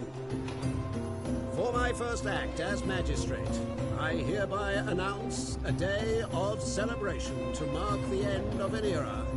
The myth of the Golden Rule is no more. The Golden Rule is real, you idiot. For his attempt to deceive us all, Sentius is hereby found guilty of treason against the Empire. What? I have committed no crimes. This is madness. His sentence: to fight for his life in gladiatorial combat against Domitius. Here and now for your entertainment. You have no idea what you're doing. You're going to get us all killed. Wait, I exercise my right as a Vestal priestess to pardon him. I will not allow you to do this. You're showing your true colors now, priestess. Your corruption sickens me. Domitius, ignore her. Proceed. This is insanity. You doom us all. Lies! It is time the Golden Rule was exposed for what it is. A children's fable, exploited by a treacherous leader to instill fear in all of us. This is why he's in his gladiator gear. They've been planning this all along. Shut up, all of you. The magistrate has spoken. I'm going to enjoy killing you, old man. The many shall suffer for the sins of the one. Everybody hide! Side to side! Don't let them hit you!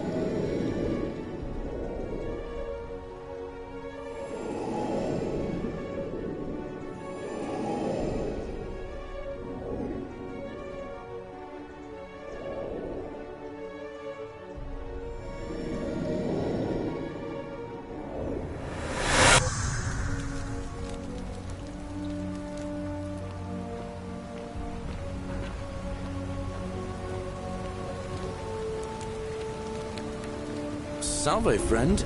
Mind telling me who you are and what you're doing with that bow on your back? Oh, sounds serious. I'm listening. Alright, let me see. Stop Fabia going in, but send the new arrival to the empty shrine. Understood.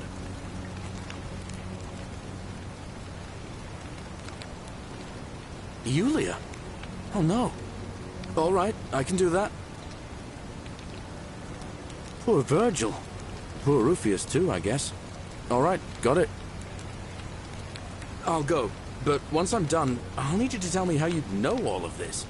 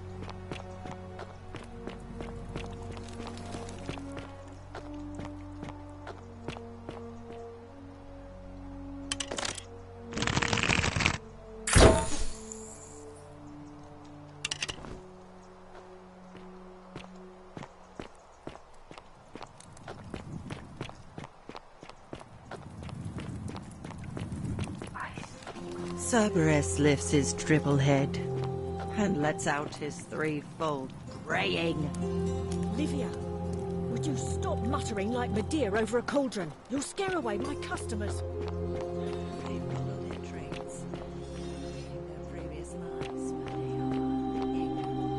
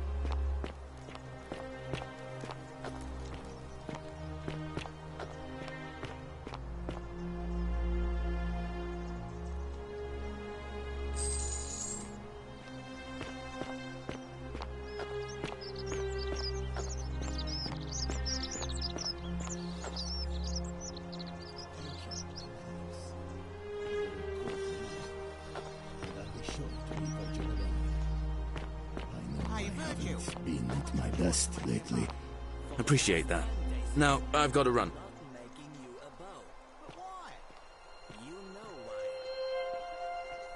Salve again, friend. I went and did as you asked, and it worked. How is it possible that you've just arrived here and you already know everyone and exactly what's about to happen to them? You're toying with me, right? You're a bit like Sisyphus. Sisyphus was a Greek. He was forced to forcing him to start over and over. Actually, now that I think about it, Tantalus was made to grasp at fruit on a tree he could never quite reach. Oh, and Ixi. Anyway, so I'll tell you what. Oh, that's kind of you to say. Now, I'm going to keep your secret. Oh, and if our conversations ever start to annoy you, just...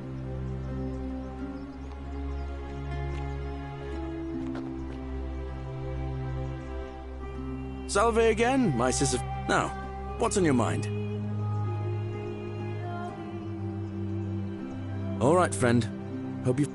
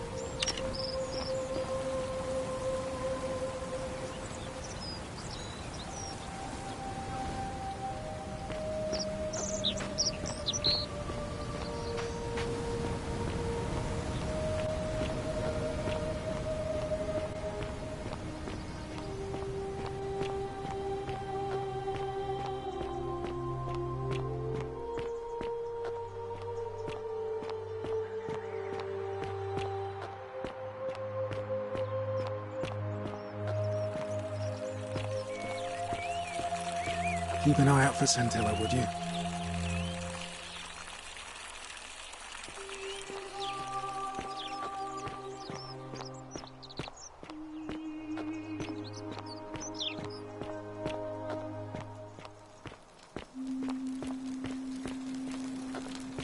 Oh, don't mind me. I just live here.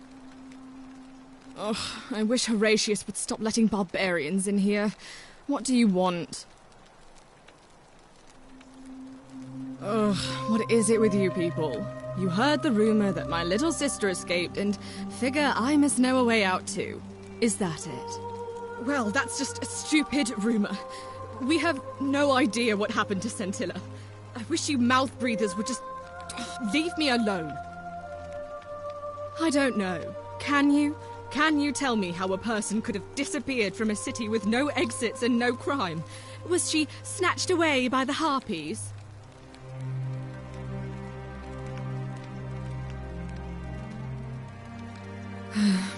It was 3 weeks ago. We ate our evening meal together, and I remember she seemed happy. In love. We went into our rooms, I went to sleep, and when I woke up, she was gone. That's it. I think so, yes. But she was very careful about keeping his identity a secret, even from me. Because our father had plans to marry her off, eventually, and even a rumor about her attachment to some mystery man might have ruined those plans. That doesn't surprise me. To him, it was like a prize cow wandering off from its paddock. He's upset, of course, but he says he's too busy with the election to help look for her, so he's letting Horatius do the heavy lifting. Some good that's done. I don't know, but it's been 3 weeks since she disappeared, and he hasn't come forward. That might speak to a guilty conscience. All I know is, whoever he is, he's still here in the city.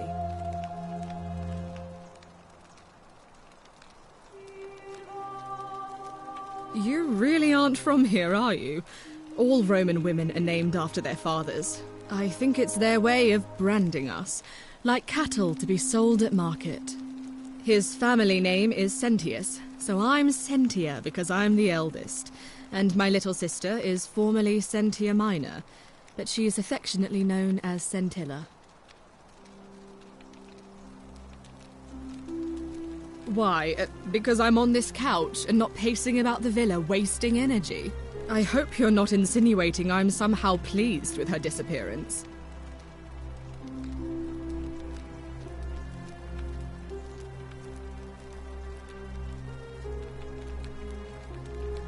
Ugh, you're awful.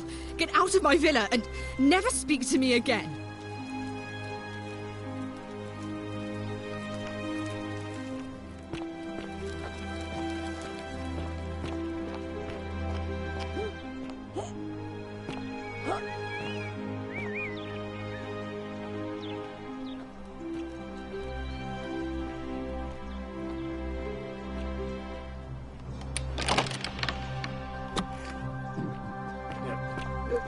Thank you.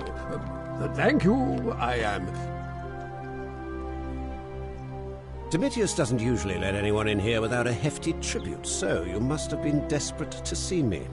Well, what do you want? I'm Malleolus, and if it wasn't for this interruption, I'd be practicing my victory speech for the election later today. I'm glad you asked. I'll finally restore freedom to this city, just as I've been promising. These good people have suffered long enough under Sentius's tyranny. By declaring there's no such thing as the Golden Rule, it's a children's fable exploited by Sentius to frighten us into submission. Wait, don't tell me you've fallen victim to that monstrous lie?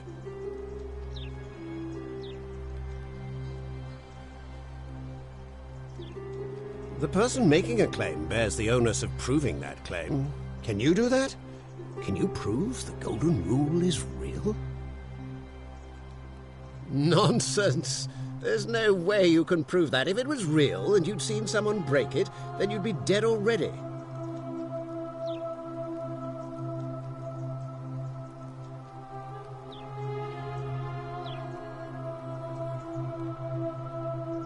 What? Oh, I see what's happening here. Another poor, vulnerable soul taken in by Sentius's machinations. He won't get away with this much longer. You mean that book next to a golden statue in the theatre? Tell me, how do you know that statue wasn't put there by Sentius himself? You can't know, can you?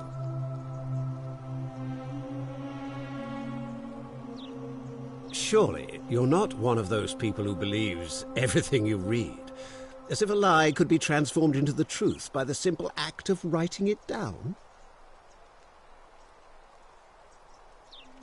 I disagree. I'll be guided by what is best for the city's people, and that means giving them the freedom to do as they wish. True, but that is simply because you are mistaken. I'm afraid not. We're stuck down here together, for better or worse. We're all going to have to make the best of it. You mean the children's fable exploited by Sentius to scare us all into doing what he wants? Of course not. But as I always say, if Sentius can't protect his daughter, how can we trust him to protect this city? Look, if you're trying to find her, you may wish to check the cisterns beneath this villa. Domitius says he saw a body there some weeks back. Of course, just to be clear, I take no responsibility for what happens to you down there.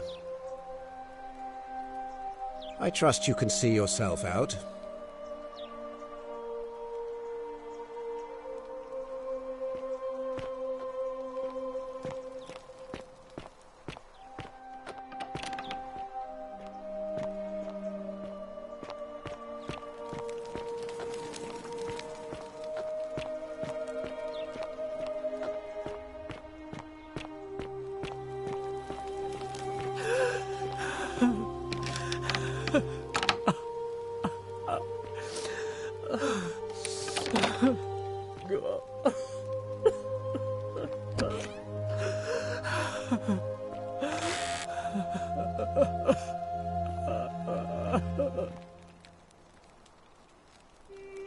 I'm not supposed to be in here.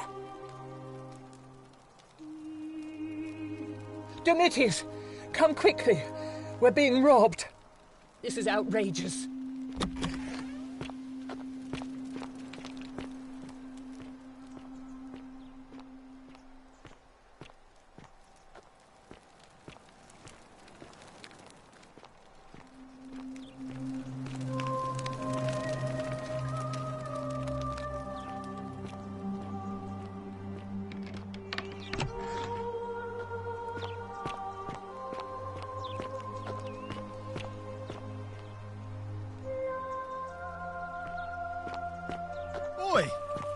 How did you... Hey, Horatius. How's it feel knowing your man's doomed to lose the election today? If you're trying to goad me into an argument, it won't work. I'm a stoic, remember? If the old man couldn't even keep his own daughter safe, how can anyone trust him to keep us safe, eh? Why do I get the feeling you lot had something to do with Sentilla's disappearance? That's it. Blame everyone but yourself.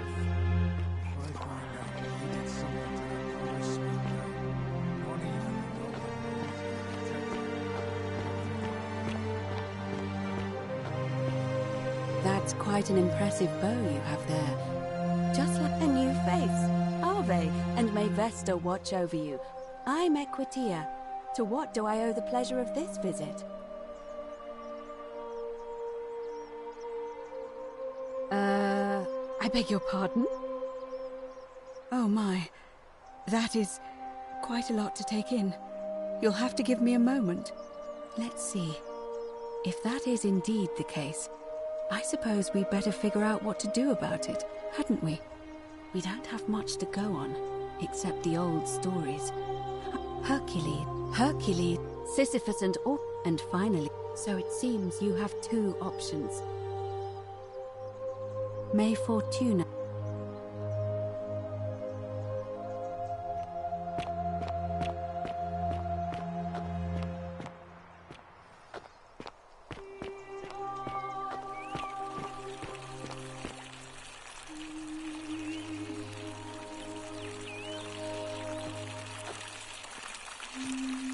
All weapons are to be tossed into the chasm. Magistrate's orders.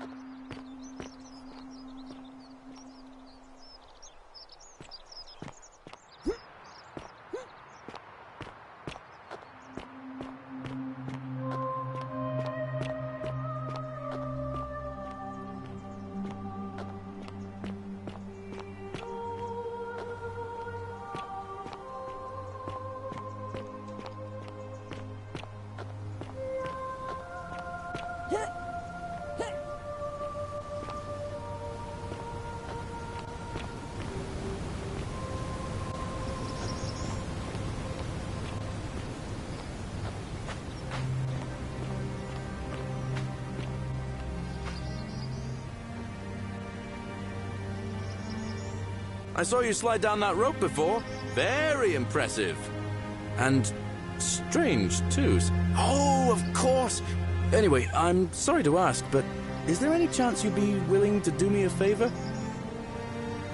Well, I've been trying to get this rare flower from the rock spire in the middle of the lake.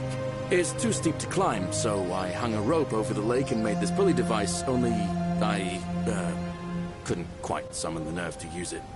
Do you think you could use the Really? You already have it? I picked it up in a previous loop, I suppose. It's gonna take me a while to get my head around that. This is going to make her so happy. Equitia, I mean. Now I just have to figure out how to give it to her. What I really want to do is walk up to her, give her the flower, and confess I've been madly in love with her since the moment we met. But on the other hand, I can't shake the feeling that the consequences could be terrible. You mean, aside from her execution? You see, Equitia is a Vestal priestess, meaning she's taken a vow of chastity, the breaking of which would be an extremely serious affront to the gods and a capital offense. Even if she was just suspected of being unchaste, it could lead to her execution. Unchaste Vestals get buried alive.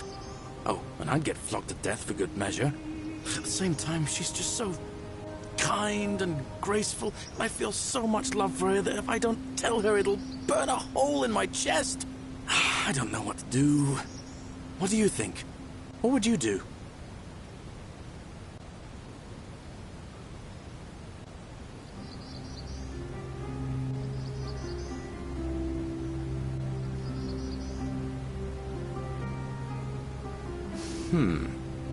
Now that I hear you say that out loud, I hear how crazy it is. I think maybe I need to be a bit more cautious.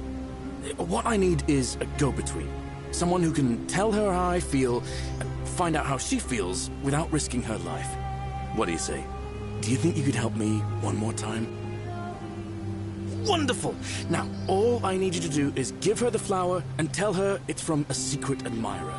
Tell her I'll keep my distance and that I just want her to know that she's loved. Thank you. Come back as quick as you can and tell me what she says.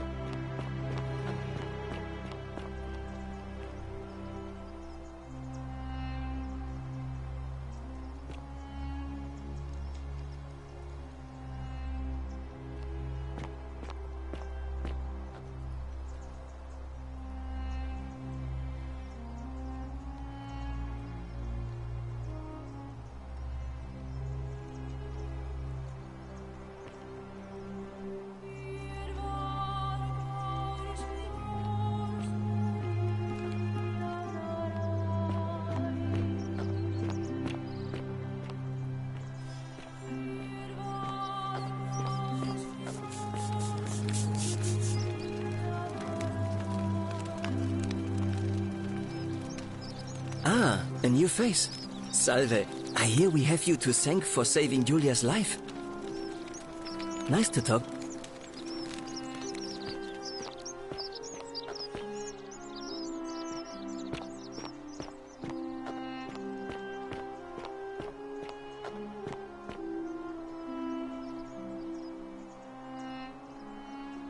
Ave again. Did you find what you need? Oh, how lovely. It just happens to be my favorite, too. Who do I have to thank for this? I see. So, it's from Galerius, then? Of course I do. I think everyone in the city knows. That man is a wonderful human being, and my favorite person in the world. But he is the least subtle, secret admirer you could imagine. The way he looks at me with those puppy dog eyes. Plus, he's been trying for weeks to get his hands on this flower. He went to so much effort, too. Suspending that rope above the lake, inventing that pulley device all on his own. He'd just stand there each morning, looking at the flower, trying to summon the courage to seize it. Oh, my heart. Tell that adorable oaf that my Vestal's vow of chastity ends once I turn 36.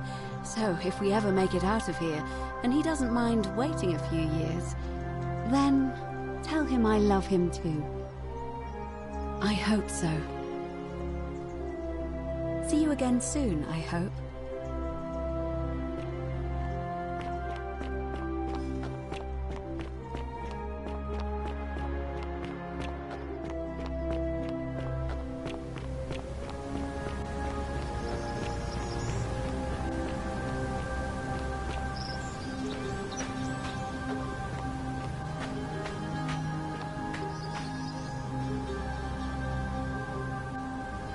Salve again, my Sisyphean friend. Now, what's on your mind? Thanks. What did she say? Venus, that is the best news I've ever heard in my life. Oh, thank you. Thank you so much. You have no idea how happy you've made me. I wish there was something I could do to thank you properly, but I don't have much to offer you. All I can do is tell you where there's a secret stash of coins you might be interested in. In the rock tunnel, near the stairs, there's a little doorway set into the rock. Inside, if you look carefully, you can see a chest. Unfortunately, one of those golden huntress statues is blocking the path, and I'm not game to move it. If you can figure out how to get past it, I reckon there might be a small fortune waiting for you. I hope that helps in some way. All right, friend. Hope you find a way to break that cycle you're in.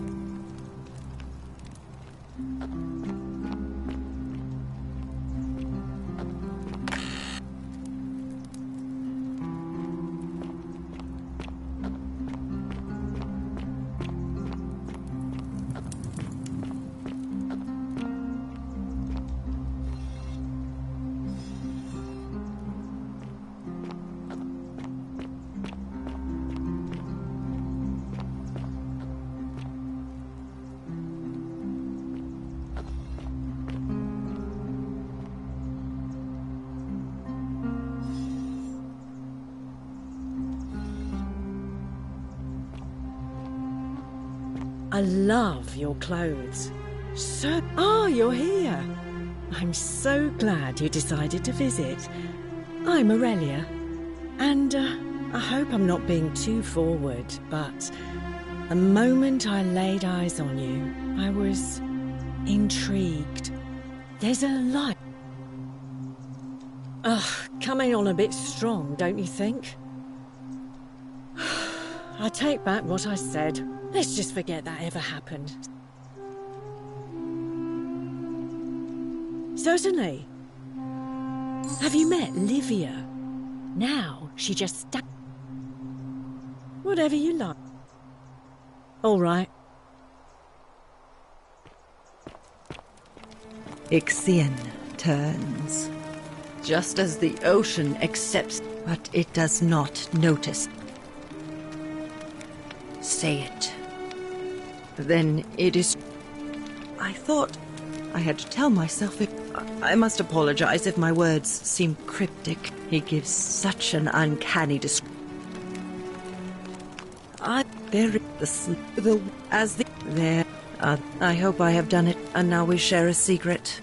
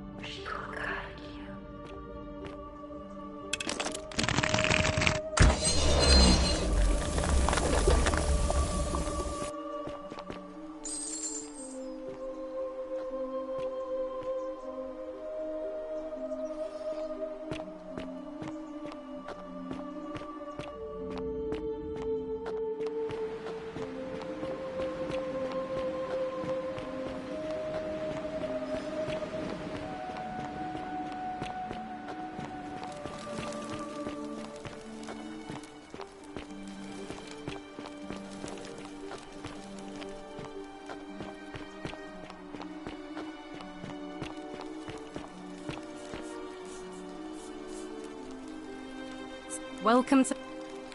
All right. I can't believe this is how it ends. Oh, no. No. No, no, no, no, no. Ulpius, what are you doing? Get back. That's the idea. What? Why do you... I know. Please. I'm sorry, but I... Please, I'll help him. Thank you.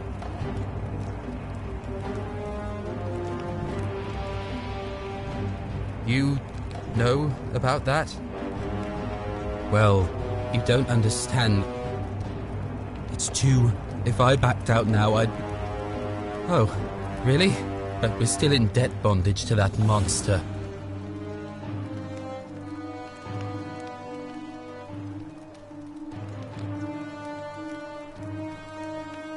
Really? Wait. So, I guess you'd want me to work for you, then? You'd do that for us? A couple of complete strangers? It seems today we're both blessed. This did not turn out how I thought. Thank you, friend. I never thought people like you existed. Thank you. I'll go and pay off our debts immediately. I just wish there was some way I could repay you. But I have nothing but the tunic on my back. I'll go and take care of things with Malleolus and tell Yulia the good news. Thanks again, friend. I'll never forget what you did for us.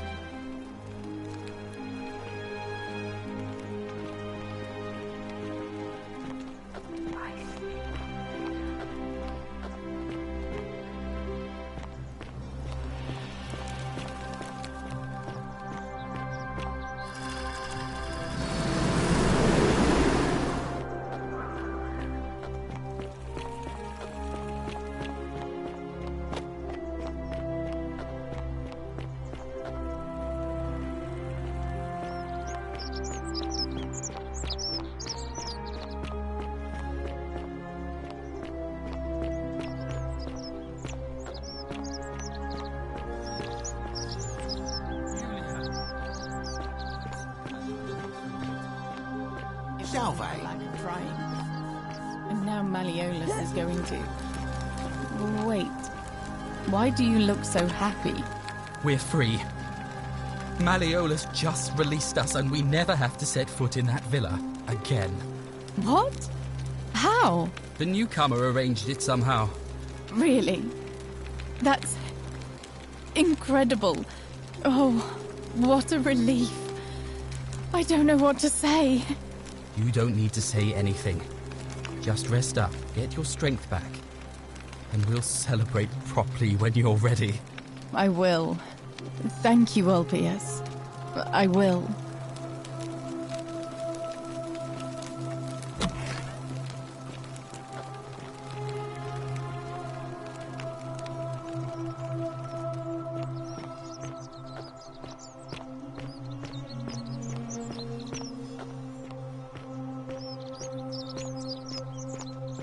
Wonder how much one of these statues is worth on the outside. Hello there, friend. May I say, that is a glorious bow you're carrying. Do you mind if I ask where you acquired it?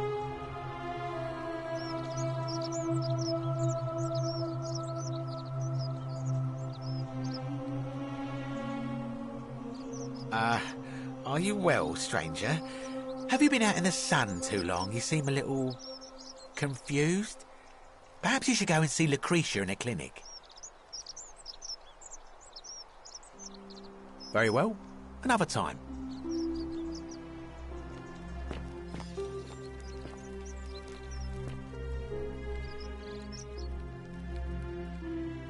Hello there, friend. May I... Well, I'll take your word for it. But perhaps you'd be interested in selling it to me. I mean, it's not as if you have any use for it down here.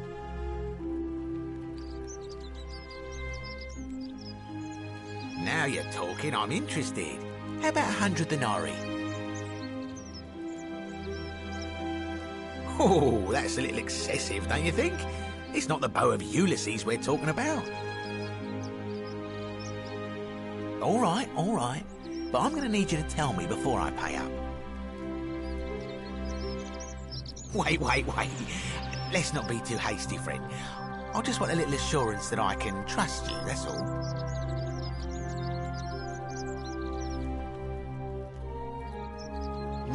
I suppose you're right. All right, you drive a hard bargain, but here's your money. Now, the location of that bow.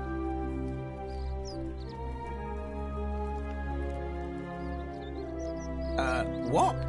But I already knew that, you imbecile. Everyone knows that. I can't take that golden bow because stealing from the goddess in her own shrine would break the golden rule. You promised to tell me where I could get one of my own.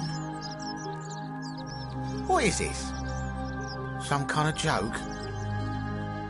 I don't believe this is happening. Don't even talk to me.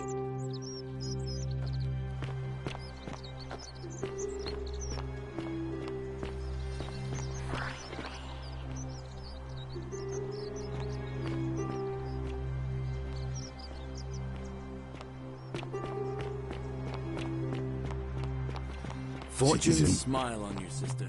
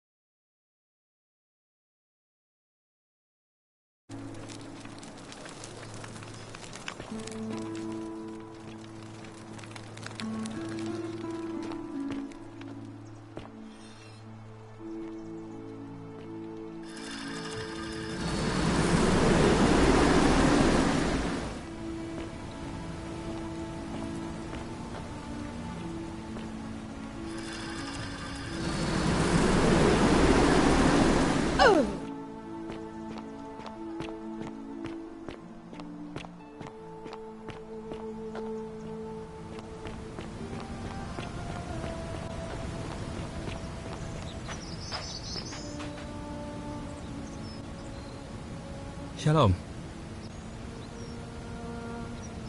Scintilla and I were in love.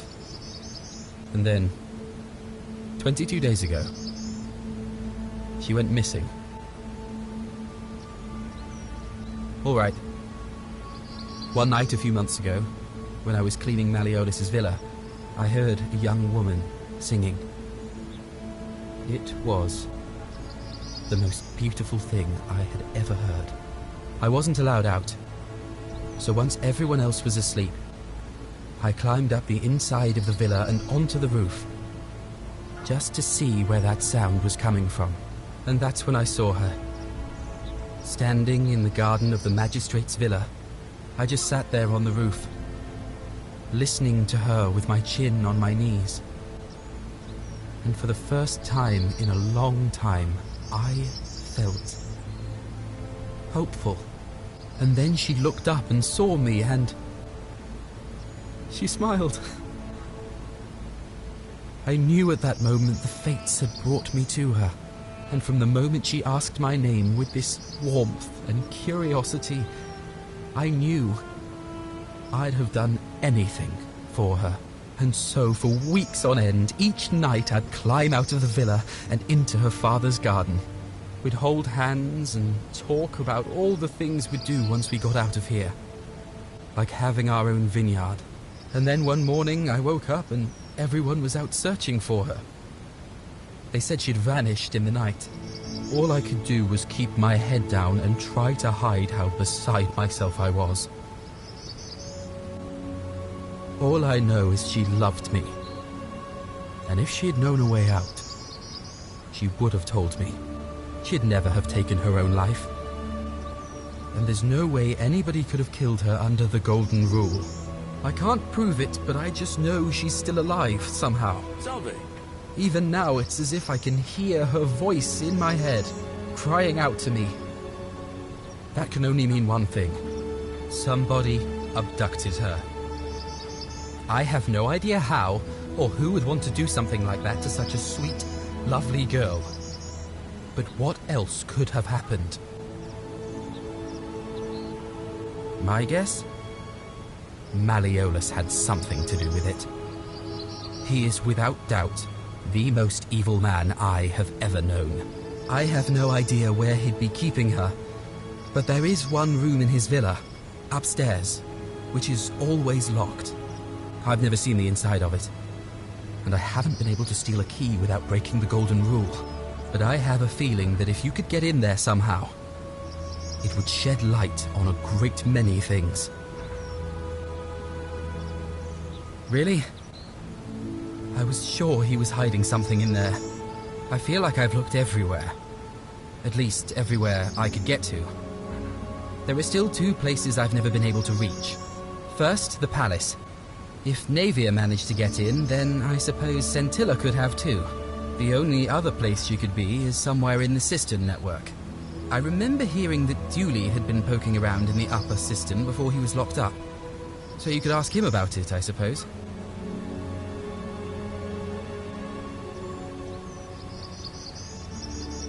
You mean where am I from and all that? Judea, originally. But when I was a child, I moved to Rome with my family, Romanized my name and spent most of my life in the Jewish district of Trans-Tiberim, across the Tiber from the main city. That's where I was when the fires broke out. Everyone was running toward the river, and I, listening to my inner contrarian, ran the other way. Every road leading out of Rome was in chaos, full of people with all their belongings in carts, and brigands preying on them. Several hours down the Appian Way, I saw another Jewish family being attacked by 3 opportunists. So I picked up a branch from the side of the road and went to defend them. I can only assume they got the better of me, because the next thing I knew, I was waking up in a forest, by a river not far from here, with no memory of how I got there. It's strange though, because I still had my purse on me. Why would a robber knock me unconscious and throw me in a river but not take my coins. A lot of good it did me. And that family. I sometimes wonder what happened to them. I don't. But even if I did, I'm not going anywhere. I have unfinished business.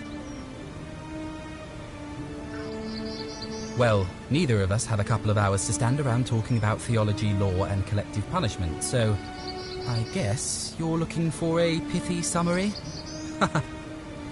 You remind me of an old story from my people about Hillel the Elder. He was approached by a Gentile and asked to explain the entire Torah while he stood on one foot. Obliging, he replied, "What is hateful to you, do not do to another. That is the whole Torah. The rest is commentary. Go and learn." Of course, what I want to know is, what kind of a god sees a young woman abducted and does nothing about it? Not my god. That's for sure.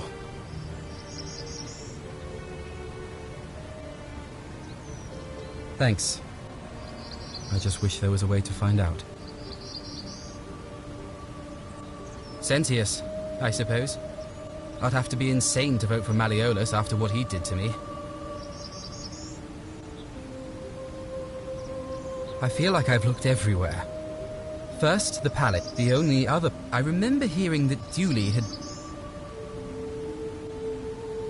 All right, friend.